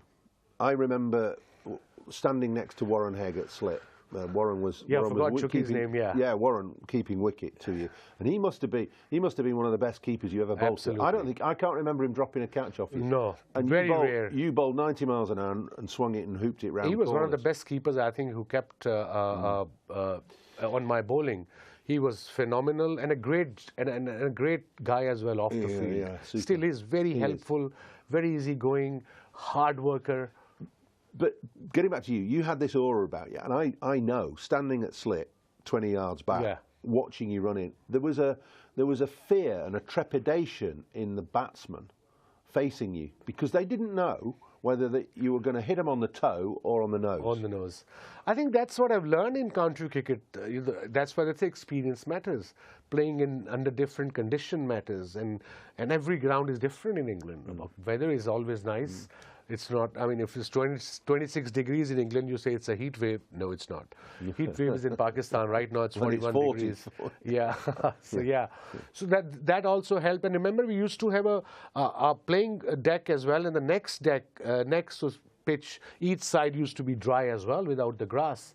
that boys can throw one bounce as well because the reverse swing. So that helped a lot as well. I think even in my book is coming out in November, the Lancashire stories are quite funny and memorable and happy times.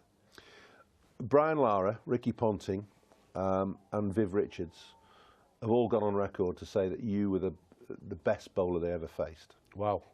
That's pretty serious. That's huge, coming from the greats of the game. Yeah. And I think it was because of my quick arm action, maybe.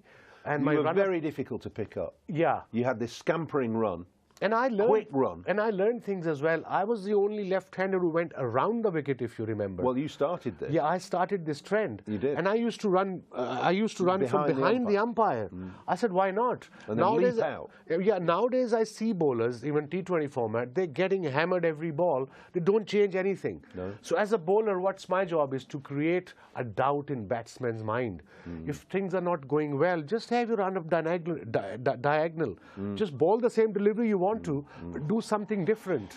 But you were capable of bowling round the wicket and swinging the ball away from the right hand. Yeah. Very difficult thing to do as a left-arm bowler. I think both of these guys. Yeah, I mean nowadays Shaheen Afridi. Yes. And then Mitchell Stark. Yes. Trent Bolt. Yes, yes. These you guys were the are very pioneer. good. Yeah, I started bowling around the wicket, different angle altogether. And as a right-hander batsman, if I'm bowling around the wicket, if you're batting, you have to, with the angle, you think ball's going to come in. Yeah. And if it just goes across a bit, every chance to take an edge. Waz, we could talk for hours, and hopefully you'll come back and we'll do part 2 of this at some point. But just before we go, I talked about the batters who said you were the best. Who was the hardest batsman to bowl at? You see, I played against great Viv Richards, Brian Lara, Sachin Tendulkar, Alan Border, Graham Gooch, Mike Gatting, Alex Stewart. These are the big names. But I think one of the best was who played against me and Vakar against reverse swing was Martin Crowe. He always played us on a front foot. At 93 series, he got 200 out of 3 test matches. Pakistan won 3-0. I got 16 wickets in 2 games. I got injured. Vakar got 30 wickets in 3 test matches. And he got 200s. And then I think in England, who really played both of us well with the new ball was Alex Stewart. Because he realized, I have to attack. I can't just block and wait for the semi-new ball. By the time it'll be too late. So yeah, he was also quite difficult, especially. And in one-day cricket, I suppose Brian Lara and all these guys were there, but Gilchrist was the most difficult, especially when there were no bounces. Waz, it's been fantastic to talk to you. And I hope that you'll come back and talk to us again. You're going to keep coming back to Emirates Old Trafford? And Absolutely, any time. I mean, I'm 20 minutes away. Every summer I'm here for a month and a half with my family. My boys are 23 and 21, 24 and 21. They were born here in Wythenshawe Hospital. So they love coming here. They have a lot of memories of their mother as well. So yeah, love coming back, enjoying the weather, enjoying my little town, little Altrincham town. Just walk around, Dunham Massey. Just love it. Beautiful. Well, we love having you back. Thank you very much. Thank you for everything that you've done for Lancashire, and keep coming back. Absolutely. Thanks a lot. Thank you.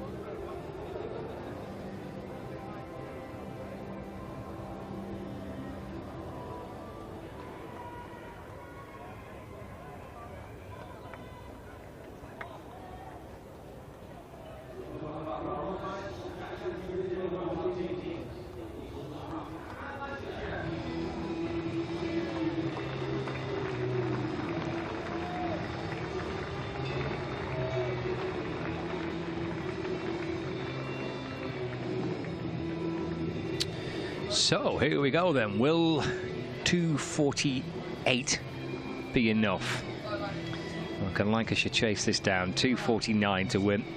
There's Luke Wells walking out to open the batting alongside George Balderson, who gets a chance today. Young George replacing Keaton Jennings, who is away with England's Lions this week. So an opportunity in the side for George Balderson. It will not be on strike for the first ball of the reply. It will be Luke Wells instead. Looks like Dylan Pennington will send down the first over of the innings. So Worcestershire 248 for 9 from 50. Kashif Ali 61. Taylor Cornell making 58.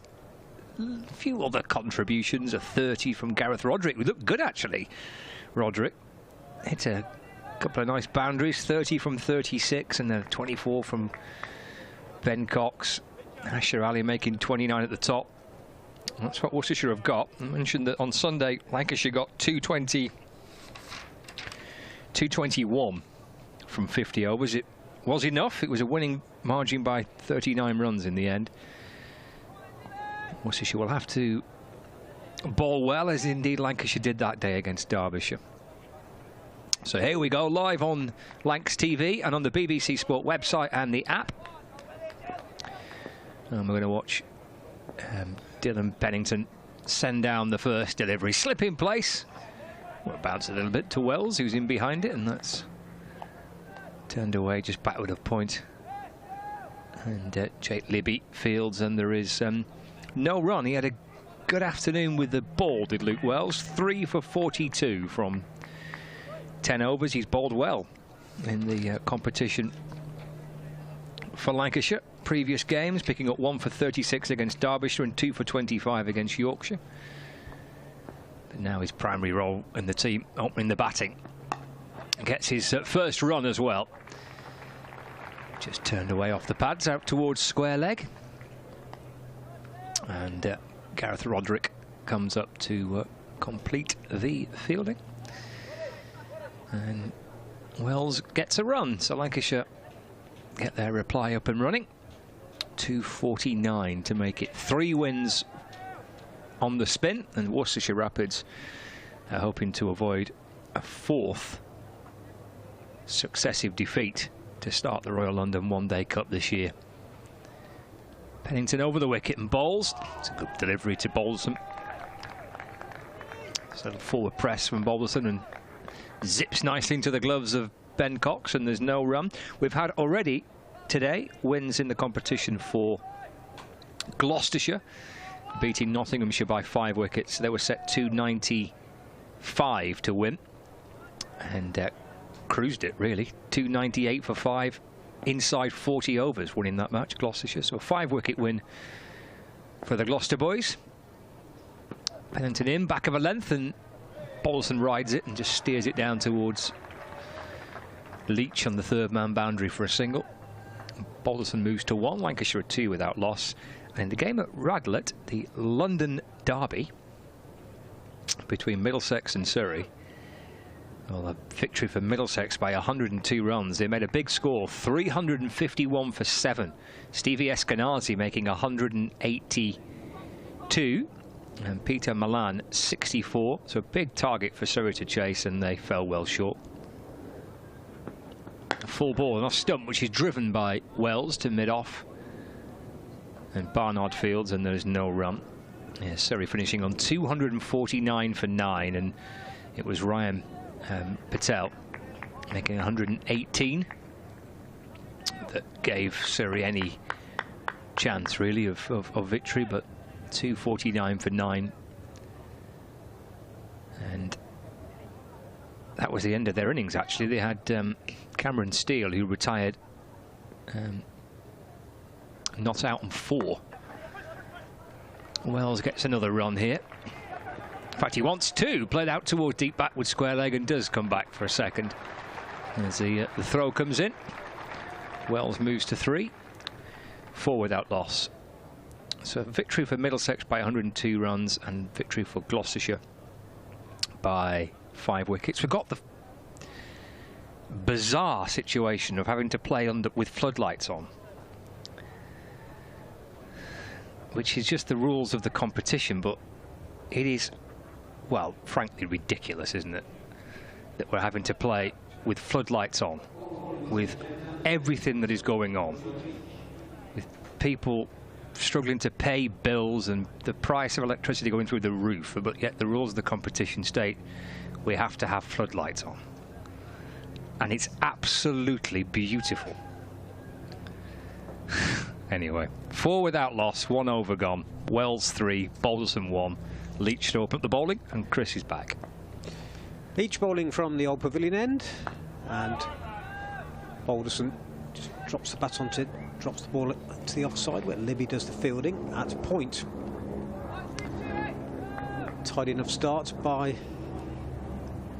Dylan Pennington. Be interesting to see just whether it is a pitch that's difficult to score on or not. Certainly, other than Kashif Ali and perhaps Roderick, the timing was the problem for the Worcestershire batsman. Next delivery, played defensively into the offside, and no run there. 4 without loss. I heard what you were saying about the floodlights there, and I'm glad you said that, because I've been biting my lip all day about that one. That's sorry, it was a bit of a rant, that wasn't it? Utter madness, but it's normally me that goes on rants like that. So well, actually, it does my heart good to hear someone else doing it. Paul Allott was with us this season. Leach bowls again and again into the offside. Libby does the fielding, no run. Lancashire's former director of cricket, and he's still involved with the club in different capacities, and he was saying the same thing. I mean, the regulation needs to change, doesn't it? We do not need floodlights on now. No. Switch them off. It's absurd. But the regulation is that it's a day-night match, so you have to start the second innings of the match with the floodlights on. Also, I think you mentioned earlier on about the reasoning behind the 2 o'clock start as Leach bowls again, played defensively up to mid-on and no run. And whether, something we won't find out, but whether more people come in after work. I have to say, looking around, I can't see a huge difference between early afternoon and now. No, I mean I've got no qualms about it. The start time in particular, if that's the idea, and see if it does get a few people in after work, but don't need the floodlights on. Each bowls outside off stump, and gives a half tracker and deserved to be put away through point, which is exactly what Balderson did there. Poor delivery from Leach wide, and it was help yourself. And first boundary of the innings. 1 ball left in the second over, 8 without loss. Was a bit of a help yourself one, wasn't it? Made the most of it, George Balderson. Great chance for him. Back into the team. One of 3 changes made by Lancashire. Enforced changes, 2 of them. With Keaton Jennings with the England Lions. Josh Bohannon has a finger injury. The others, Will Williams, being rested for this game. Next delivery is better one from Leach, and all Balderson can do there is get in line, play it back up the pitch, and Leach in his follow-through does the fielding. Interesting conversation, I would imagine, there between Chantry and Leach, those two having played together yeah, for a few years. End of the over, 8 without loss. Yeah, 2 former Worcestershire players officiating out there. Jack Chantry, it's his first year, isn't it, on the first-class umpires list? Did a bit of commentary work with Jack Chantry a couple of years back. It was one of those bizarre situations where you're commentating off the telly on Big Bash games, and he was telling me then how much that's what he wanted to do. Pennington's in and bowling to Wells. That just kind of weaves away past the edge of the bat and through to the keeper. There's no run. So I think he just started his umpiring courses, and just his very start of his kind of road to becoming a first-class umpire. So he was doing a bit of commentary on some Big Bash games with me, and I thoroughly enjoyed his company. He's an absolutely terrific fella, isn't he? A really nice guy, and great to see it's all worked out for him, and he's out there doing what he wanted to do. A flick up off the pads by Wells, just past umpire Jack Chantry at square leg. And jogs through 4-1. The nice thing about it too is that he's of that age where he'll play with a lot of players. You know, which I won't do him any harm. You know, having played with and against current players must help if you're moving into that kind of world of then having to be the official out there and one making the key decisions. If you've played with the guy or played against the guy. Oh, that's a good ball that beats Balderson. May have beaten him on the inside edge, just pushing forward. Yeah, I think that's important that they can communicate. And I saw yesterday that Rudy Kurtzen had died, the South African umpire, and the point a lot of former players were making was that he was a good communicator, he had a good rapport with them, and that makes life easier, I think, for everybody. Still got the authority, but can communicate well. Pennington bowls, it's fallen, driven beautifully for 4 runs. Just over-pitched a fraction, didn't he? But Balderson into that superbly. They've enjoyed that. Handsome-looking cover drive for 4. Lovely shot. Again, there to be struck, but he got into line with it and just drove through it.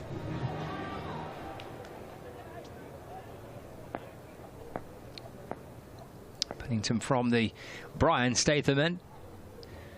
Comes over the wicket and bowls. That's defended by George Balderson.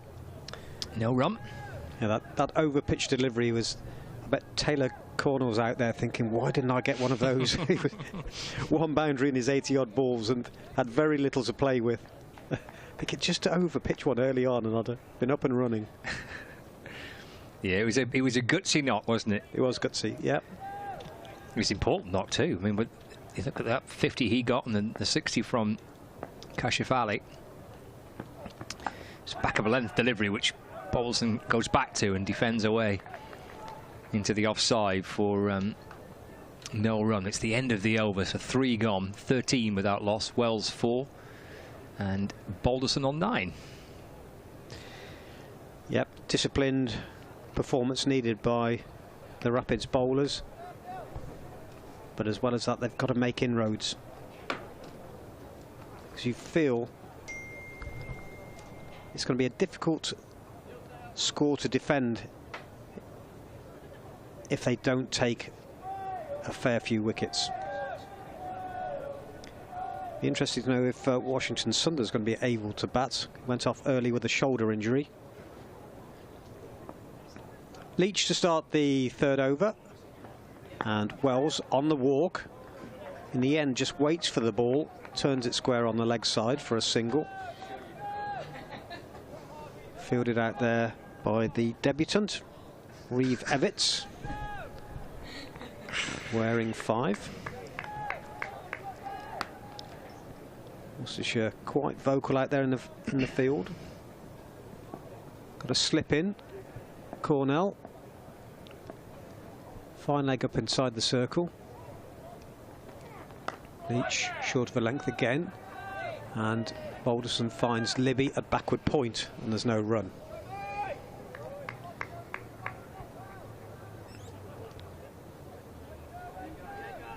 Got a slip. 3rd man. It's Azhar Ali. Backward point. Cover. Extra cover. Mid-off. Mid-on. Deep square leg, fine leg up.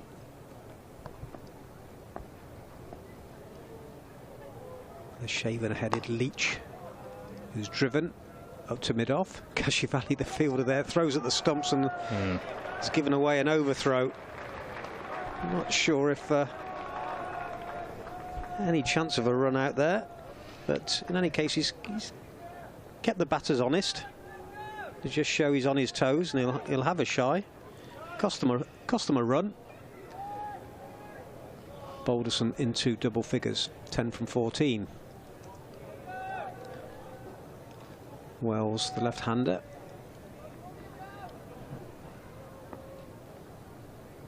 Wearing 3. Bat held high and is driven. A lovely shot. He was on the walk again and drove through extra cover all along the ground. Put a lot into it, but he got the rewards. 19 without loss. Yeah, by the time he played that shot, he was a good couple of strides outside the crease.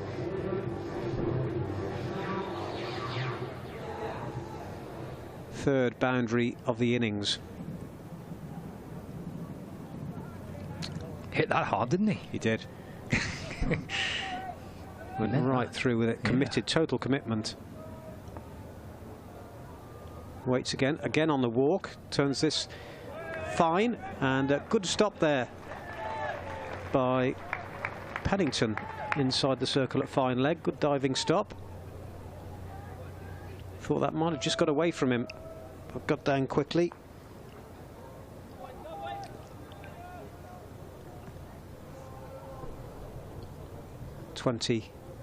Without loss. One ball left in this fourth over. Big gap on the leg side through mid-wicket.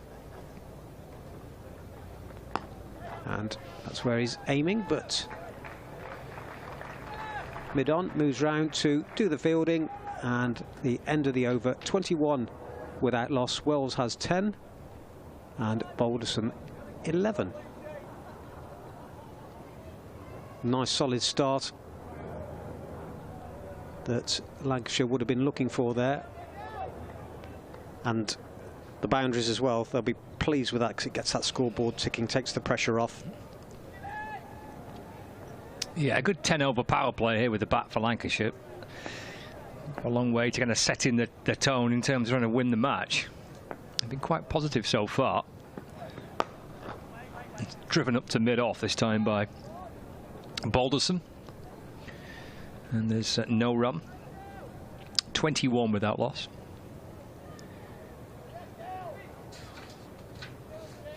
So Balderson's 11 not out from 16 balls faced.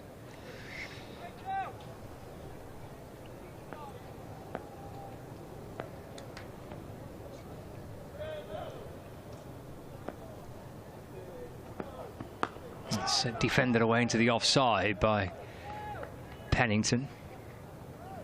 No run. Balderson remains on 11. Pennington into his third over.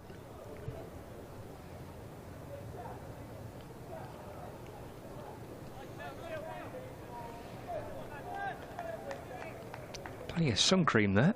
Wise man. Absolutely smeared across his cheeks. Again, drives away into the offside, but can't beat the infield. Again, there's no run. Yes, Kashif Ali did the fielding, and so he's smothered in some cream there.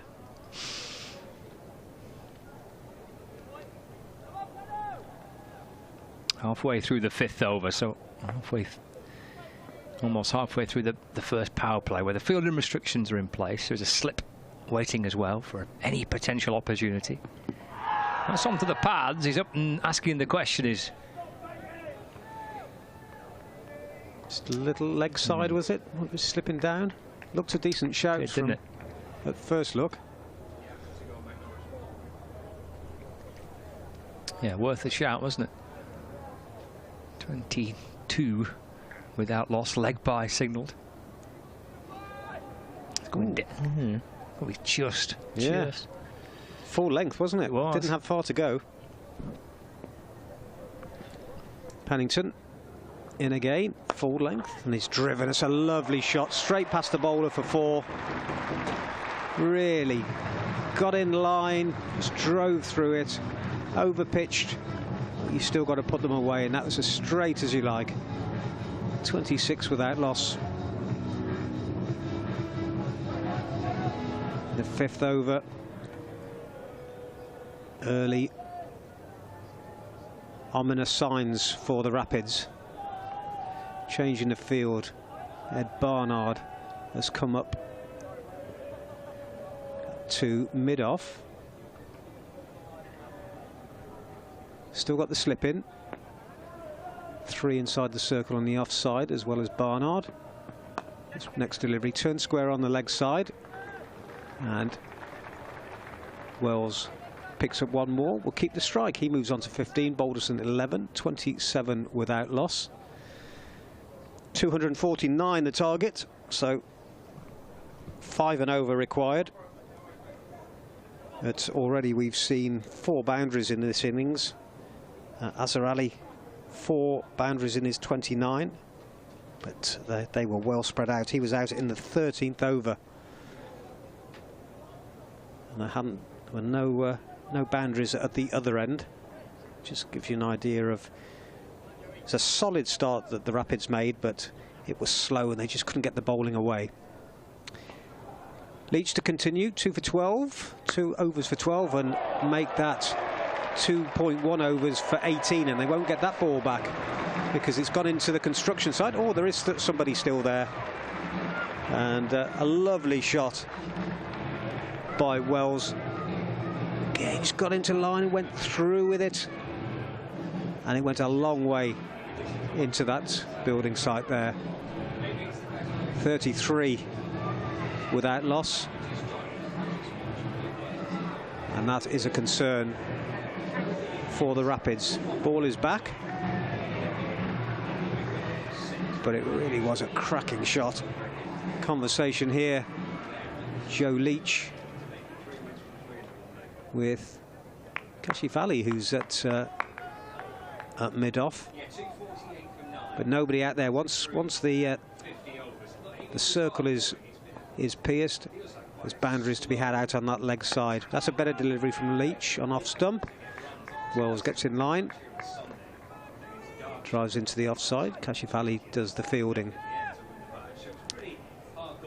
Beautiful evening here at Old Trafford. As we were saying, lights shining brightly. They won't come into play for a couple of hours yet. It's coming up to 6:25.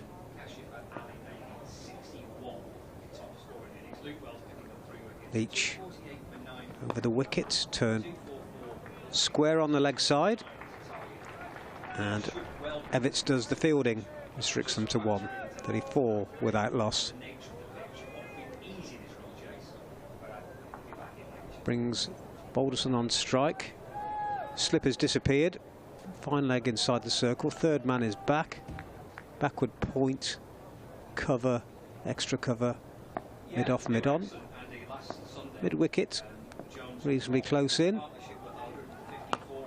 Drive by Balderson back to the bowler, who parries it, and no run. And Cox not looking too happy with the throw from Cornell that came back to him there, because it wasn't, A, it wasn't necessary, B, it wasn't accurate, and if it had got away from Cox it would have led to overthrows, but as it is, no harm done. Balderson on 11. See 2 left-handers, and you can add 4 to that, because again he's driven through extra cover, over pitched, and lovely shot all along the ground by Balderson. It's his 3rd boundary. He's moved on to 15, and Lancashire racing away here, 38 without loss, with 1 ball left in the 6th over. King well in control, these two.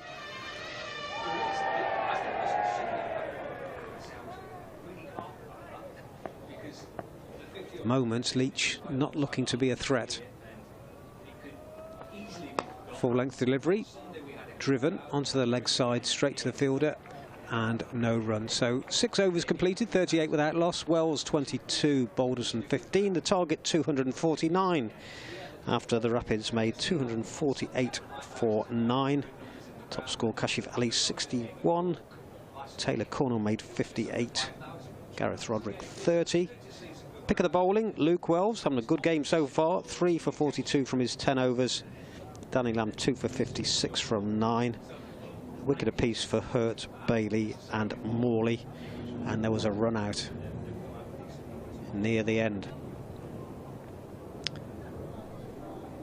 Pennington to continue.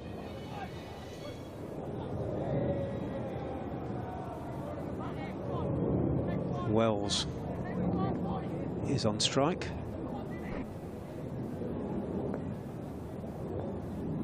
That's held high as Pennington bowls on off stump. He's driven into the offside defensively. Kashif Ali fields, and there's no run. So I was saying a few minutes ago, it doesn't look to me as though the crowd has increased throughout the day. They've seen some interesting cricket so far.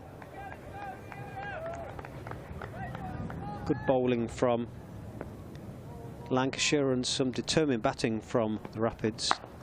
There's another 4 though, as Pennington over pitches and is driven through wide mid-off. And all Barnard can do is just trot back to the boundary, gather the ball and throw it in. Rapids will be a bowler down today with Barnard unable to bowl. Got a hand injury against Yorkshire on Sunday. It's going to put a lot of pressure on, we feel, 3 bowlers to come up with 20 overs. Pennington, leg stump turned backward of square. Roderick chasing in the outfield and will restrict them to 2. So the debutant, Reeve Evitts, will have a fair bit to do.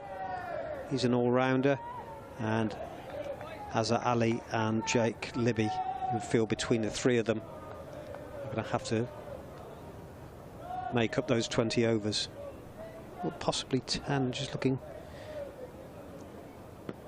This next delivery is driven back to the bowler.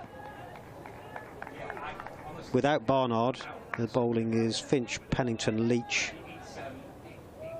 Evitts, and then Libby and Azhar. So a big ask with a small total. 44 without loss. 2 balls left in this 7th over.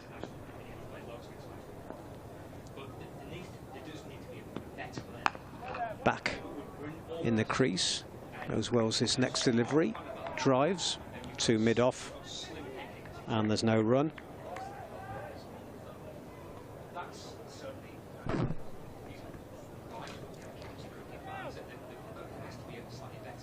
Need a breakthrough here, you feel. The Rapids quickly give themselves a bit of hope, get the confidence up. At the moment, these 2 batters looking very comfortable.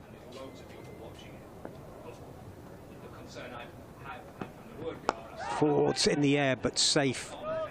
So not in control of that one, Wells. But it dropped safe of Azhar Ali at mid-on. End of the over, 7 completed, 44 without loss. Wells has 28, Balderson has 15. 44 without loss, Lancashire, but a flying start. 7 Pennington, 4 overs for 20. Joe Leach, 3 overs for 23. We're seeing a change at the pavilion end. And thought it's Finch coming into the attack. Thanks, Chris. I was just updating listeners across BBC Radio Lancashire. Bowling change, as Chris mentioned. Finch coming into the attack. We have a change in the commentary box too, as well, which is good. There's 4 of us for this second innings of the match, which is quite exciting. Here's Balderson playing forward in defence, and there is no run. So yeah, we'll hear from Kevin a little bit later on, Kevin Howells, and Chris will be back as well. What have we got there? We've got something bubbling up. Is there a creature living under the under the mat? Oh my word! Maybe it's just the heat. 44 without loss. Balderson on 15, and we're in the 8th over. Here comes Finch running in. And balls to Balderson, and that's driven into the offside, and there is no run. So Chris has left us. I'm delighted that Satchia Pai, the Lancashire Thunder bowling all-rounder, joins us. Good evening. Welcome to the commentary box. Welcome to Lancs TV and the BBC Sport website and app. Great to have you here. Well, no, thank you for having me, Scott. I really appreciate you having me today, but I might need to correct you if you call me a bowling all-rounder. Oh, OK. Oh, dear, oh, dear. I think my friends might start laughing a little bit. Will they? OK. Yeah. Well, how would you like me to refer to you as? I'll tell you after this ball. All right, OK. Here's Finch in and balls to Balderson. That's driven into the offside. No run. Batting all round, I'll take that one. Okay. Yeah, All right, I think if I get called bowling one, is that being too generous? Yeah, you are. Okay. I'd like to think that one day, maybe. What are these things here? There's a bit of.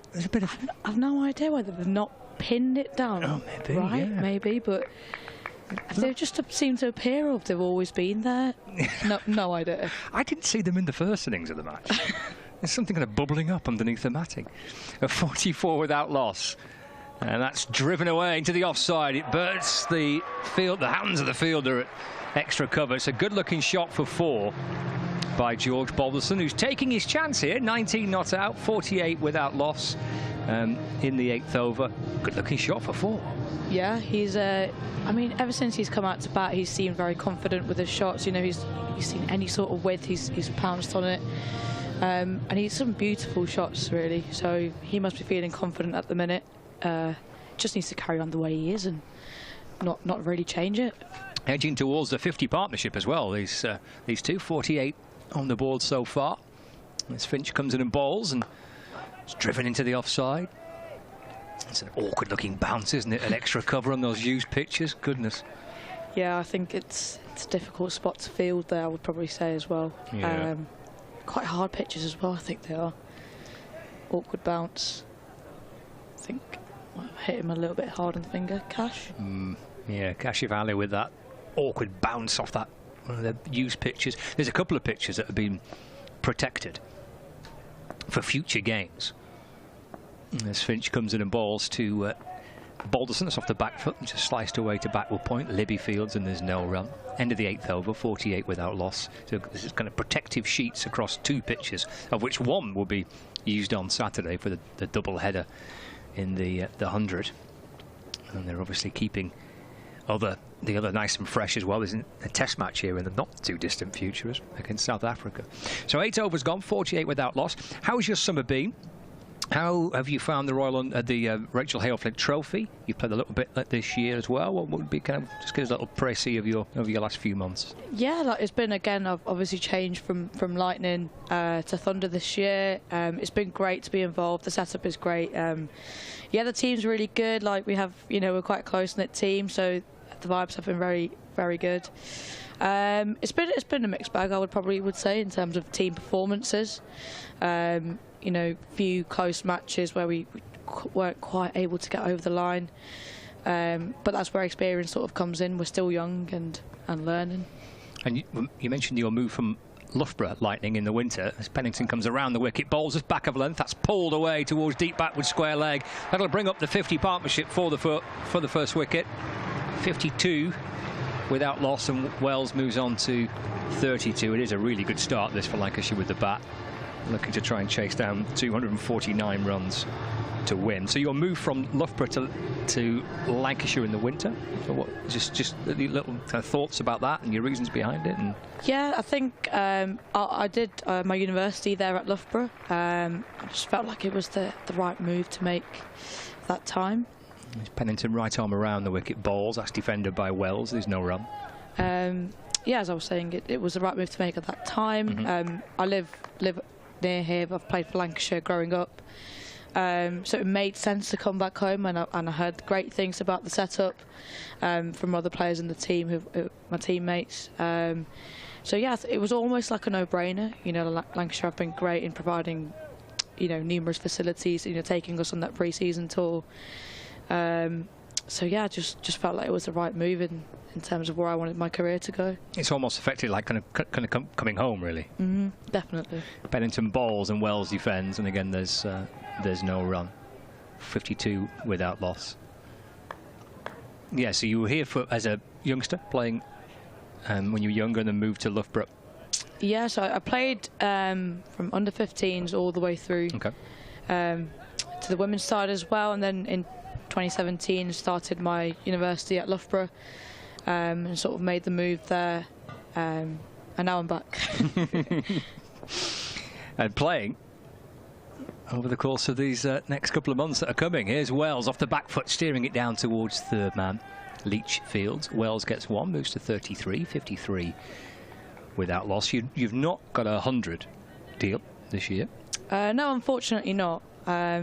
would have liked to obviously be part of it. But I think it's still a good month for the players not involved to sort of improve on their skills and be ready to go again for sort of the final 3 games of the Rachel Hayhoe Flint Trophy. Yeah, that was my kind of next question. Kind of how does this next month work for players, for women's players that don't have a 100 deal? Obviously, Lancashire have got the men's side have got the one-day cup. That's defended by Balderson to extra cover. There's no runs. So the guys that are not playing, there's the county cricket to play in the one-day cup. Kind of how's your kind of next few weeks shaping up? So we still have sort of similar training schedule. You know, and we've got great, again, really good coaches helping us out. They've organised a few friendlies, one being against the Originals as well. Okay. So that should be a good sort of tester for all of us. I just think, like I said, it's a great opportunity to get our skills going. Pennington comes around the wicket and bowls again. Balderson defends away into the offside. No run. 9 overs gone. 53 without loss. So 196 more runs required from 41 overs. So you've been playing against some of your teammates then in this warm-up match, because the Manchester Originals team there's an awful lot of Thunder players in it. Yeah, it's basically Thunder, isn't it? Yeah, it basically is. I mean, with bar a few players, like, you know, you've got Amy Campbell and obviously the internationals. But yeah, I think it should be interesting. I'll definitely say it was going to be very competitive. I can guarantee that. But at the same time, it's going to be good fun. So yeah, I'm really looking forward to it. Here comes Finch from the Jimmy Anderson end. Balls to Wells. And that's played beautifully away through the leg side. He might get 4 more. He does. Out towards deep mid-wicket. Wells, he's rattling his way up towards the 40s now. 57 without loss, Lancashire. In this game here, I know you were here for back end of the Worcestershire innings, and you've seen the start of this one. What do you reckon then? 57 without loss. It's a great start. I hate to say it, but they look like they're cruising at the minute. A bit, don't they? Yeah. Yep. Need a bit of something, bit of magical with the ball here for Worcestershire. This is hit firmly by Wells back down the ground, but there's no run. In fact, the pick up and throw towards the stumps actually ricochets off the stumps, and they have got through for a run.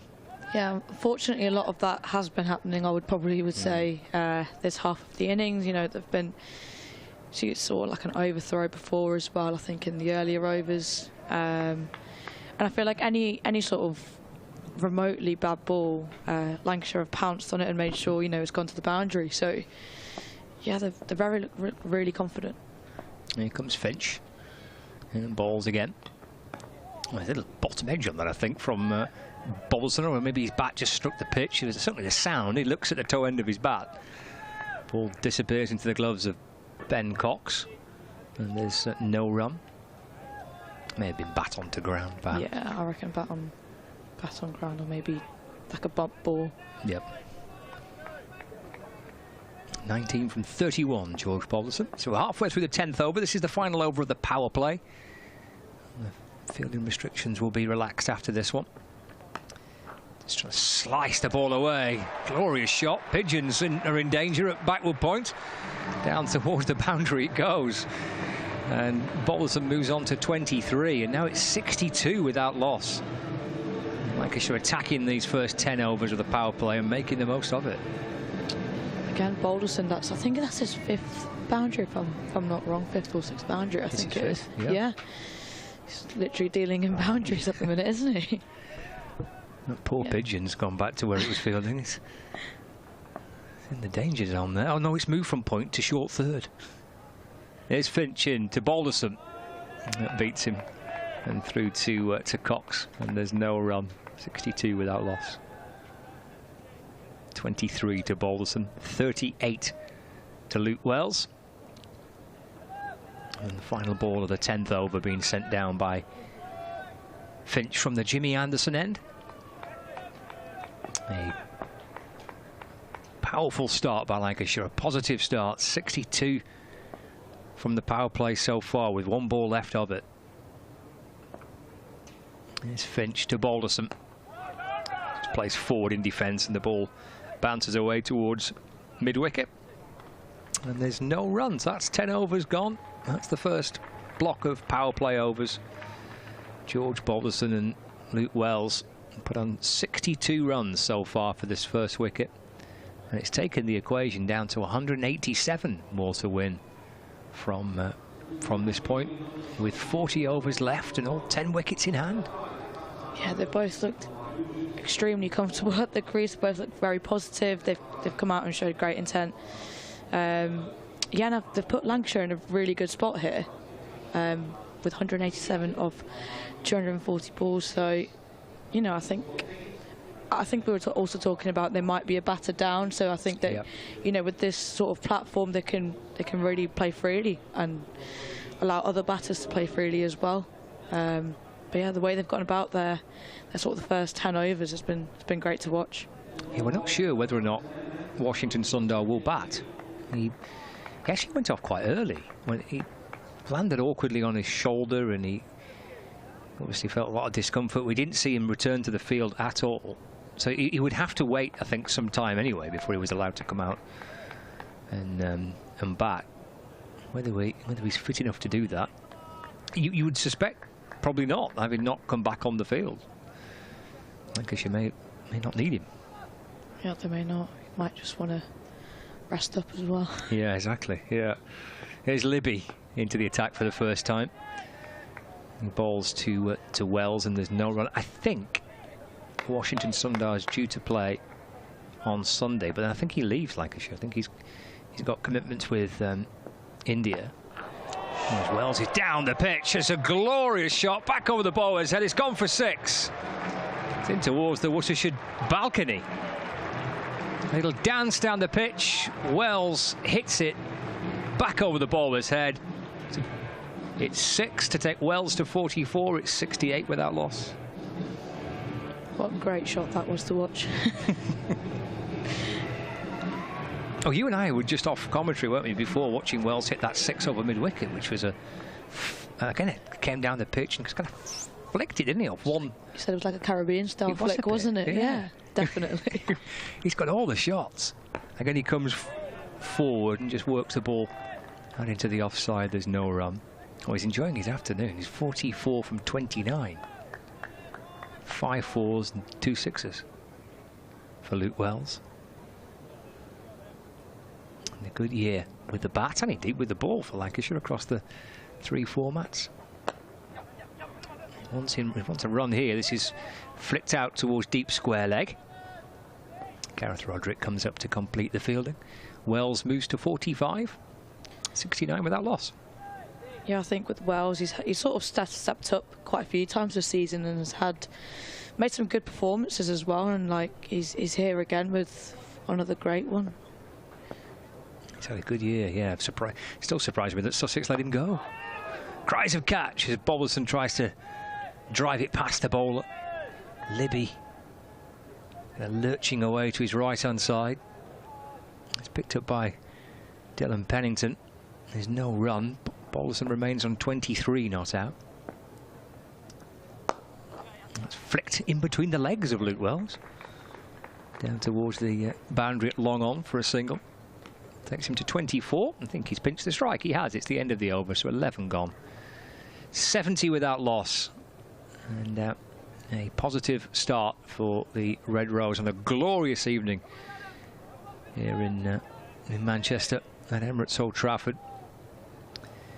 With, well, as you can see on the worm, quite some distance above where Worcestershire were at this stage. Yeah, I think the run rate is definitely not the issue here. No, need some wickets, Worcestershire somewhere. This is down the leg side. Finch sending it in towards Boulderson, taken by Ben Cox. I think Worcestershire must be searching to get their first wicket. I think, generally wickets do come in sort of a little bit of a cluster sometimes, so hopefully for them they'll be looking to get that one so they can finally break through. Finch to Boulderson, reaches for it and drives out through the offside. Chucks through for a single. 25 to Boulderson, 72 without loss. Brings Wells back on strike.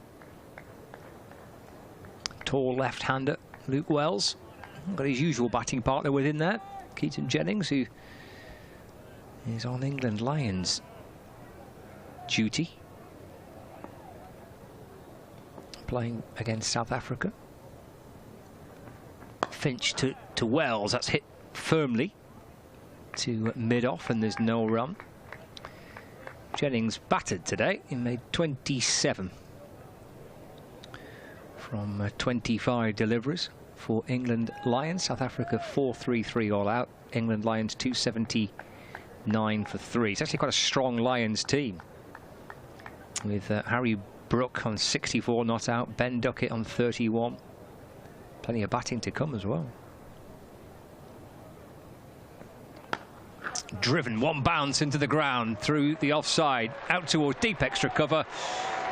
And Wells is rattling up the boundaries. He moves to 49 not out, 76 without loss. Is that another one we spoke about, you know, the shimmy down the wicket? He's done that quite a few times this innings. He looks very comfortable at the crease. I feel like they just want to take the game away as quickly as they can as well. Yeah, they've come out as if they want to try and win it quickly. Yeah. So as run rate potentially could come into it. Oh, that's chipped to mid-on. He might be going here. He is. Leach takes the catch. And Wells departs for 49. Well, Worcestershire desperately needed a breakthrough, and they've got one. It was a highly entertaining knock. 49 from 34 deliveries. 6 4s and 2 6s. It was good fun while it lasted for Luke Wells, but he's gone for 49. And relief at last for Worcestershire, who get the first wicket. Yeah, I think it was really well bowled by Finch. Just rolled his fingers. You know, the ball comes on a little bit slower. Wells just going a little bit too early on that. But yeah, what a great and entertaining knock that was to watch. Personal favourite has to be that 6. It was a belter, wasn't it? That was an absolute belter, yeah. I mean, he hit 2 6s in that, but I think you and I both agree that the first one was the one. It's almost so flamboyant. It's the best way to describe it. I think it's just, yeah. It's an outrageous hit into the building site for one of his 2 6s that he got in his score of 49. Here comes the captain, Stephen Croft. The way he described the captaincy at the toss, I quite liked. So I said, is it nice to be captain? And he said, it is nice to be captain. It's also nice to be captain knowing I can hand it back. I thought it was almost like when you look after someone's baby. It's nice to have it, but, you know, you're quite grateful when the parents return. You can give it back. Yeah, you know, you look after it for 2 hours and then That's enough. they come back. I've had fun with it. Now yeah, exactly, yeah. It felt a little bit like that. Yeah, it's good to do it, but it's quite nice to know when I can hand it back afterwards. I think it's always nice when you get given the opportunity to captain, but, you know, like everyone knows, with it comes a lot of responsibility and pressure on your own performance as well. But no, I think he's done so well. Taken up from obviously Dane, and he's pulled in some great performances himself, especially last game with his 87. I think he got. Yeah, batting with Rob Jones in that win on Sunday. Well, he's been around the block a bit, hasn't he, Stephen Croft? It's Finch and balls to Croft, who defends back down the pitch, and there's no run. Have you captained? And if not, would you think do you see yourself as potentially being a captain in the future? I have captained. I captained age group. Okay. If we have friendlies here and there, I tend to captain. I personally quite enjoy. Enjoy it. Enjoy the responsibility as well. I feel like I have to really put value on my wicket and can't do anything silly. Finch is in and balls to Croft. And that's chopped away just backward of point, and there is no run. That completes the 12th over. 76 for 1. So a wicket taking over for Finch and for Worcestershire. They managed to make the breakthrough. 76 runs put on for the first wicket. He had a good game. Taylor Cornell today for Worcestershire, former Lancashire lad, born in St Anne's. And he made some runs, making a half-century on his return to Emirates Old Trafford. Another young Lancastrian on screen, which is George Bollerson, 25 not out. 76 for 1. 12 overs gone. It's Libby to continue. And that's hit along the ground back to Libby. who fields off his own bowling, and there's no run. 76 for 1. Croft at the non-striker's end, so Balderson's on strike. Ooh, played uppishly. There's cries of catch just to the right of the fielder at short extra cover, up towards the boundary, so he gets 1. Perhaps was a little concerned to begin with. Yeah, I mean, it would have been a great catch. Yeah. Really difficult chance, I think. Especially going to his right, I think it's a little bit too far for him. A bit of relief for Balderson for sure. Moves on to 26. 77 for 1. Change to the field here. What they're doing, they're moving around a couple of guys on the leg side. So there's a deep backward square leg, and there's a deep mid wicket, and there's lots of fielders on the offside. There's a short third, backward point, cover mid off. Croft drives the ball down the ground and jogs through for 1 and gets his first run. 78 for 1. Gets George Balderson back on strike.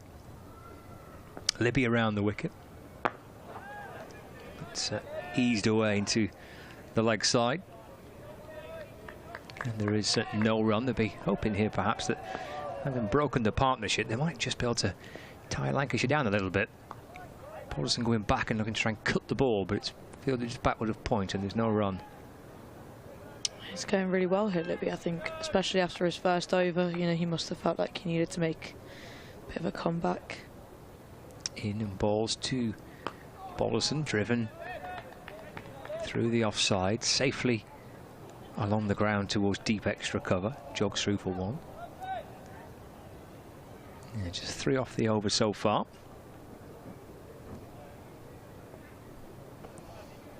Yeah, good over that from Libby to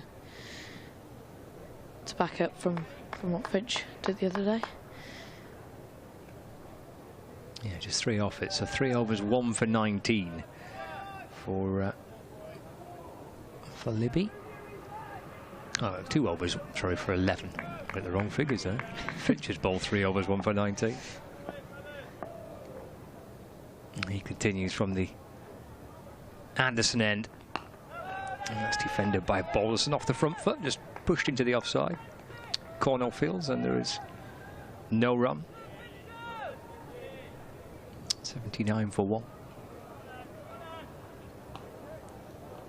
Balderson would ideally like to sort of stick around and turn that 27 into a bit of a big score. And one of 3 changes made by Lancashire today. Coming in for Keaton Jennings at the top. It's off the front foot, dropped away into the offside, there's no run.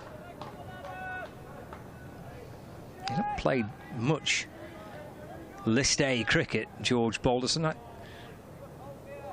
reckon this is just his 6th match.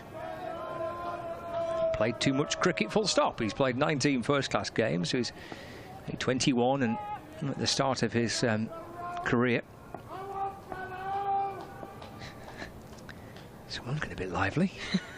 Here comes Finch in and bowls, and that's flicked off the hip down towards fine leg. In came the dive. Pennington diving, trying to stop the ball. Can't cut it off. 4 to Balderson. He moves to 31. It's 83 for 1 halfway through the 14th over. Might have made him feel a little bit better. I think he was getting a little bit stuck on the crease there. I've just eased some of the nerves as well. He's already moved past his previous highest score in List A cricket, which was 19 prior to this. It's dropped away into the offside, but there's no run. I think he had big shoes to fill to come in for Keaton Jennings. Yeah, it's not an easy task, that, is it? No.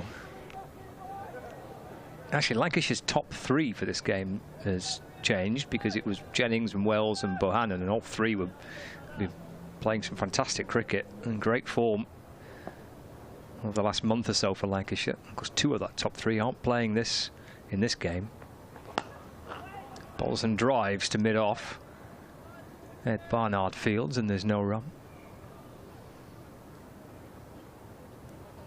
course, teams having to adapt, losing players to the 100, as well as in Keaton Jennings' case, a call up to the England Lions. I've got to say, I wasn't even aware there was an England Lions series due until I got wind of the fact that there's a very good chance that Jennings would be in the squad. Good job. They've got a broad squad to deal with the different call-ups. Balderson runs this down towards third man. Jogs through for a single. Moves on to 33. To be fair, I didn't know they had an England Lions sort of fixtures coming up, because, I mean, I assume because with the 100 starting, they probably would have wanted, you know, a lot of their internationals to play, so... But yeah, but what a summer Keaton Jennings has had, though, with the bat. I think it's just been in the form of his life, I would say. Yeah, he's had a run of fantastic... Well, yeah, I agree. The entire season's been terrific. The last month or so has been probably super special. Yeah. Yeah, he's got his call up to the Lions squad. A guy that's played plenty of Test match cricket, mind you.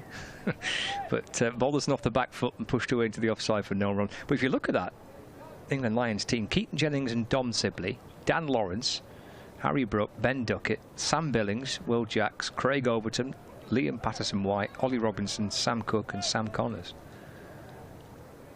Strong team. Yeah. Some good players in there. Used to play club cricket with Sam Connors growing up. Here comes Libby in and balls. That's worked by Croft towards mid-wicket and jogs through for a single. Moves on to 2, 86 for 1. We start the 15th over. Yeah, he's played here on Sunday against Lancashire. Sam Connors bowled nicely. Probably the pick of the Derbyshire bowlers, actually. There's Libby is in, and Balderson off the front foot just drops it into the offside. Leach fields. Balderson gets a single. He moves to 34, 87 for 1. Yeah, we were very young. We did pairs cricket, played together. Bit of under 11s and under 13s. Libby over the wicket balls, and that's played by Croft towards mid-off, where it's fielded by Azhar Ali. Croft to 3 now, 88 for 1. Gets Balderson back on strike. 2 balls left for the 15th over. Libby around the wicket and balls. And it's off the back foot by Balderson. Hit firmly down towards long on for a single. Moves to 35, 89 for 1. Has just slowed down a little bit, hasn't it, since the fall of the wicket, but it was rattling along pretty quickly before that. Yeah, with it being end of power play now as well, and having pushed the field back. He's in. That's chopped away into the offside by Croft for a single. And he keeps the strike. He moves to 4. 15 overs gone, 90 for 1.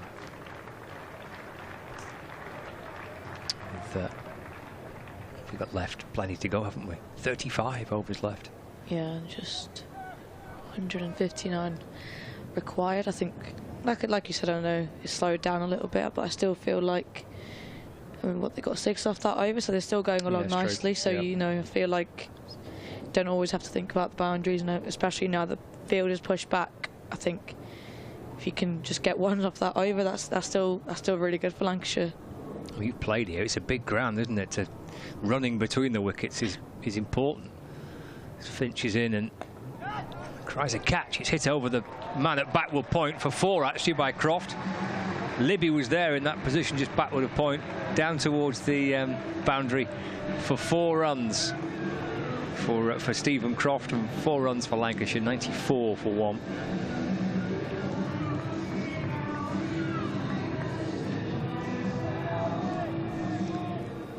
Croft 8 from 7.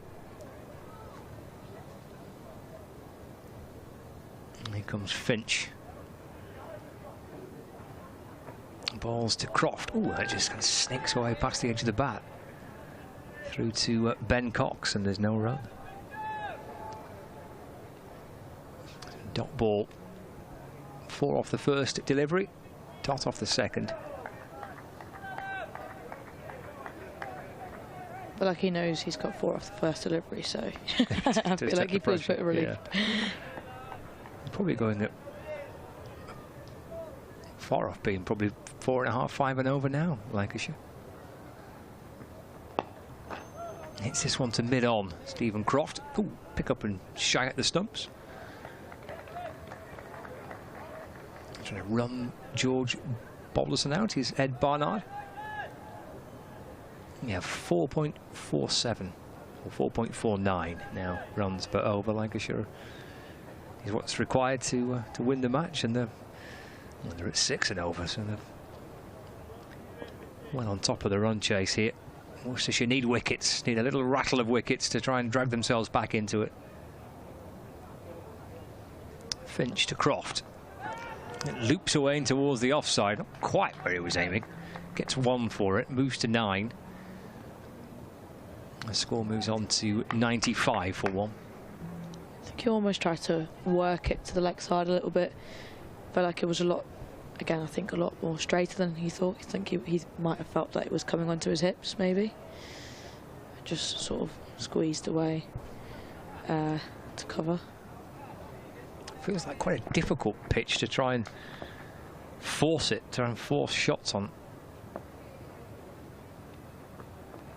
This is Balderson working it back along the ground. There's no run. Rob Jones said to us on Sunday after that game against Derbyshire, I think Croft batted, got 154 runs, but he said it was really difficult actually to get any sense of fluency into your game. Yeah, and that just shows because obviously, yeah, I think he only had 1 boundary. Rob Jones did. I think he did. Yeah, I think he had 1.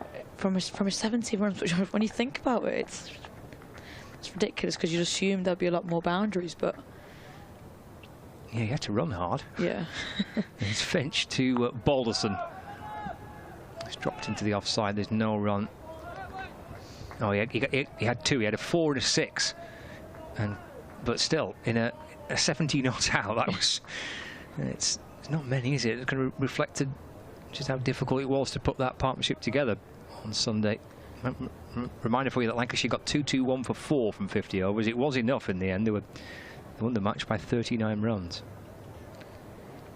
Yeah, I think, you know, it was definitely one of them where you have to work hard for your runs, and this is where sort of patience and, you know, knowing you just don't throw your wicket away, and, you know, the opportunities and the runs will just come the more time you spend. It becomes over the wicket and balls, and that's turned by Stephen Croft towards the leg side. There's no run. I felt like Wells made it look extremely easy today, but he also had you know, he batted in the power play with a bit more pace on, so you've got to be a bit more smarter with the spinners on. And it becomes over the wicket. Oh, that's a ball which he drags a bit short. Croft will cut it away through the offside. Moves into double figures, moves to 10. 96 for 1. Brings Balderson on strike.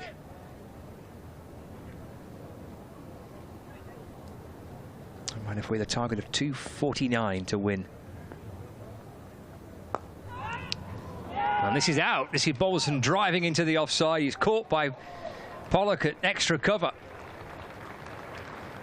And Balderson departs for 35, and Lancashire lose their second wicket. But I think the way he's trying to play it is not the way in the end it went. I think he tried to work it almost to the leg side, sort of long on mid-wicket region, and I think it came off as outside edge and just sort of flew to it. A good catch in the end, but yeah, I think, you know, he probably would have ideally liked himself to sort of kick on and, you know, get that 50 and then sort of stay till the end as well. But it's a good knock from Balderson. Put his team in a good position, I would say. His partnership with Wells. Yeah, 35 of 54 balls, 6 fours for George Balderson's first appearance in the Royal London One Day Cup this season. And out comes Rob Jones, who enjoyed an excellent afternoon on Sunday. in that big partnership of 154 with Stephen Croft. And Jones falling just a couple of runs short of what would have been a higher score in List A cricket, which previously was 72, or currently stands at 72. He made an unbeaten 70 with Croft, who was 87 not out at the other end. So Jones and Croft back together. 96 for 2. Paul O'Connor's a substitute fielder for Worcestershire, taking the catch. And a wicket for Libby, who's come back well, hasn't he? Yeah, he really has. His first over went for 8 runs. So he's, you know, only given away sort of 10 runs in the next sort of 2.3 overs, I'd say. It's been really good from him. Yeah, 1 for 18 now, Libby. So 96 for 2. 3 balls left of the 17th over. And he's in a ball into Jones, who fires one in full of length to begin with. Just jabs his bat down. Keeps that one out. The ball deflects back down the pitch and gathered by Libby off his on bowling, and there's no run. In again to Jones, who goes right back and turns the ball away off his pads to the leg side. Cornell Fields. Again, there's no run. 1 ball left of the 17th over. With Libby on strike, we'll bring Chris back in at the end of this this over. That's swept out through the onside. Catches it well, but line out in the deep fielding, and that's 1 for Jones. He's off the mark with that. 97 for 2, 17 overs gone, with 152 more runs required. Shall we have a little double change here, because Chris is in the box and Kevin's here as well. We'll bring them. I'm making an editorial decision, Kevin. We'll bring them. We'll bring them both on. Yes, that's a good idea, Scott. We'll return a little later. We'll get Chris into position, and then Kevin can come and replace me. So 17 overs gone, 97 for 2. Croft 10, Jones on 1. Chris Williams is back alongside me. I'll do one, and that's a technical term. And Kevin Howells will replace me.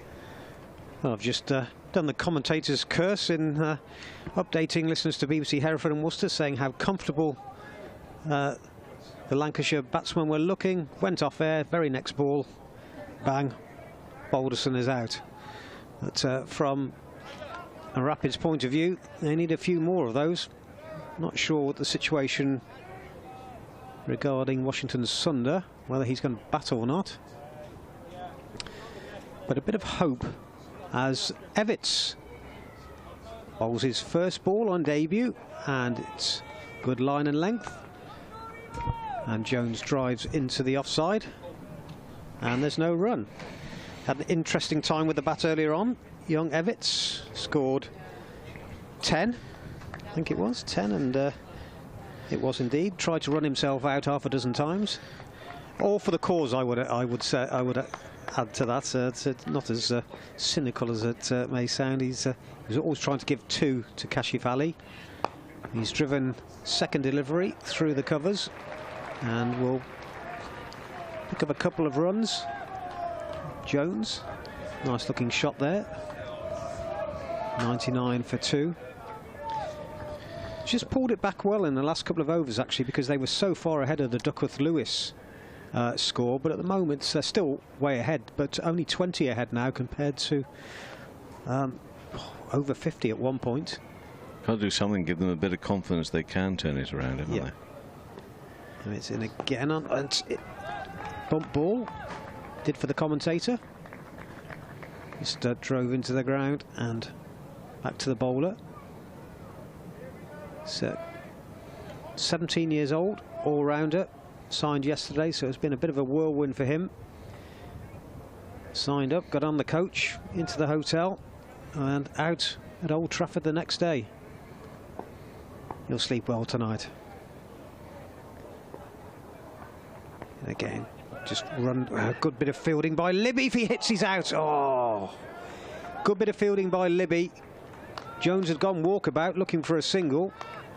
Libby had dived on the ball, short third man, stopped it, got up, threw at the stumps, and he would have been out by 5 yards.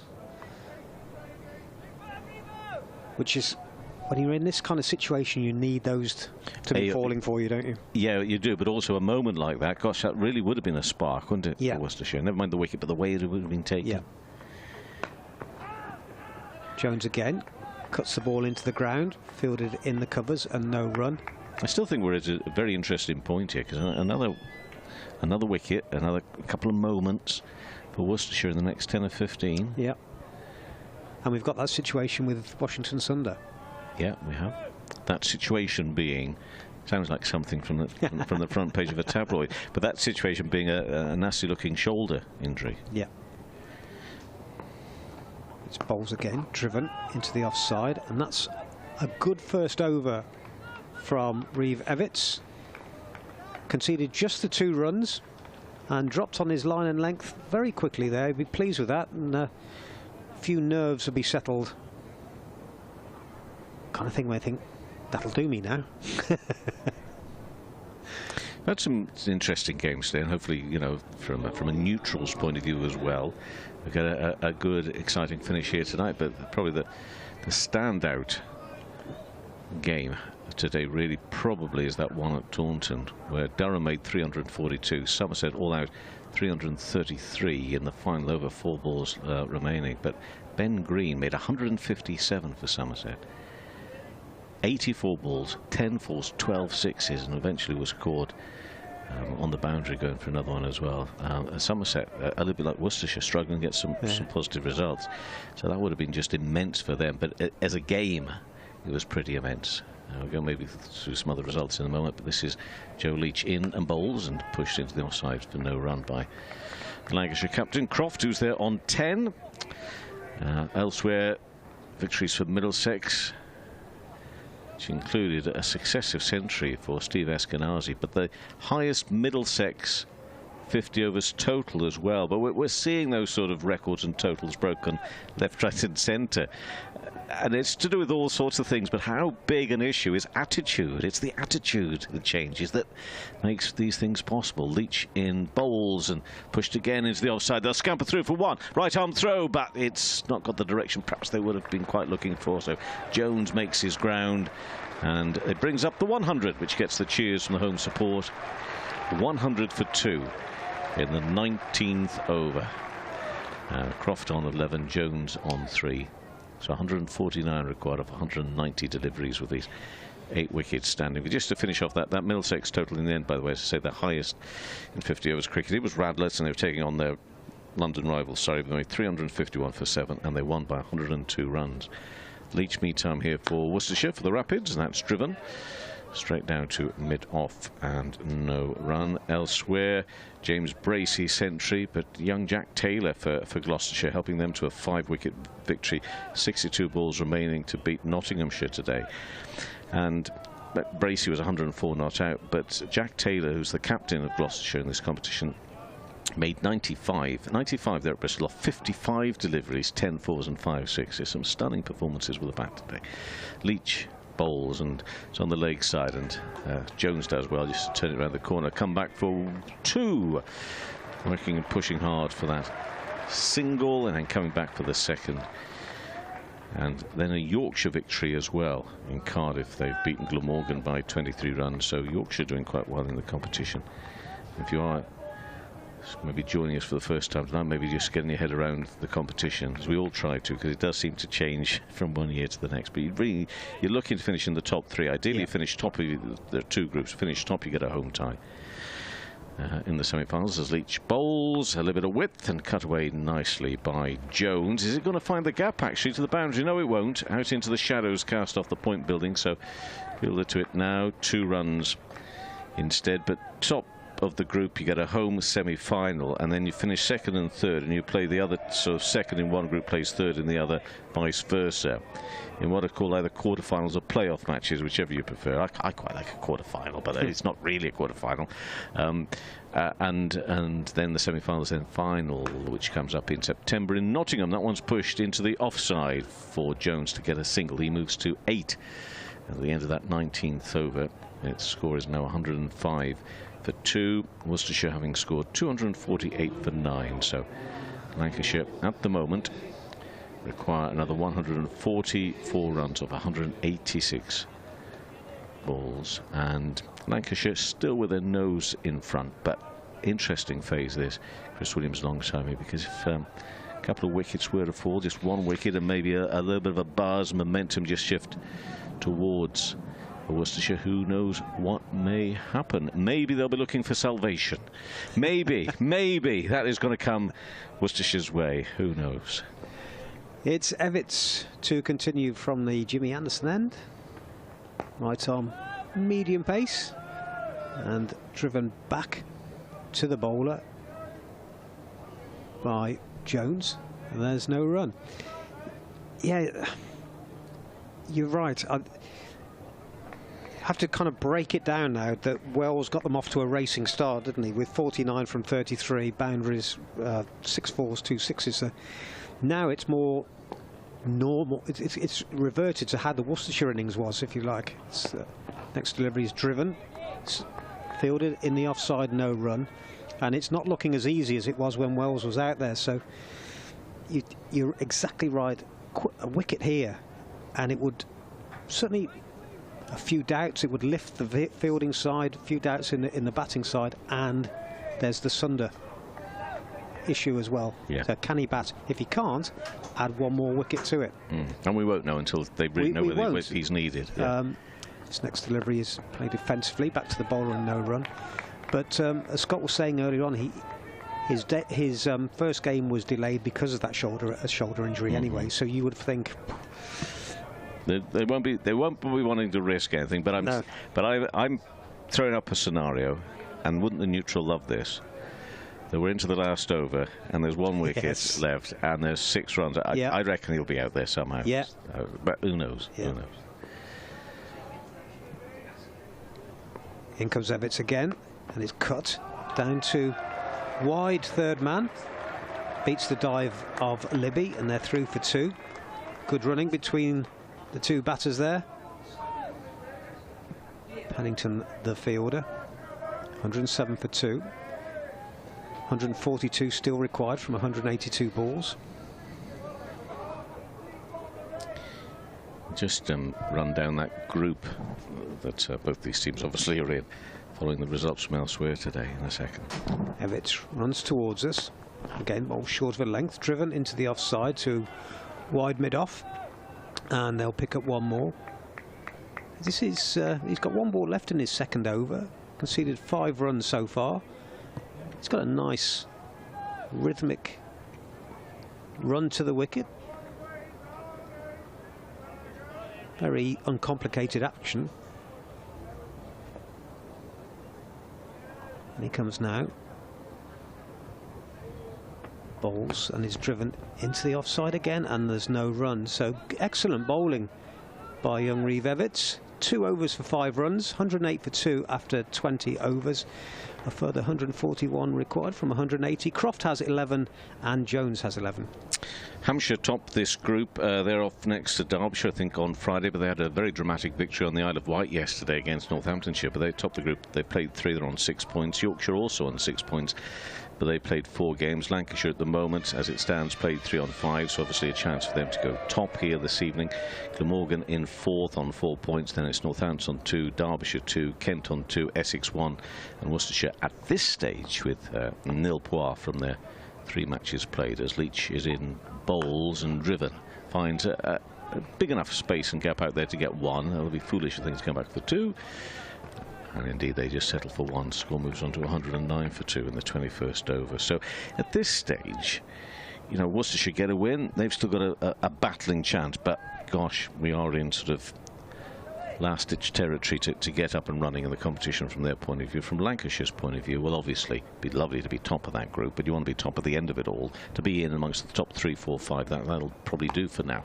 Into the offside and pushed up to mid-off, and there'll be no run. It remains 109 for 2. Croft facing at the moment. He's on 11 from 16. Jones 12 from 19. But actually, it was an important victory for Lancashire's Pennine rivals in Yorkshire today to get one over on Glamorgan, because they are there and thereabouts as well. So still all nice and tight really in there in terms of who's going to go through, who isn't. Leach in bowls again, just back of length, just played behind square, right arm throw. This could be a run-out opportunity, is it? The man who's in danger there is Jones, the umpire, who's Mr. Jack Chantry, former Worcestershire man. As much as deep in his heart he'd been saying, well, you know, I'd love to, lads, but I'm afraid I just can't. Cannot raise my finger because, you know, I think he was okay and he was safe. But that was close. It was close, and the batter made his ground well. Was it Jones running to that end, because he didn't look favourite, did he? No, he didn't.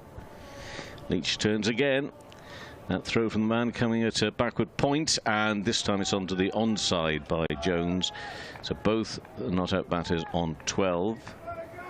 I think is that Libby down there with that right arm throw? Yeah. I think that would have been was it Steve O'Shaughnessy last night was going wow, wow, wow when it was a close decision. He didn't realise he was on mic, did he? No. It was something even better than wow, wow, wow. Apparently, when it first happened, was it something like, "Oh crikey, this is a tough one"? Wasn't it something like that? I wish I'd heard that bit. Leach bowls into the offside. Yes, comes the call from Jones, and that could be close. We're looking to umpire Illingworth this time. Not out.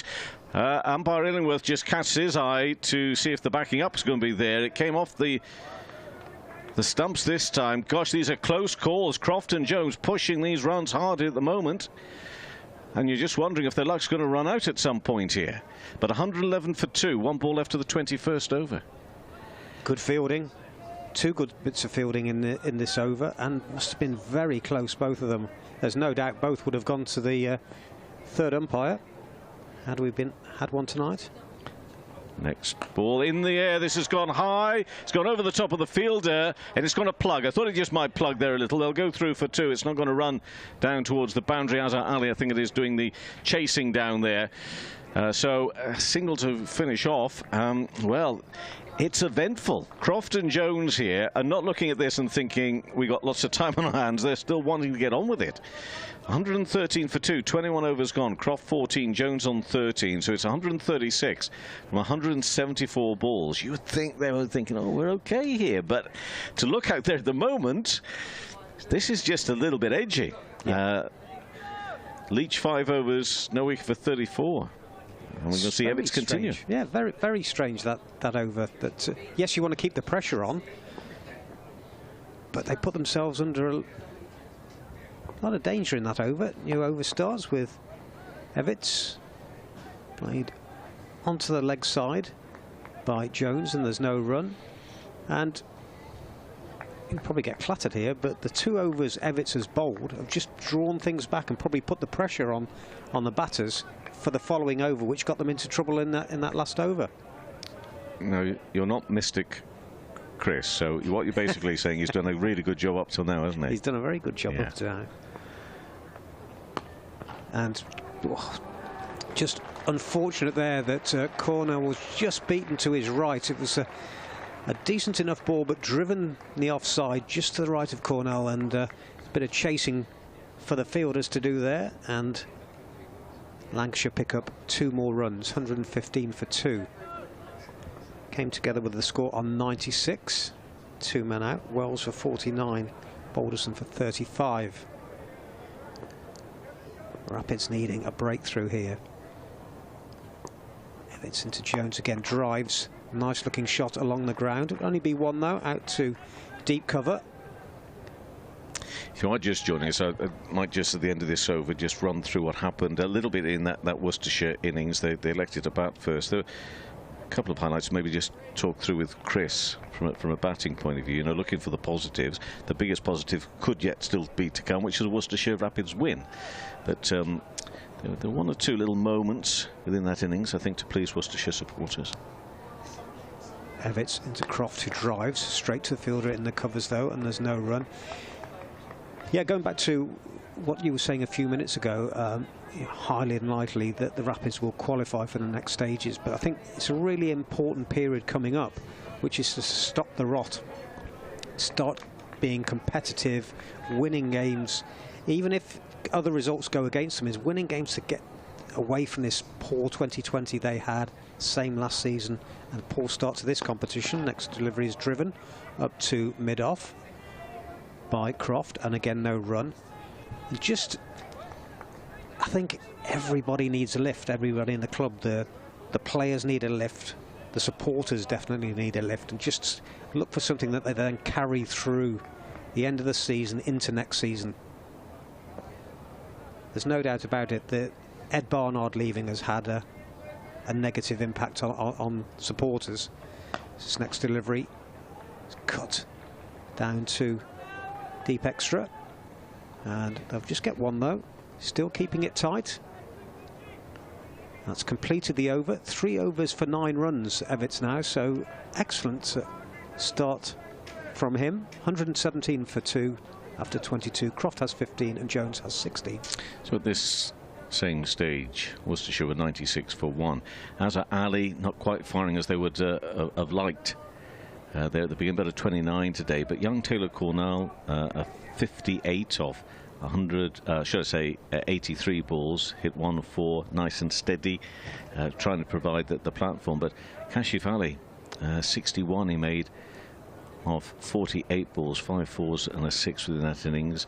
You know, there were 1 or 2 highlights there which should encourage Worcestershire and their supporters. Meantime, Leach is in and bowls. Oh, no, does he get a little edge on that? He does, and it's been caught, and it is the wicket off Croft. He's gone for 15. It's 3 down, 117 for 3, and Leach gets a wicket. We're in the 23rd over. A real swing at that one, or a push, at least positive push at it. And he gets the nick through to the keeper, and Croft is on his way. And talking about positive moments, moments of encouragement here for the visitors. Well, they've got rid of a really key wicket there in the Lancashire captain tonight in Croft. He's gone for 15, 117 for 3 in the 23rd over. 22 balls faced by Stephen Croft. He struck 1 4, but he's been caught by the keeper, Cox, off the bowling of Leach. And you're left wondering, and that's exactly what Worcestershire supporters will be hoping for, left to wonder, could it be a special evening for them from here, because they've not had success in this competition so far this season. They are up against a team for whom, of course, looking very strong, and they have had an unbeaten start to the competition, have Lancashire. And we are going to see George Bell make his way out to the middle now. Now, at this stage, we would be expecting to see Washington Sundar, but because of an injury, he's not coming out. Whether we will get to see him or not is hard to say. But it's a 50 overs debut here for George Bell. He's played 1 T20 match. He's just 19 years of age. Come September, he'll turn 20. But this is a moment for him on his debut. Scott Reed. Hello. With his team, Lancashire, just starting to wonder. It's, you know, what is it, 132 of 167 balls. Still got 7 wickets standing, should Washington Sundar be able to come out at some point. But Worcestershire now just maybe sniffing an opportunity as Leach comes in to bowl to Bell, and he drives that one. That's a lovely little shot to get underway, actually, behind square on the offside. He's off and running with a boundary. 4 runs, and it's 121 for 3 in the 23rd over. But from a Lancashire point of view, there's still a lot of experience in there. They won't be panicking, but as I say, just a maybe. A minor wobble. Could be in for a low-scoring thriller. I like a low-scoring thriller. So I've been told. So I've been told. Yeah. Bell got a 50 on his debut in the T20 Blast earlier this season. Played really well in the game at Blackpool. Leach into Bell, facing his second delivery. In and bowls on the leg side and turns square. By Bell. A mere slip of a lad. You know, thankfully, mind you, the breeze has got up a little bit. I hope it doesn't get too strong, because I think it may well blow him over. Out there. But anyway, he's on to 522 for 3. We're midway through the 23rd over. Here comes Leach. He's midway through his 6th. Right arm in, bowls, and driven straight back up to Leach, who's got a real purpose about him now. He's got that wicket. Big wicket, Croft. But you've been watching on there. I thought that was an interesting tactic from two very positive cricketers in Jones and Croft.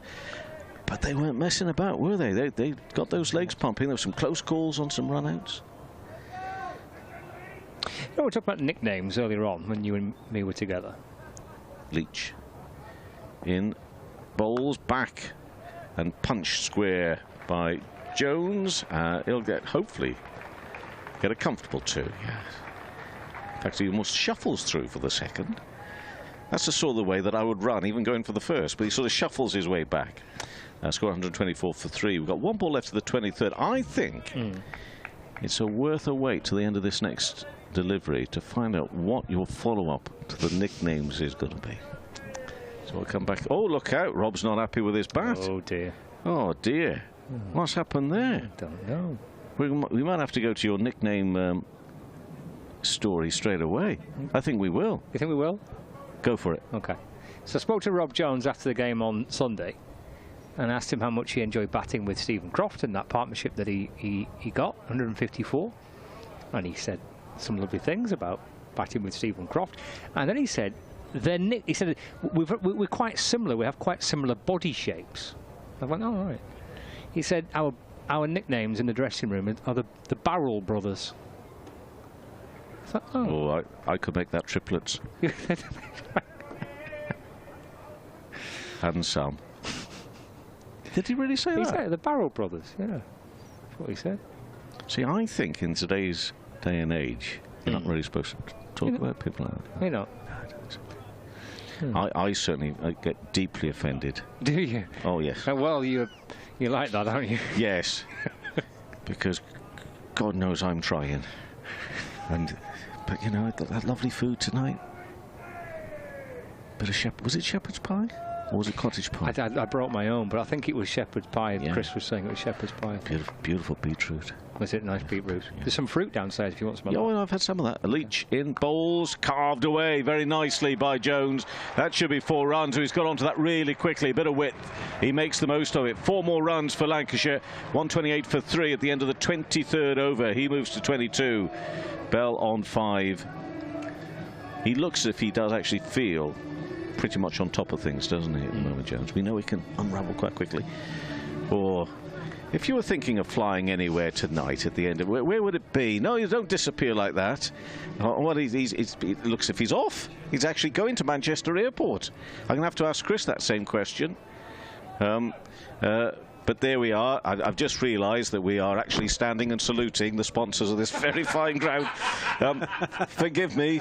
Fly well. I don't know if they're coming in or leaving, but wherever you're going, go well.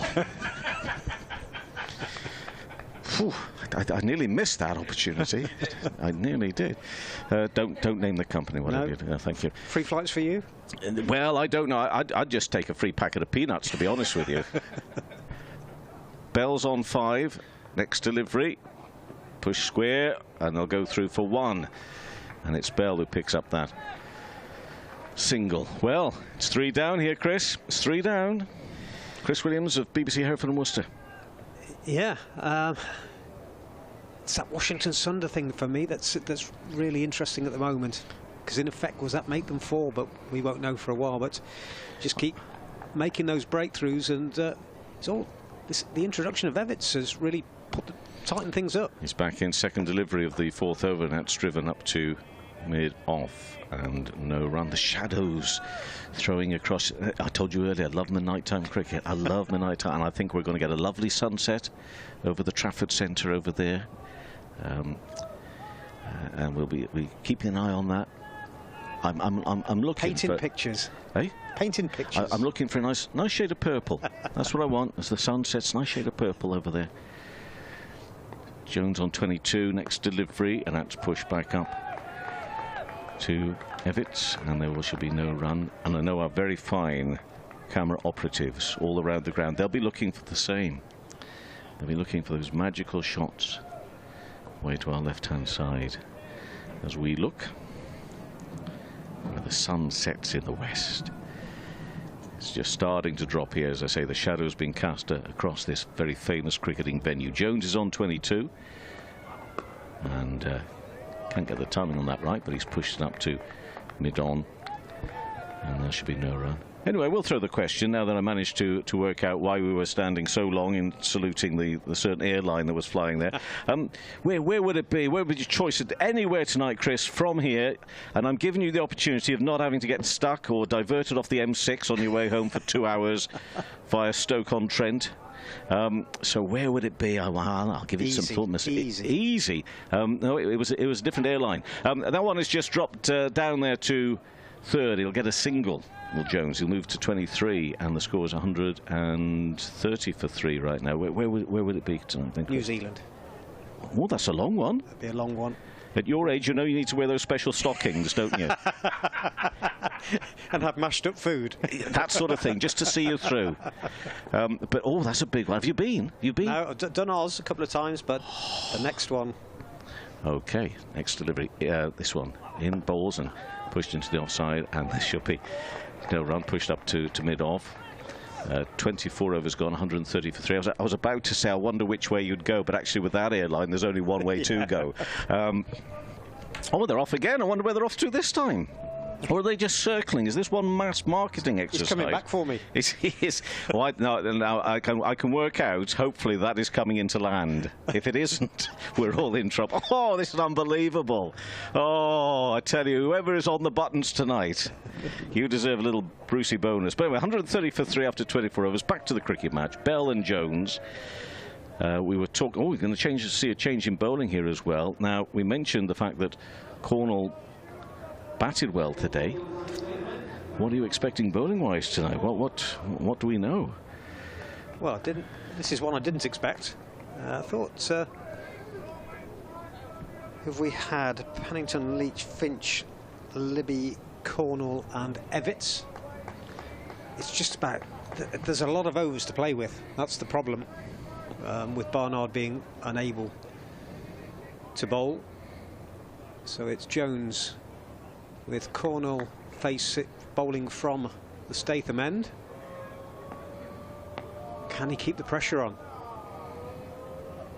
Ospin is wrapped him on the pad, big appeal. It's mainly from the bowler, Richard Illingworth. Didn't flinch. He doesn't flinch, though, is he? Does he? Look at that smile. He's always smiling as well. Thinking, that would have been out if I was bowling. Good use of the feet, great shot. Through the covers, through extra cover. Had his sighter there, did Jones. Little shuffle down the pitch, and a lovely drive all along the ground. Really timed that one to perfection. Moved on to 27 from 33. Well, this is the thing to bear in mind, though, for all the extra jeopardy we might throw in the loss of wickets. There's an awful lot of experience and skill in amongst this Lancashire team. Plenty to come still. Extraordinarily floated, driven into the offside, into the covers, and there's no run. Just can't afford for any big overs because there's only 115 required here with, in theory, 7 wickets in hand, plenty of overs. It's delivery cut to backward point, and the fielders are on the toes. There was backing up there from Bell. Just got the fielders interested. It was Evitts there at backward point.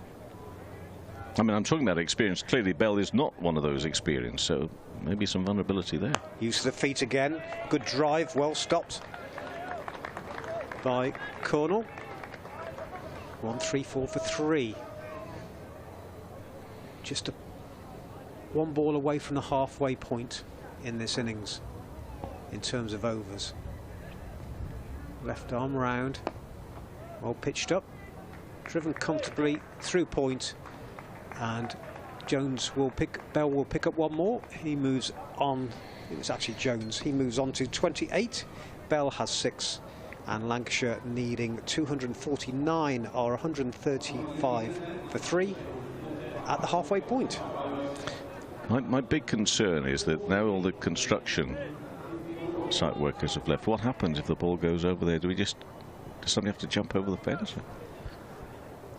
Just Well, one of the, it's one of the things you find in club cricket, league cricket, of course. The opposition or whoever it is will actually go and try and find those balls. Those cricket balls are expensive, but I can't really see as the start of this next over is bowled and Jones pushes that back up to the bowler. I can't really see Alan Richardson or anybody there from the Worcestershire dressing room just running round to see if they can save Lancashire a few pennies by finding the ball over in the construction side. What a gesture that would be. I think Rico was hobbling a bit earlier on, so I don't think he'll be running anywhere. It wouldn't be him, no. No. Anyway, Evans continues here, and we're liking what we're seeing here, aren't we, Chris, from Evans? He's 4.1 overs, 11 runs is all he's conceded. Can he get a wicket as well? Well, he's bowling to Jones right now, and Jones will find enough space and gap on the leg side to get himself a single. Well, he only scored 10 earlier on, but I liked the way he walked out. He looked confident. Okay. It might sound a strange thing to say when he only scored 10, but he looked right. And his bowling, I have to say, I've been really impressed with so far. So that positives come out. Good bit of fielding in the last over as well. Yeah, yeah. He's bowling to Bell now. He's on 6. And gets bat on that into the offside. And no runs. What's the DL they say now? 113. 113. So yeah, Lancashire just the right side of that. And this is only 113 requires. Got 147 balls. So the pressure really is very much on the Rapids here. The batting at the moment starting to look like in the Worcestershire, the same as Worcestershire innings. It's not so easy now. Well, that's the call. Bell's on 6. And Evans bowls to him. Yell of no. Do you know, I saw, and it was only warming up. I was here earlier on, and I watched Evans bowl a couple of from the Jimmy Anderson end, and the first one he bowled didn't hit the strip, and he had to go right down to the boundary and collect the ball. I thought this isn't a good omen, but how has he come back? 4.4 overs for 12 runs. Yeah, he's got 2 left of this over in bowls and worked away by young Bell. He'll get a single. And he moves on to 7. 137 for 3. Shachi Pai will be joining us and will be sitting alongside yourself. Thunder player, of course, will be back in the commentary seat in a moment or two's time. 1 ball left of this over. 137 for 3. Next ball out. Oh, that's an edge, but it's safe enough, and it runs down towards third, and he'll get a single. Will Jones? He'll keep the strike there for him. Moves to 30 at the end of that over. 138 for 3. So 111 required. 144 balls. All looks okay from a Lancashire point of view, but you just have a feeling that there may be a little twist and turn along the way here. Bell on 7, Jones on 30, and Evans now completes 5 overs, 14 runs. Chris Williams. As Kevin, as Sachi moves into the seat to my right, a change, and Cornell is going to continue from the Statham end. 1 over for 5 runs. Just looking, just perhaps bolster that leg side field. He's got 2 men out. That's deep backward square, deep mid wicket. Huge gap in between. And there's use of the feet over the top, and so it bounced before the boundary. Just look to Richard Illingworth. Nice looking shot from Jones. Still looking for clarification. I think 4 is the signal. But nice looking shot from Jones there. Used his feet well, Sachi. Yeah, I think he's looked very comfortable at the crease, very confident at the crease. Play a very important role here.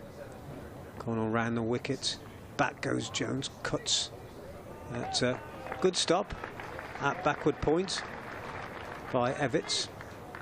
Just I think when you were last on, it was looking very comfortable for Lancashire, and they probably will still go on to win it, but just been pulled back in recent overs.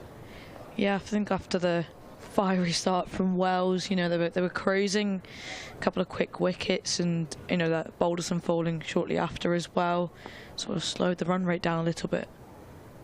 Cornell just off a couple of paces. It's driven to Pennington at long on, just a single. Comfortable. I think these two, after that harem-scarum situation we had a few overs ago, where there was a couple of run-out situations, have just calmed things down here. They know there's plenty of time in hand as the next delivery is driven to Libby. That's extra cover, and there's no run.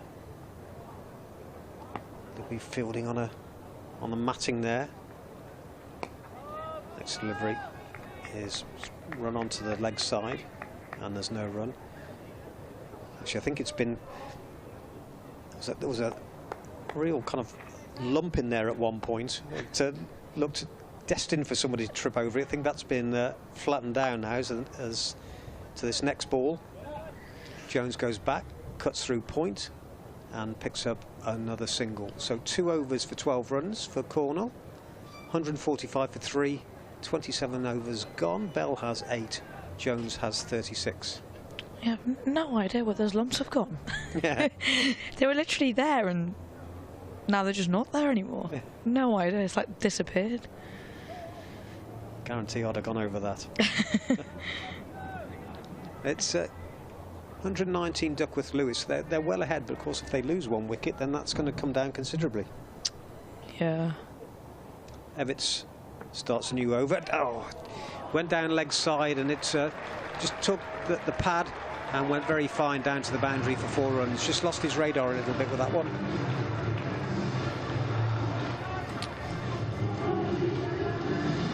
It's the first one really. He's fired down the leg side.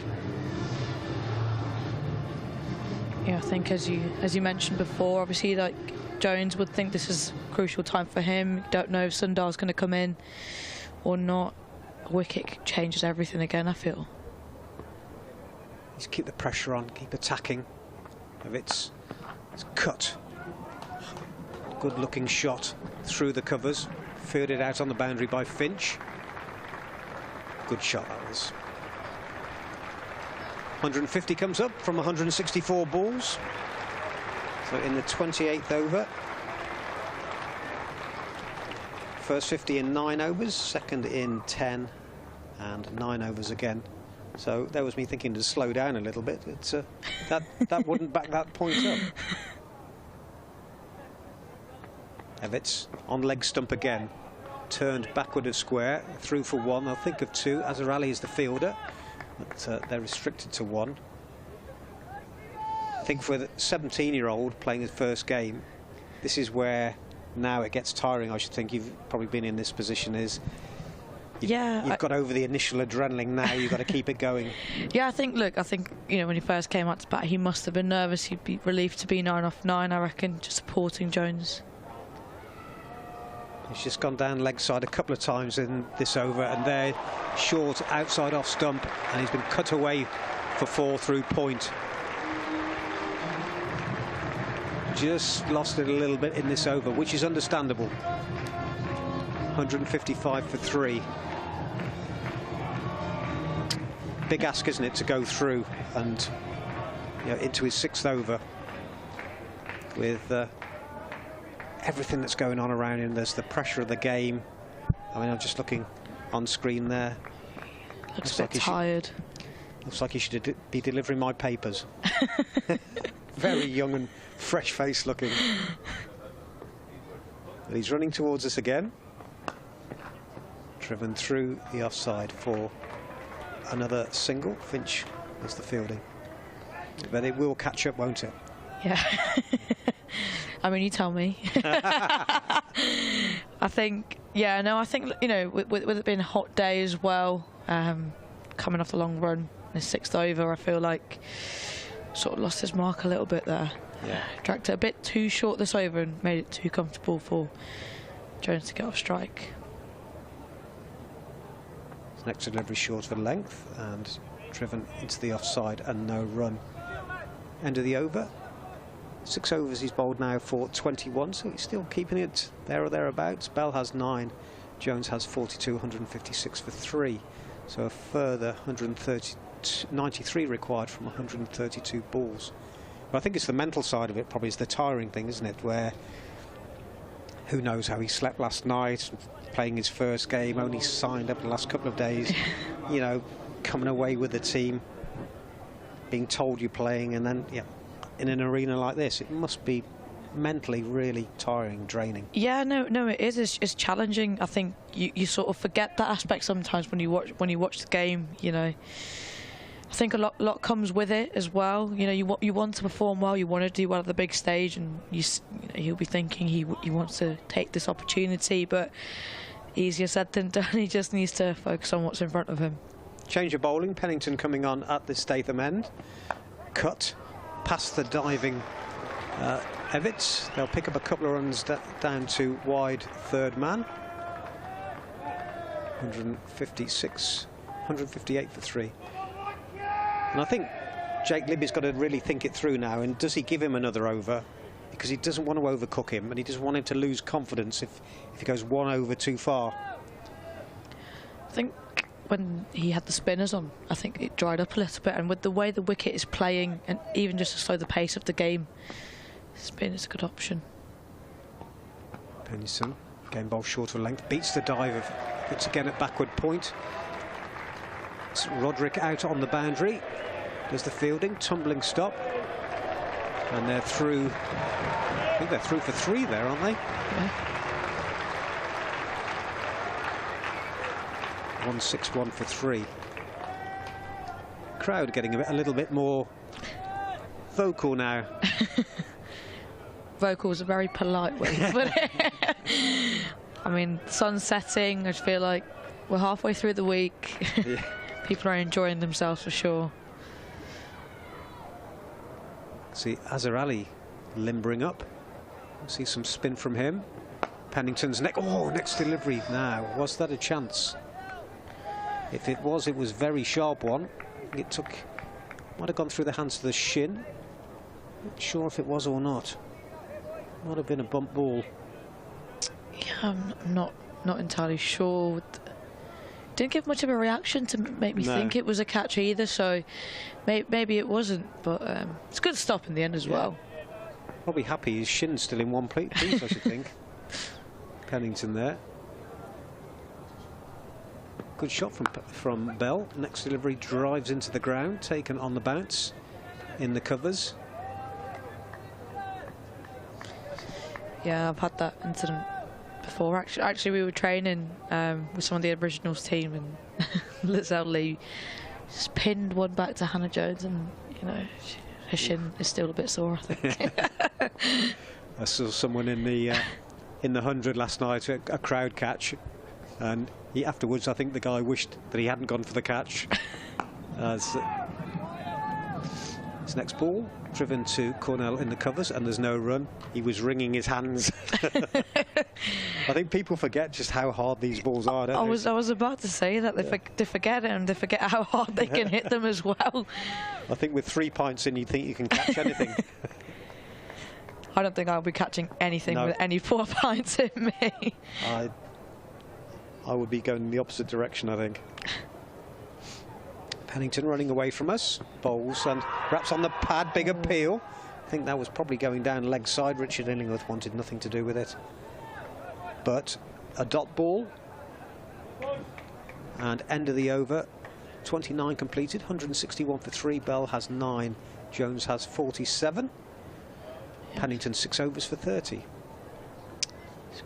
Desperate shot from Pennington there. I think, you know, Worcester knows that if they get that wicket, with the possibility of you know, not having Sundar to come out to bat, they can really. No, they don't need a lot to win, but cricket is funny like that. I think coming in pressure situation, anything can happen, you know. Yeah. Yep. Azhar Ali coming on at the Jimmy Anderson end. Now, he was turning it earlier on before the game started. Saw him hit the stumps a couple of times. You know, a popular signing for Worcestershire this year. Really has embraced the club, which is great to see. Yeah, bring a lot to the team as well with his experiences, and I feel like with some young players coming in for Worcestershire, I think, you know, they can learn a lot from him, like quite similar to sort of what we've had as well. Yeah. yeah, this should be interesting about how Jones sort of approaches him. He's been, you know, he's looked very confident and attacking with every bowler, so be interesting to see how he takes Azhar on. And I was had a chat with Colin Munro just before he finished the end of the T20 stint, and the good overseas players know what it's about and what their responsibilities are, and Colin Munro certainly does, and Azhar Ali does. Not all do, but then that's like, you know, that would always be the case. As a bowls, cut through point, Finch out on the boundary will field, so can't prevent them from coming through for 2 runs. And 6-3 for 3. Jones on to 49 now from 52 balls. Yeah, it'd be good for him to get that back-to-back 50. I think he'd be looking for that. She'll be looking this delivery. He's got an inviting gap through the covers, but can't find it. Libby onto it very quickly at backward point. Good fieldage, Jake Libby. Very athletic. Gets the ball quickly. Good arm. Run rate required is 4.16. He will go to 50 now. Does find the gap to Finch at deep backward point. That's 50 for Rob Jones. 54 balls, 4 fours, and just calm things down somewhat. Yeah, definitely. I think he'll be very pleased with that knock. The way he's come out and gone about his innings. He's always, you know, been looking to score, would look busy. He knows he's got a responsibility here, and he's certainly set himself up. And Lancs up very nicely here. They do. They're looking comfortable again now. Just that couple of wickets that fell gave the Rapids a bit of hope. But good delivery there from Azhar. Might have just turned away, taken by Cox behind. Yeah, fraction. I think, you know, Belt must still be thinking to just hold it from one end and support Jones as much as possible. Comes again, it'll skip. That one was short. Cut down to Finch at deep point. One more to the total. 165 for 3. Azhar to complete his over. 4 runs conceded so far. Oh, that was short. Deserved to be pulled for 4 there, but he's got away with it. Just 1 down to deep square leg. Roderick, the fielder, there. End of the over. 30 completed now. 166 for 3 with Bell on 10. Jones on 51.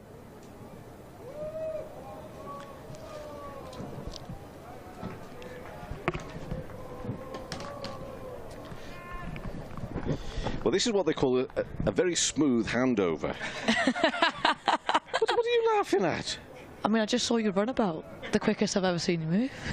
Well, you've only known me for 15 minutes. You should have seen me earlier when I thought Scott Reed wasn't turning up on time. Then I moved.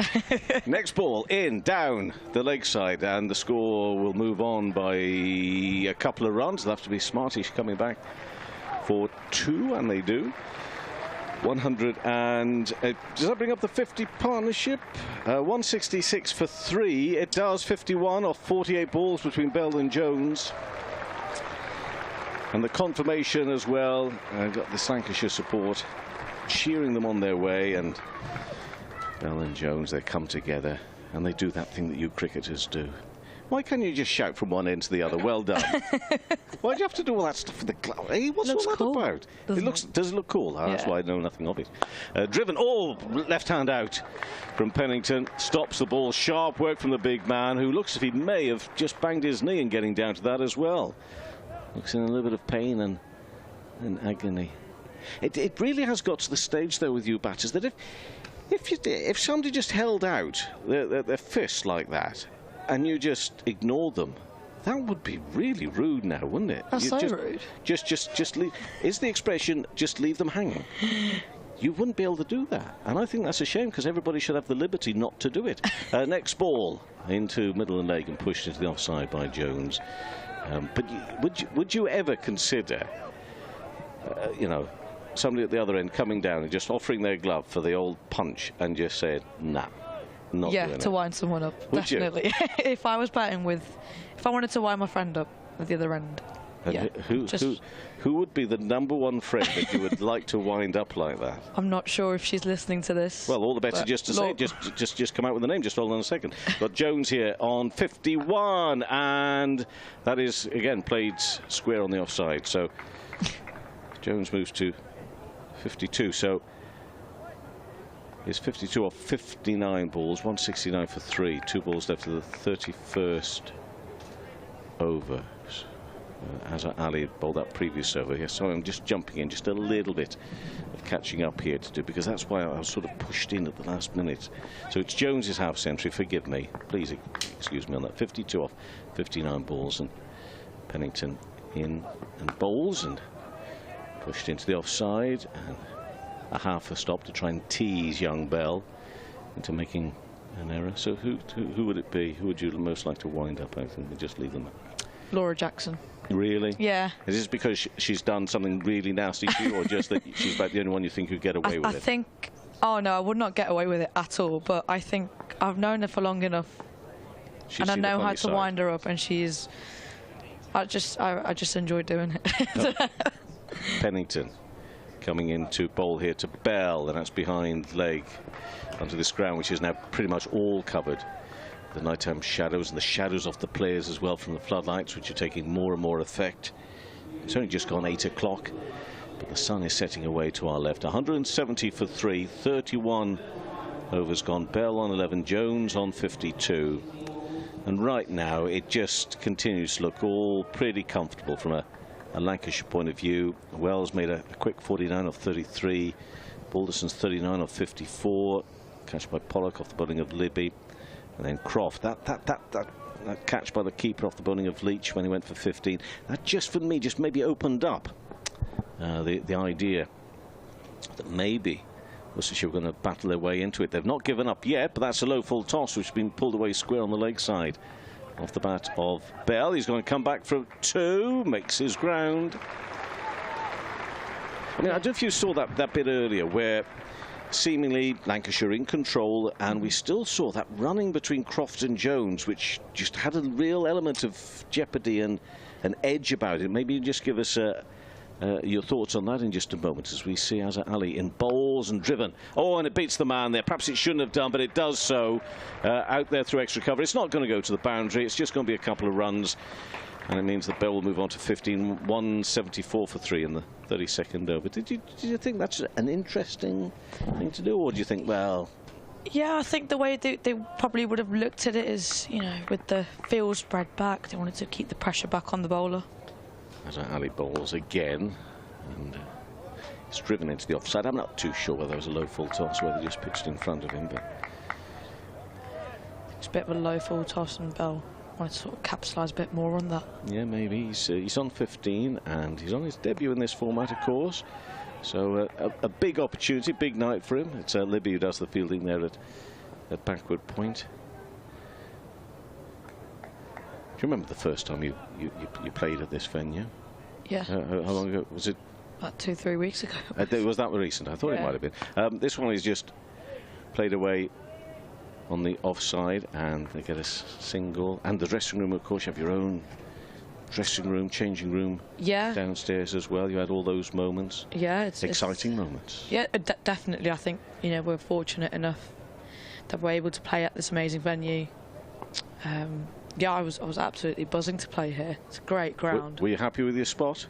Back to that in a moment. As Ali bowls, doesn't really time it, Jones, but he'll still get 1 on the offside, and he'll keep the strike at the end of that over. 32 overs gone, 176 for 3, 73 required here for 108 deliveries. For those that don't know, let's just, you know, listeners and viewers tuning in from Worcestershire, basically the club here at Lancashire, and you play for the Thunder, they decided that they were going to give you your own dressing. So the men would get their own dressing room here in this main building, and you got your own dressing room, as opposed to going over, I think, to the indoor school just across the way there. And actually, it would be the opposition team who had to go and do all their changing over there, which I thought was an interesting tactic.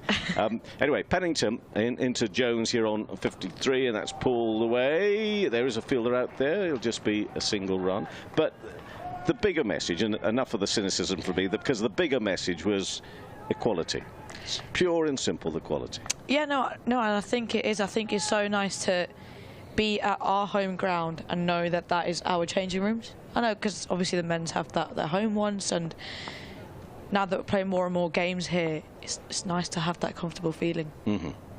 Pennington to Bell, who's on 16. Now Pishbis can be safe down towards Fine Lake. He'll just get the one for that. He'll move to 17.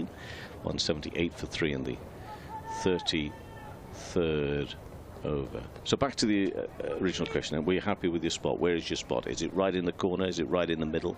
Right by the door?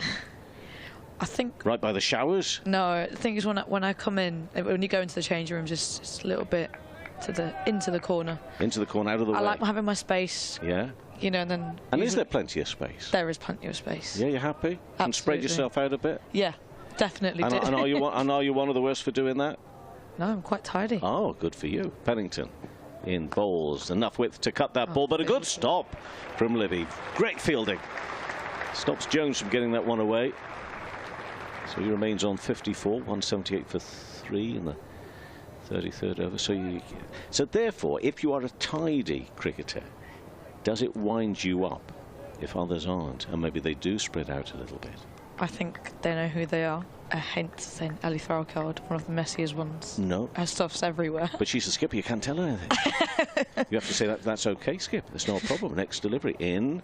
Maybe a little bit slower, but there will be a run found on the offside. I'll go through for 1, and Jones moves to 55, and 179 for 3. 2 balls into this 33rd over. So you daren't say anything to her? Oh, sure. No, I did. I think I'm allowed to, because, you know, I've grown up with her. Oh, she's a friend before she's a skip. But I think Ellie knows half of her stuff goes in other people's stuff, and purely because she says it's her being a keeper has extra stuff. Oh, that line. Okay. Yeah. Bell on 17. Oh, and a slower ball. He's trying to vary his pace here. Is Pennington making life a little bit awkward, but can't still get a breakthrough for it. I mean, Worcestershire trying their best here. We've set out their stall as they come in today. It's not been great for them, and they're still looking for that first win. And they were there and thereabouts with their innings. What did you think at the halfway mark with that turn? I think they probably could have done with another 20-30. I would have said that they fell a bit short. Looking at the Lancs batting lineup and the way they've been going. Jones on 55, and just defensively not back to the bowler, because he just pops up in front of him there. So no run. Yeah, well, I'm sure that's the way that Worcestershire would also viewed it, but there was something to work with, at least, wasn't there? Yeah, definitely something to bowl at. Just felt that, you know, the way sort of Lancs came out with their innings and started off their innings, especially with Wells and Balderson, I think, you know, you could see the bowlers sort of felt a bit lost about what they wanted to do, what plan B should be, you know, and I felt like this entire innings they're sort of searching for the wickets to slow down the rate. And you know, we briefly touched on that period of play with Croft and Jones when things did slow down a little bit, but still wasn't quite. They were still getting 4-5 runs and over quite easily. Yeah. Yeah. Well, Cornell is going to be brought back into the attack here. He's bowled 2 overs. 12 runs he's conceded, 180 for 3, trying to mix it up, trying to make something happen here for Worcestershire at the moment. So it's the spin of young Cornell around the wicket, in the bowls, maybe low full toss met by Bell, up to long on. He'll get a single. He moves to 19, 181 for 3, 34th over. This Royal London One-Day Cup match, which started at 2 o'clock this afternoon, all the others at 11 this morning. This one, day-night game tomorrow, actually, in the competition. Essex and Kent are doing the same thing. They're starting at 2 o'clock in the afternoon. It does give people an opportunity to come in maybe a little bit later. Looking to reverse this. Plays it nicely, does Jones. Just got a single. Now towards the boundary, moves to 56. Tell you tomorrow, actually, if you're down around the Chelmsford area, it's probably exactly what you need. Is the game to start just a little bit later on in the day to maybe get a little bit cooler, because I think tomorrow's another heat wave day, isn't it? 30 degrees, I think it is. Too much, right? Too much. Bell on 19. That's again played for a single. It's ticking along here. Sachi Pai is alongside me. Lancashire Thunder keeping an eye on the men's team here. In the championship, well, it's not out of the question. They've been there and thereabouts, but next delivery comes down to smother the ball. Use of the feet there from Jones. But they're off to a really good start in this 50 overs competition, aren't they? And looking for another win here this evening. 183 for 3. 2 balls left of the 34th over, so it's 66 off 98. Bell and Jones looking reasonably comfortable now. There was a moment when Croft was out. You wondered. Worcestershire trying to make them wonder again, but I'm not too sure. However, Jones leans back and tries to chop the ball away. And in the end, ends up with Libby out there at extra cover. Croft was out for 15. Joe Leach got that wicket. A little edge through to Cox, the keeper. Again, steps back. He's busy out there, is Jones. He's trying to make things happen. I mean, you know, you look at those 96 balls remaining at the end of that 34th over, and you think, well, you can maybe steady yourself down, but maybe that's the way that Rod plays. It's just the way that if he's busy about the crease, trying to be creative, enterprising, that just suits him well. A 66 partnership of 71 runs as well. Here with Jones on 56, Bell on 20. Yeah, I think, you know, with the way Jones probably would be looking at things right now is, yeah, you know, they've got 96 balls remaining, not much to win. But you still don't want to dry the runs up because he's been hitting the ball so well. He's been looking to, you know, score off every ball, which is how you should really play. You don't want to build pressure by creating more dot balls, so I think he was just trying to work it a little bit too much, maybe into the offside, but he's trying to just pierce that gap and get off strike, really. But what's been really impressive is young Bell, I probably would say. I think it's been great to watch the way he's come out. And you know, he knows his role very well. He supported Jones and eased him a little bit as well. Finch, it is, back into the attack. A looping delivery over the off stump. Oh, and it's been called as a no ball. Umpire Illingworth. What's he saying? It's not a free hit, maybe. Not a free hit, yeah. Because he was on height and not on a foot fault. You're a good lip reader. I've got to remember that. 185 for 3 after 34 overs. We all need to remember that, lad. She's a good lip reader. Bell on 20. That's full. Then that's pushed into the offside. And they go through for one. I think it's more than lip reading. I think it was me trying to also think, is it a free hit? Oh, so you actually made it up as well. I just looked at him and I thought, and then he said not free hit. Yeah. I should just go with the fact you're a good lip reader because it'll keep everybody on their toes. Yeah, I should have said that. I think I spoke too much there. Yeah. No, it's lovely having you with us. Is this your debut in the comms? It's my debut in the comms. Who do you think's more nervous, you here or Bell out there? I think Bell's nerves have eased. Have your nerves eased? Please say yes. They haven't eased. Jones on 56 and it's Finch bowling. Oh, inside edge. Faces down there to fine leg and Finch looks all crestfallen for the fact that he very nearly chopped on. There were a few of those, you know, in that Worcestershire innings, in off the pads, just sneaking under the bat. And we had that sort of, was it an inside edge, but certainly chopped on as well. There were a few of those where you think, you know, yeah. But for those small margins, it might have been just a little bit different. Yeah, and I think there was when Liam Hurt was on that happened towards the end.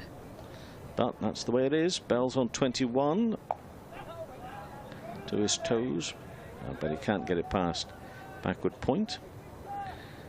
So it remains 187 for 3.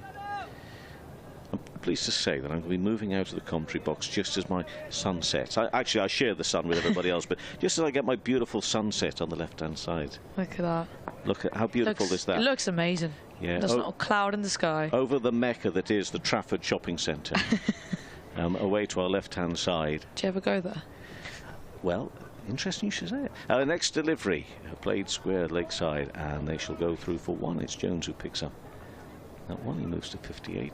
I think it's probably about 5 years since I've been there. I don't know. Well, I suppose a couple of COVID years would have kept me away. I used to be there quite. I don't know why I've not been there for so long. Probably it's because I haven't got any money. Yeah. Not an online shopper. Not a fan of online shopping. Oh no, shop local. Shop local. Local shops for local people. Jones on 57, 188 for 3. 2 balls left of the 35th over. Oh, and a miss through to the keeper, taken low down.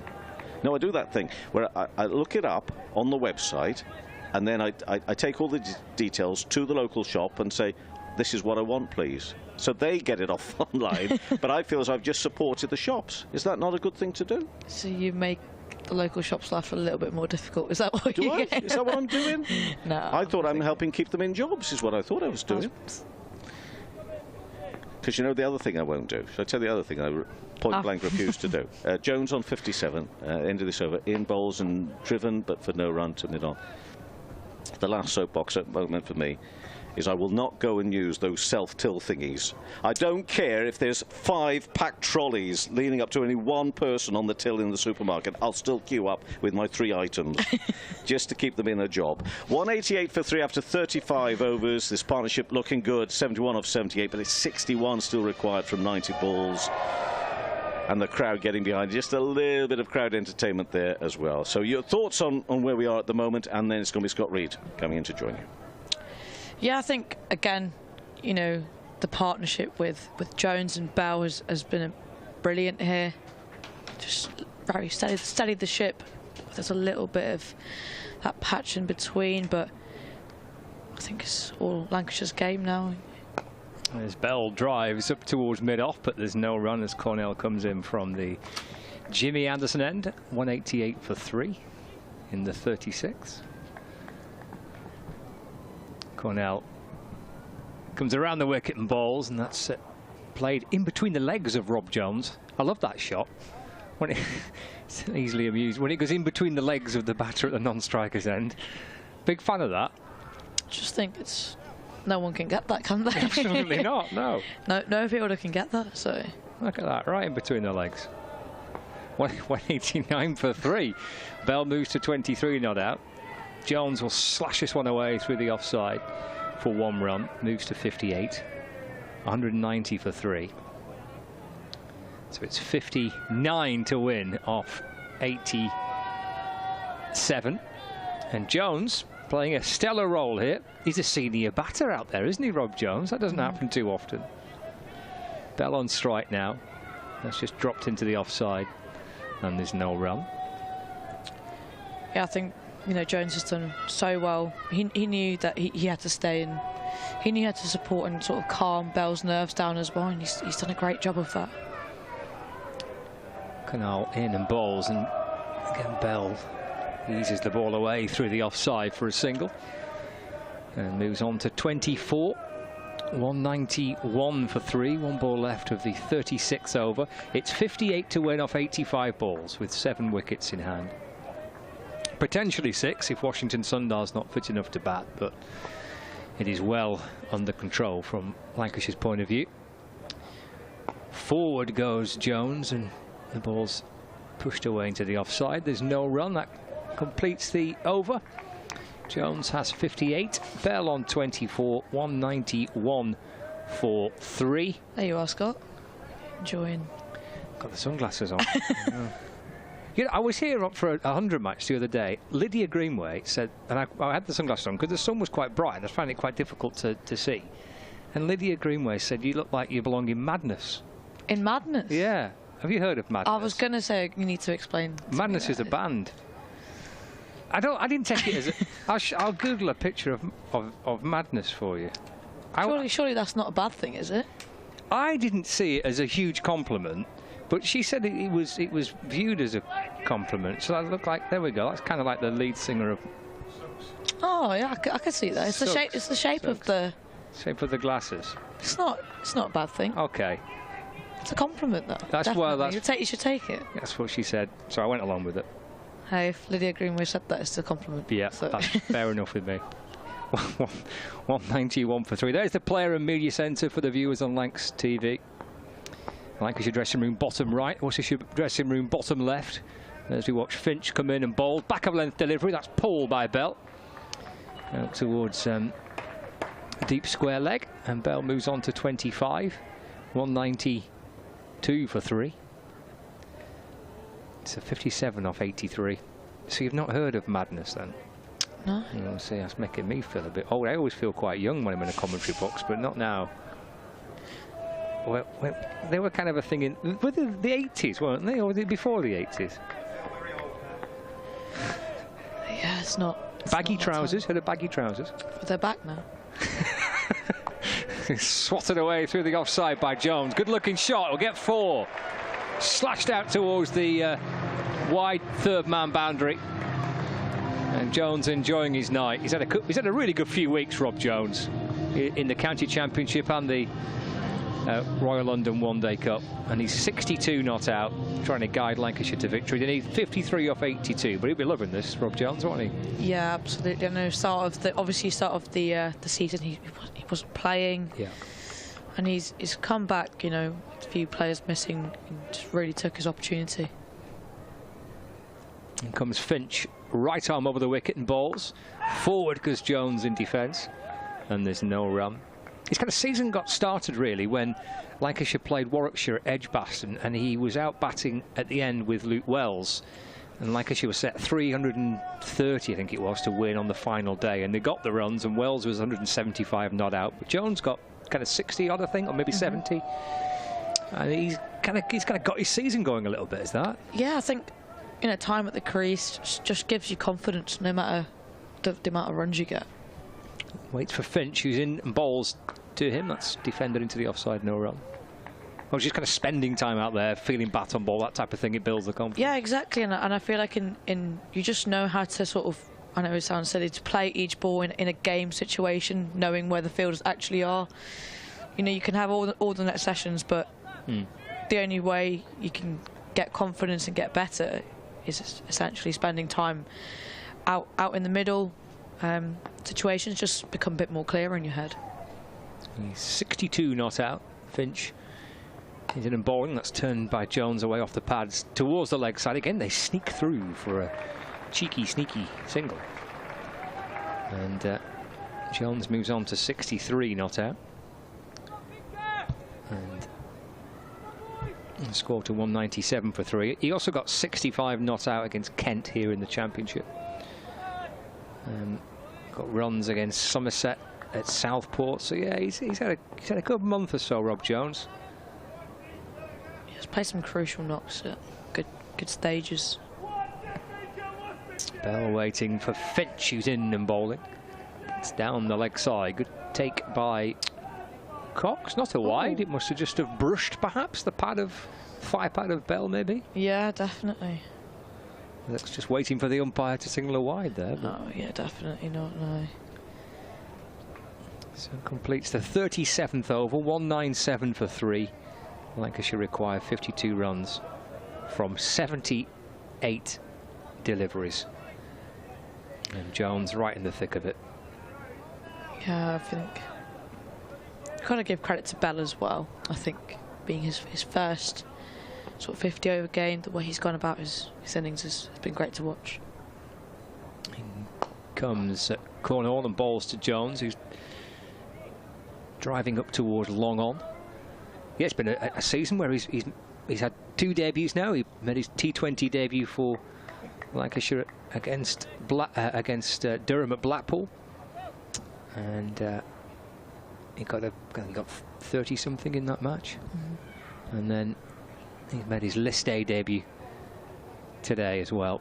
He's had an impressive start to his career. Of course, he played a key part of England under 19s campaign in the winter, and got his opportunity in this fixture today. Oh, he's driven firmly by Bell. She burst through Libby, who's at short extra cover, and There's no run. He thought for a second there may well be a single there. When he saw the ball get past Libby, he was kind of halfway down the pitch, but then it was quickly picked up behind Libby. So Bell remains on 25. Definitely not a one there. No, it would have been. Well, we've seen a few sharp singles. I mean, that would have been right up there. I'll take one here. Turned out to deep backward square leg. Bell moves to 26, 199 for 3. So it's down to 50 off 75 balls. I think Jones looking like he wants to finish it off as soon as possible to get that net run rate up. Obviously, Lancashire close second in the table for the Royal London Cup. He's on the reverse this time. Shot indeed, yeah. He gets himself, well, in the end it's one, but he timed it beautifully, didn't he, for one? Thought it must have gone a lot finer for some reason, but it, it just seems to pick out the fielder at deep extra cover. But yeah, like you said, he absolutely middled that. 200 up on the board now, 200 for 3. As Bell drives to long on for a single. Takes him to 27, 201 for 3. And the partnership is edging up towards the 90s, I would think. They came together at 117, so 84 run partnership. No run here by Jones, just works it to Everts at mid-wicket, and that completes the over. The partnership's there. This is the biggest of the certainly the innings. I think it's the biggest of the match, isn't it? 84. Good opening partnership between Wells and Balderson, 76. And Lancashire have always really been ahead of where they needed to be. Ahead of where Worcestershire have been throughout the entire course of this run chase. Plenty of bowling options used. The 3 wickets to fall. Leach, Finch and Libby with the wickets of Wells, Balderson and Croft, leaving Jones and Bell together here. So 48 of 12 overs, so 72 balls to get these runs. Yeah, even though it felt like there was a dip in the middle, it wasn't really a dip. No, I think they've always been above the rate, haven't they? This is pushed out through the onside by Bell. And there's no run.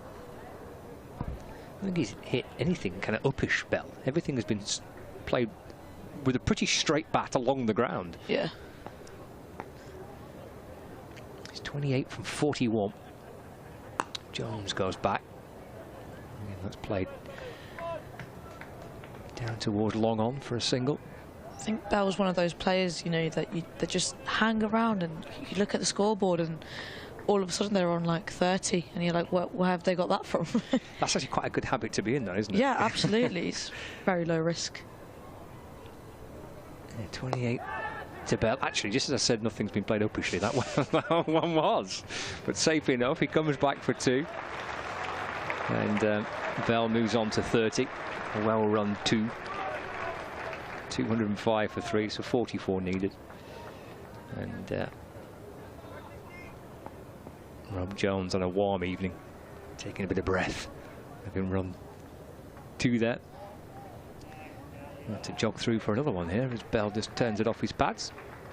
Moves to 31 not out, so 206 for 3. 43 needed, 68 balls to get them, to make it 3 successive wins for Lancashire in the one-day cup. Be a 4th defeat on the spin for Worcestershire, but another run to long on here. But I was looking through the scores and I was chatting to Chris just off commentary before, and we'll bring Chris back in a couple of minutes' time. But they've not been absolutely hammered, Worcestershire, in the no in games. I mean, there's not been any. They were poor against Hampshire, and they needed 2 batters to get a total on the board. But yeah, it just seems to be a bit of a trend at the minute for Worcestershire in white ball cricket this year. They struggled in the blast, and they're going to. I feel like if it's sort of like their bowling's let them down a bit today. That was the worry for Chris, actually, with us today from BBC Hereford and Worcester. Might be a bit light in the bowling. Final delivery of the 39th over. Just defended for no run by Bell. So 207 for 3, 42 off 66. Yeah, like I said, like a bit light with their bowling today. I felt like, again, I know we spoke about saying 248 is still runs on the board. I know maybe 20 light, but just felt that there were too many loose deliveries up front, and they couldn't quite know how to get wickets at those important and crucial stages. And Lancs have just capitalised on that. Within 42 of victory. And that's hammered away through the offside by Jones. And he gets 4 runs. He's not too far away from his best score in List A cricket. 71 not out. I think that his highest score stands at 72, so he's on the brink of bettering that. It's taking Lancashire to within 38 of victory. Leach having to hurdle over the barriers into the empty stand to field the ball. 211 for 3. Cornell to Jones. That's just popped away into the onside, and Ben Cox, the keeper, comes from behind the stumps to field, and there's no run. Yeah, looks very comfortable for Lancashire from here. Looks probably want to finish it off quick again to get that run rate up. Flatter, quicker ball, which Jones tries to cut. Just punches his bat with a little bit of frustration there. Rob Jones is trying to slice the ball away through the offside, but picks out Ed Barnard just backward of point.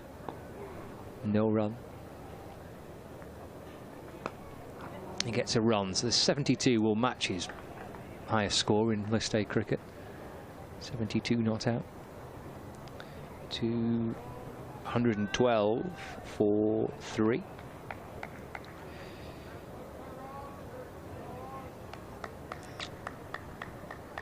Brings Bell back on strike. That 72 he got was against Middlesex in actually last season. As he's worked away off the pads towards mid-wicket, there's a clear cry of no, sending Bell back. So it remains on 31. Final ball of the over. Cornell to Bell. Again, that's just dropped into the offside, and there is no run. So that's the end of the 40th over. So 10 overs remaining. We are into the third power play of the match. So there's the option to have extra fielders on the ring. Run rate's just dipped a little bit, but that's understandable because Lancashire are edging towards a victory here. They're edging towards a century partnership as well. Yeah, this partnership's been absolutely fantastic again. Bell coming in at a crucial stage, I would say, as well, you know. Yeah, but should be quite keen to be there at the end, won't he, Bell? Well, Johns looks to sweep the ball. An appeal for LBW. The ball deflects down towards the boundary in front of the pavilion, and they run 2 leg byes.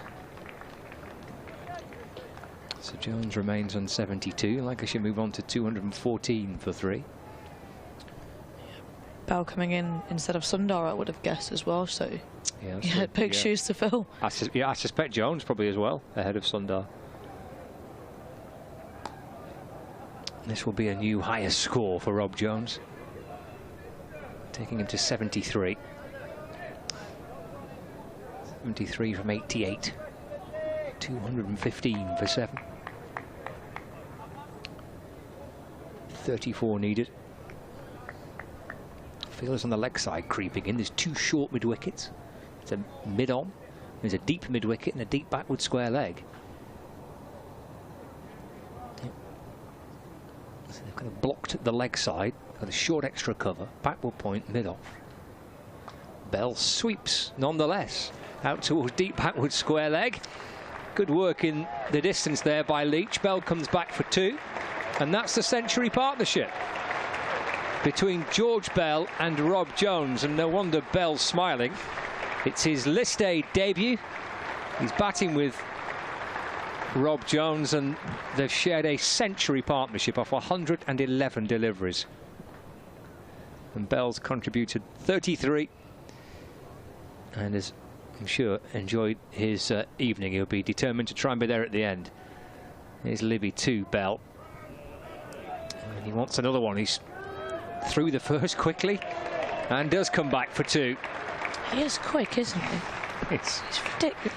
A little whippet, isn't he? Yeah. You think, you know, this couple one you were like, okay, is it going to be a 2? And he's already there by the time before Rob Jones has made it. So 35 to him now. 2.19 for 3. 30 to win off 56. 2 balls left of the over. We'll bring Chris in at the end of the over, Sachi. It's been great to have you with us tonight. There's Libby balls to Bell. Oh, that's a big looping top edge. And he goes. Caught by Cornell at short extra cover. But no shame for Bell.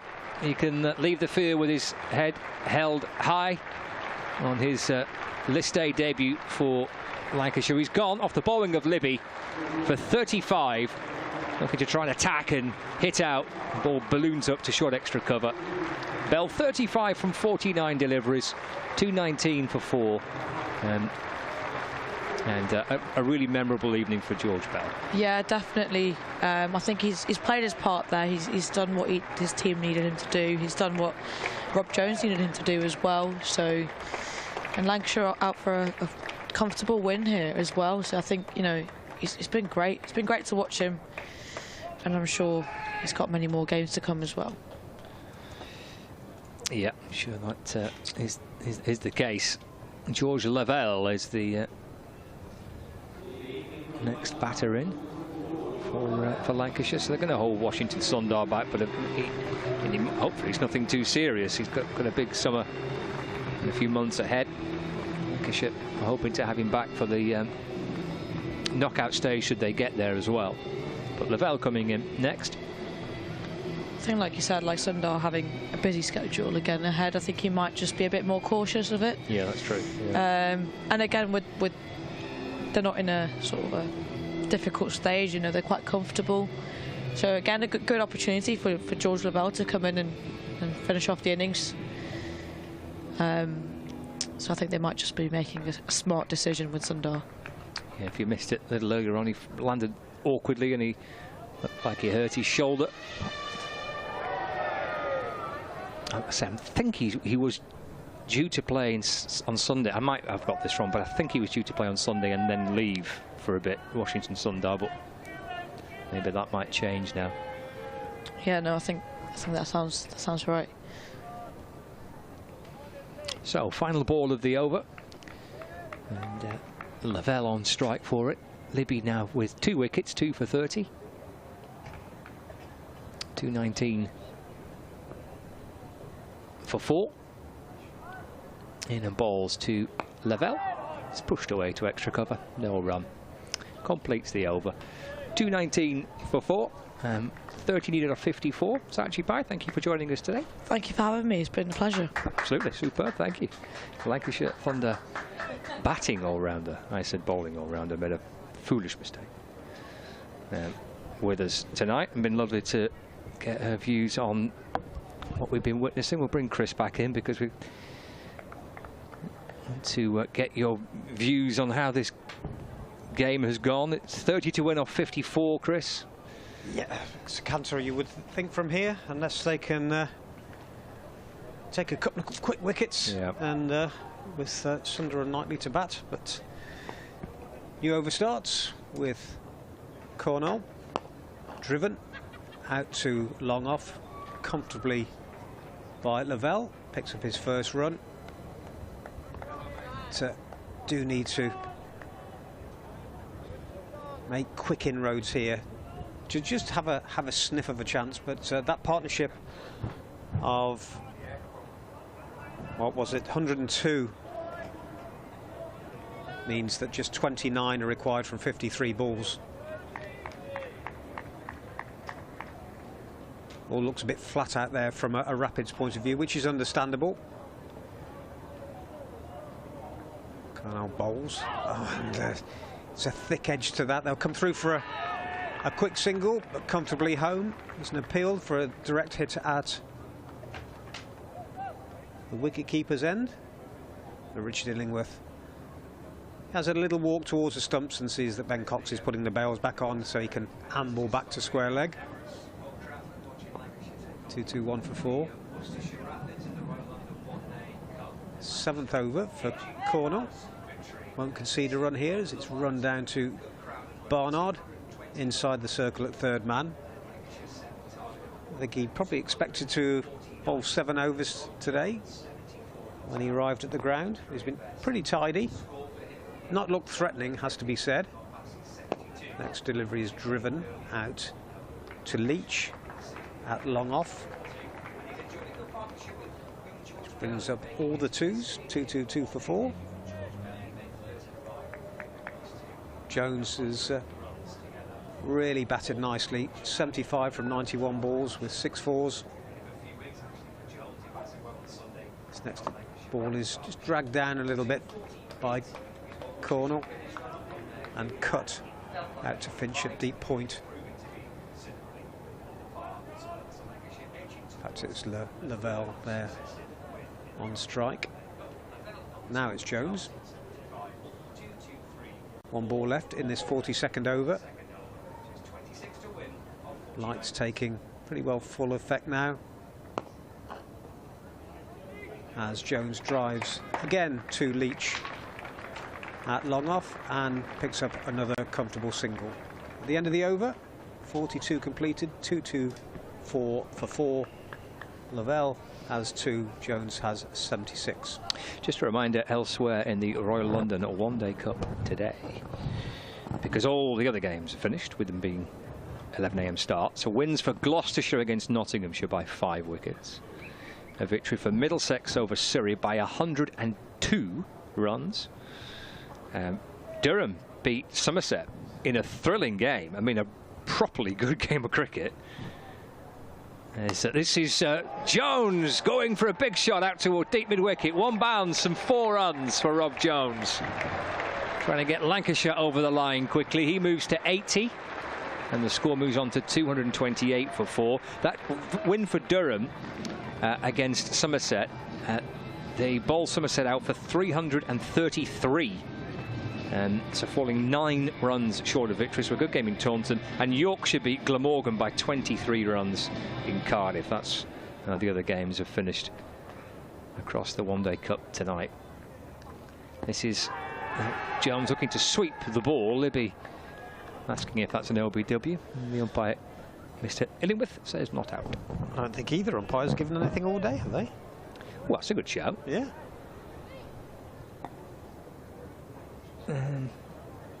Yeah, you're right.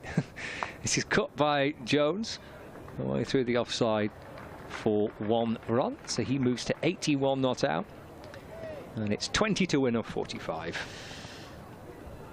Nice to be back on commentary. Had to go for a lie down and kind of recover with Shachi having never heard of madness.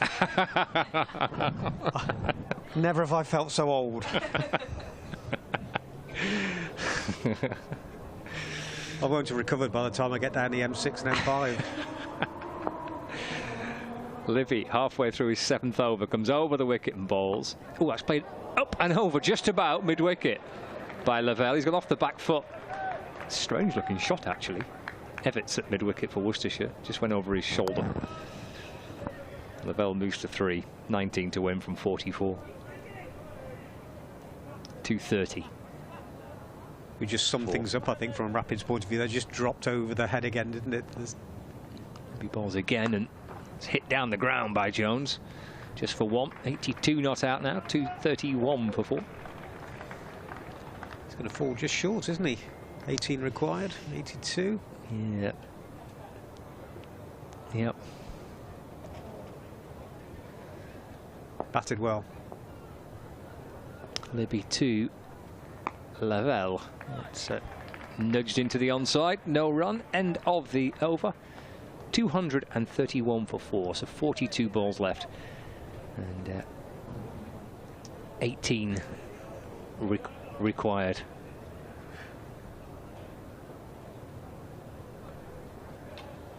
For Lancashire.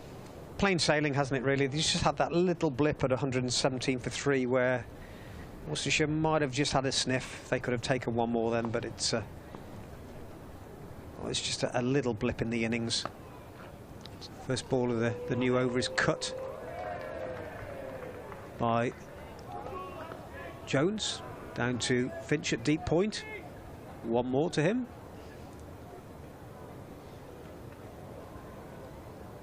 Yeah, they kind of sandwiched that little moment, didn't they? Because they got off to a really good start, and just a little blip in the middle, and then have picked it up since that third wicket fell.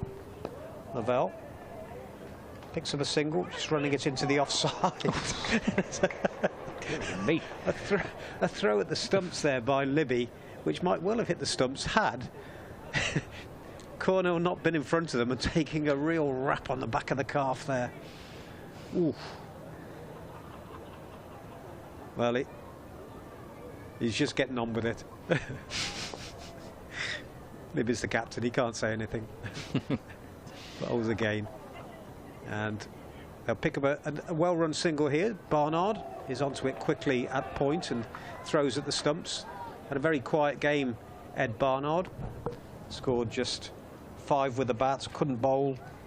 The ball doesn't seem to have followed him around the ground much. 15 required from 39.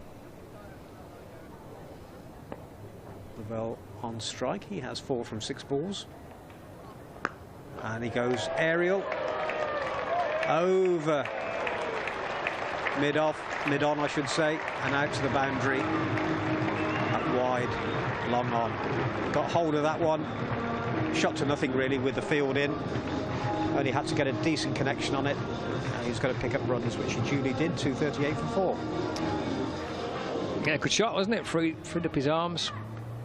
Nice little chance for him to come out and bat here, isn't it, actually, for Lavelle?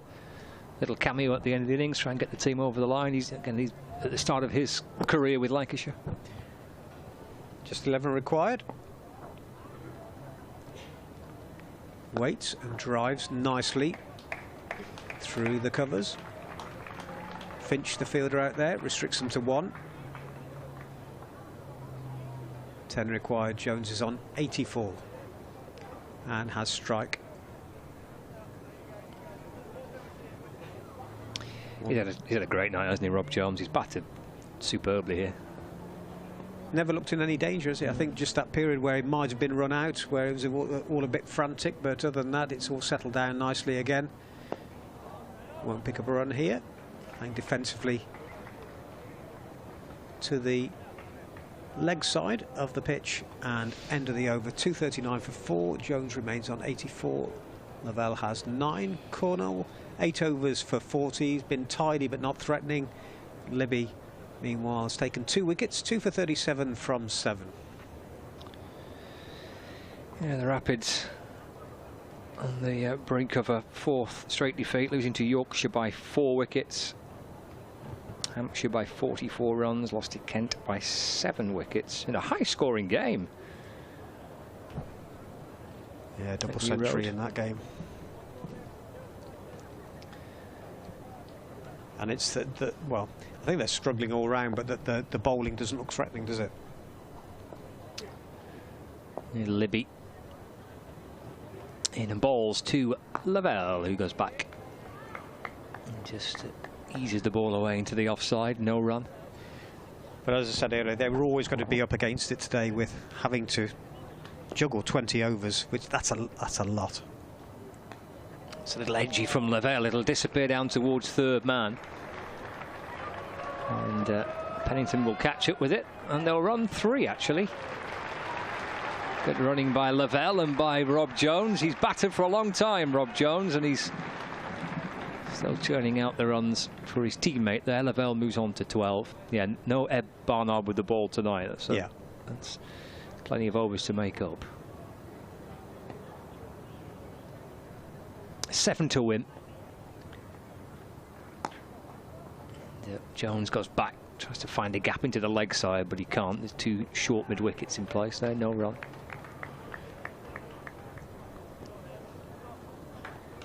.242 for 4. And Jones deep in the crease and working the ball down the ground for a single. 85 not out Rob Jones. 6 to win. And Lavelle back on strike.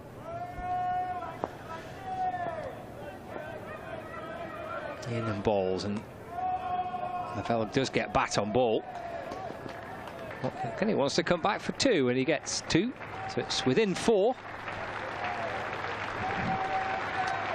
Lavelle moves to 14 not out, 245 for 4. Final ball of the over coming up.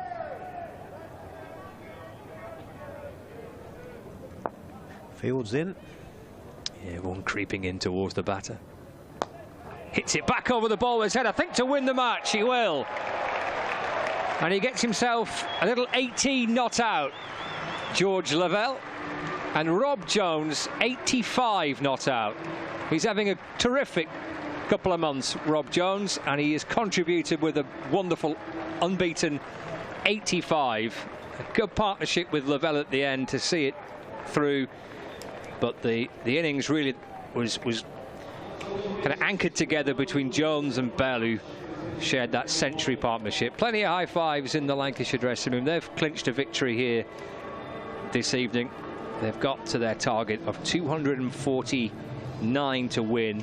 They've only lost the 4 wickets, so it's a 6-wicket win for Lancashire. With 5 overs remaining, so they've enjoyed a good night at Emirates Old Trafford. And Rob Jones is, I'm sure, looking up towards the pavilion, maybe a few friends or family up there, and they'll have enjoyed every moment of watching him bat. And he'll lead the team off unbeaten on 85 with Lavelle on 18. 30 balls left for a 6-wicket win for Lancashire.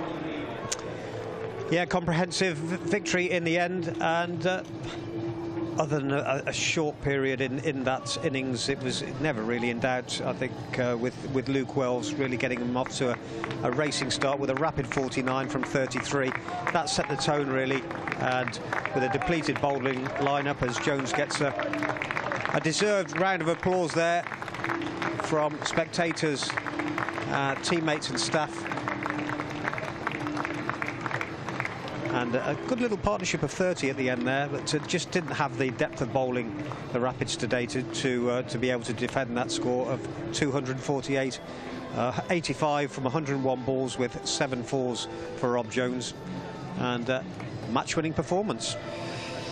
Indeed, and a 4th defeat on the spin for Worcestershire, who welcome, I think it's Derbyshire, isn't it, on Sunday, yes, to New Road.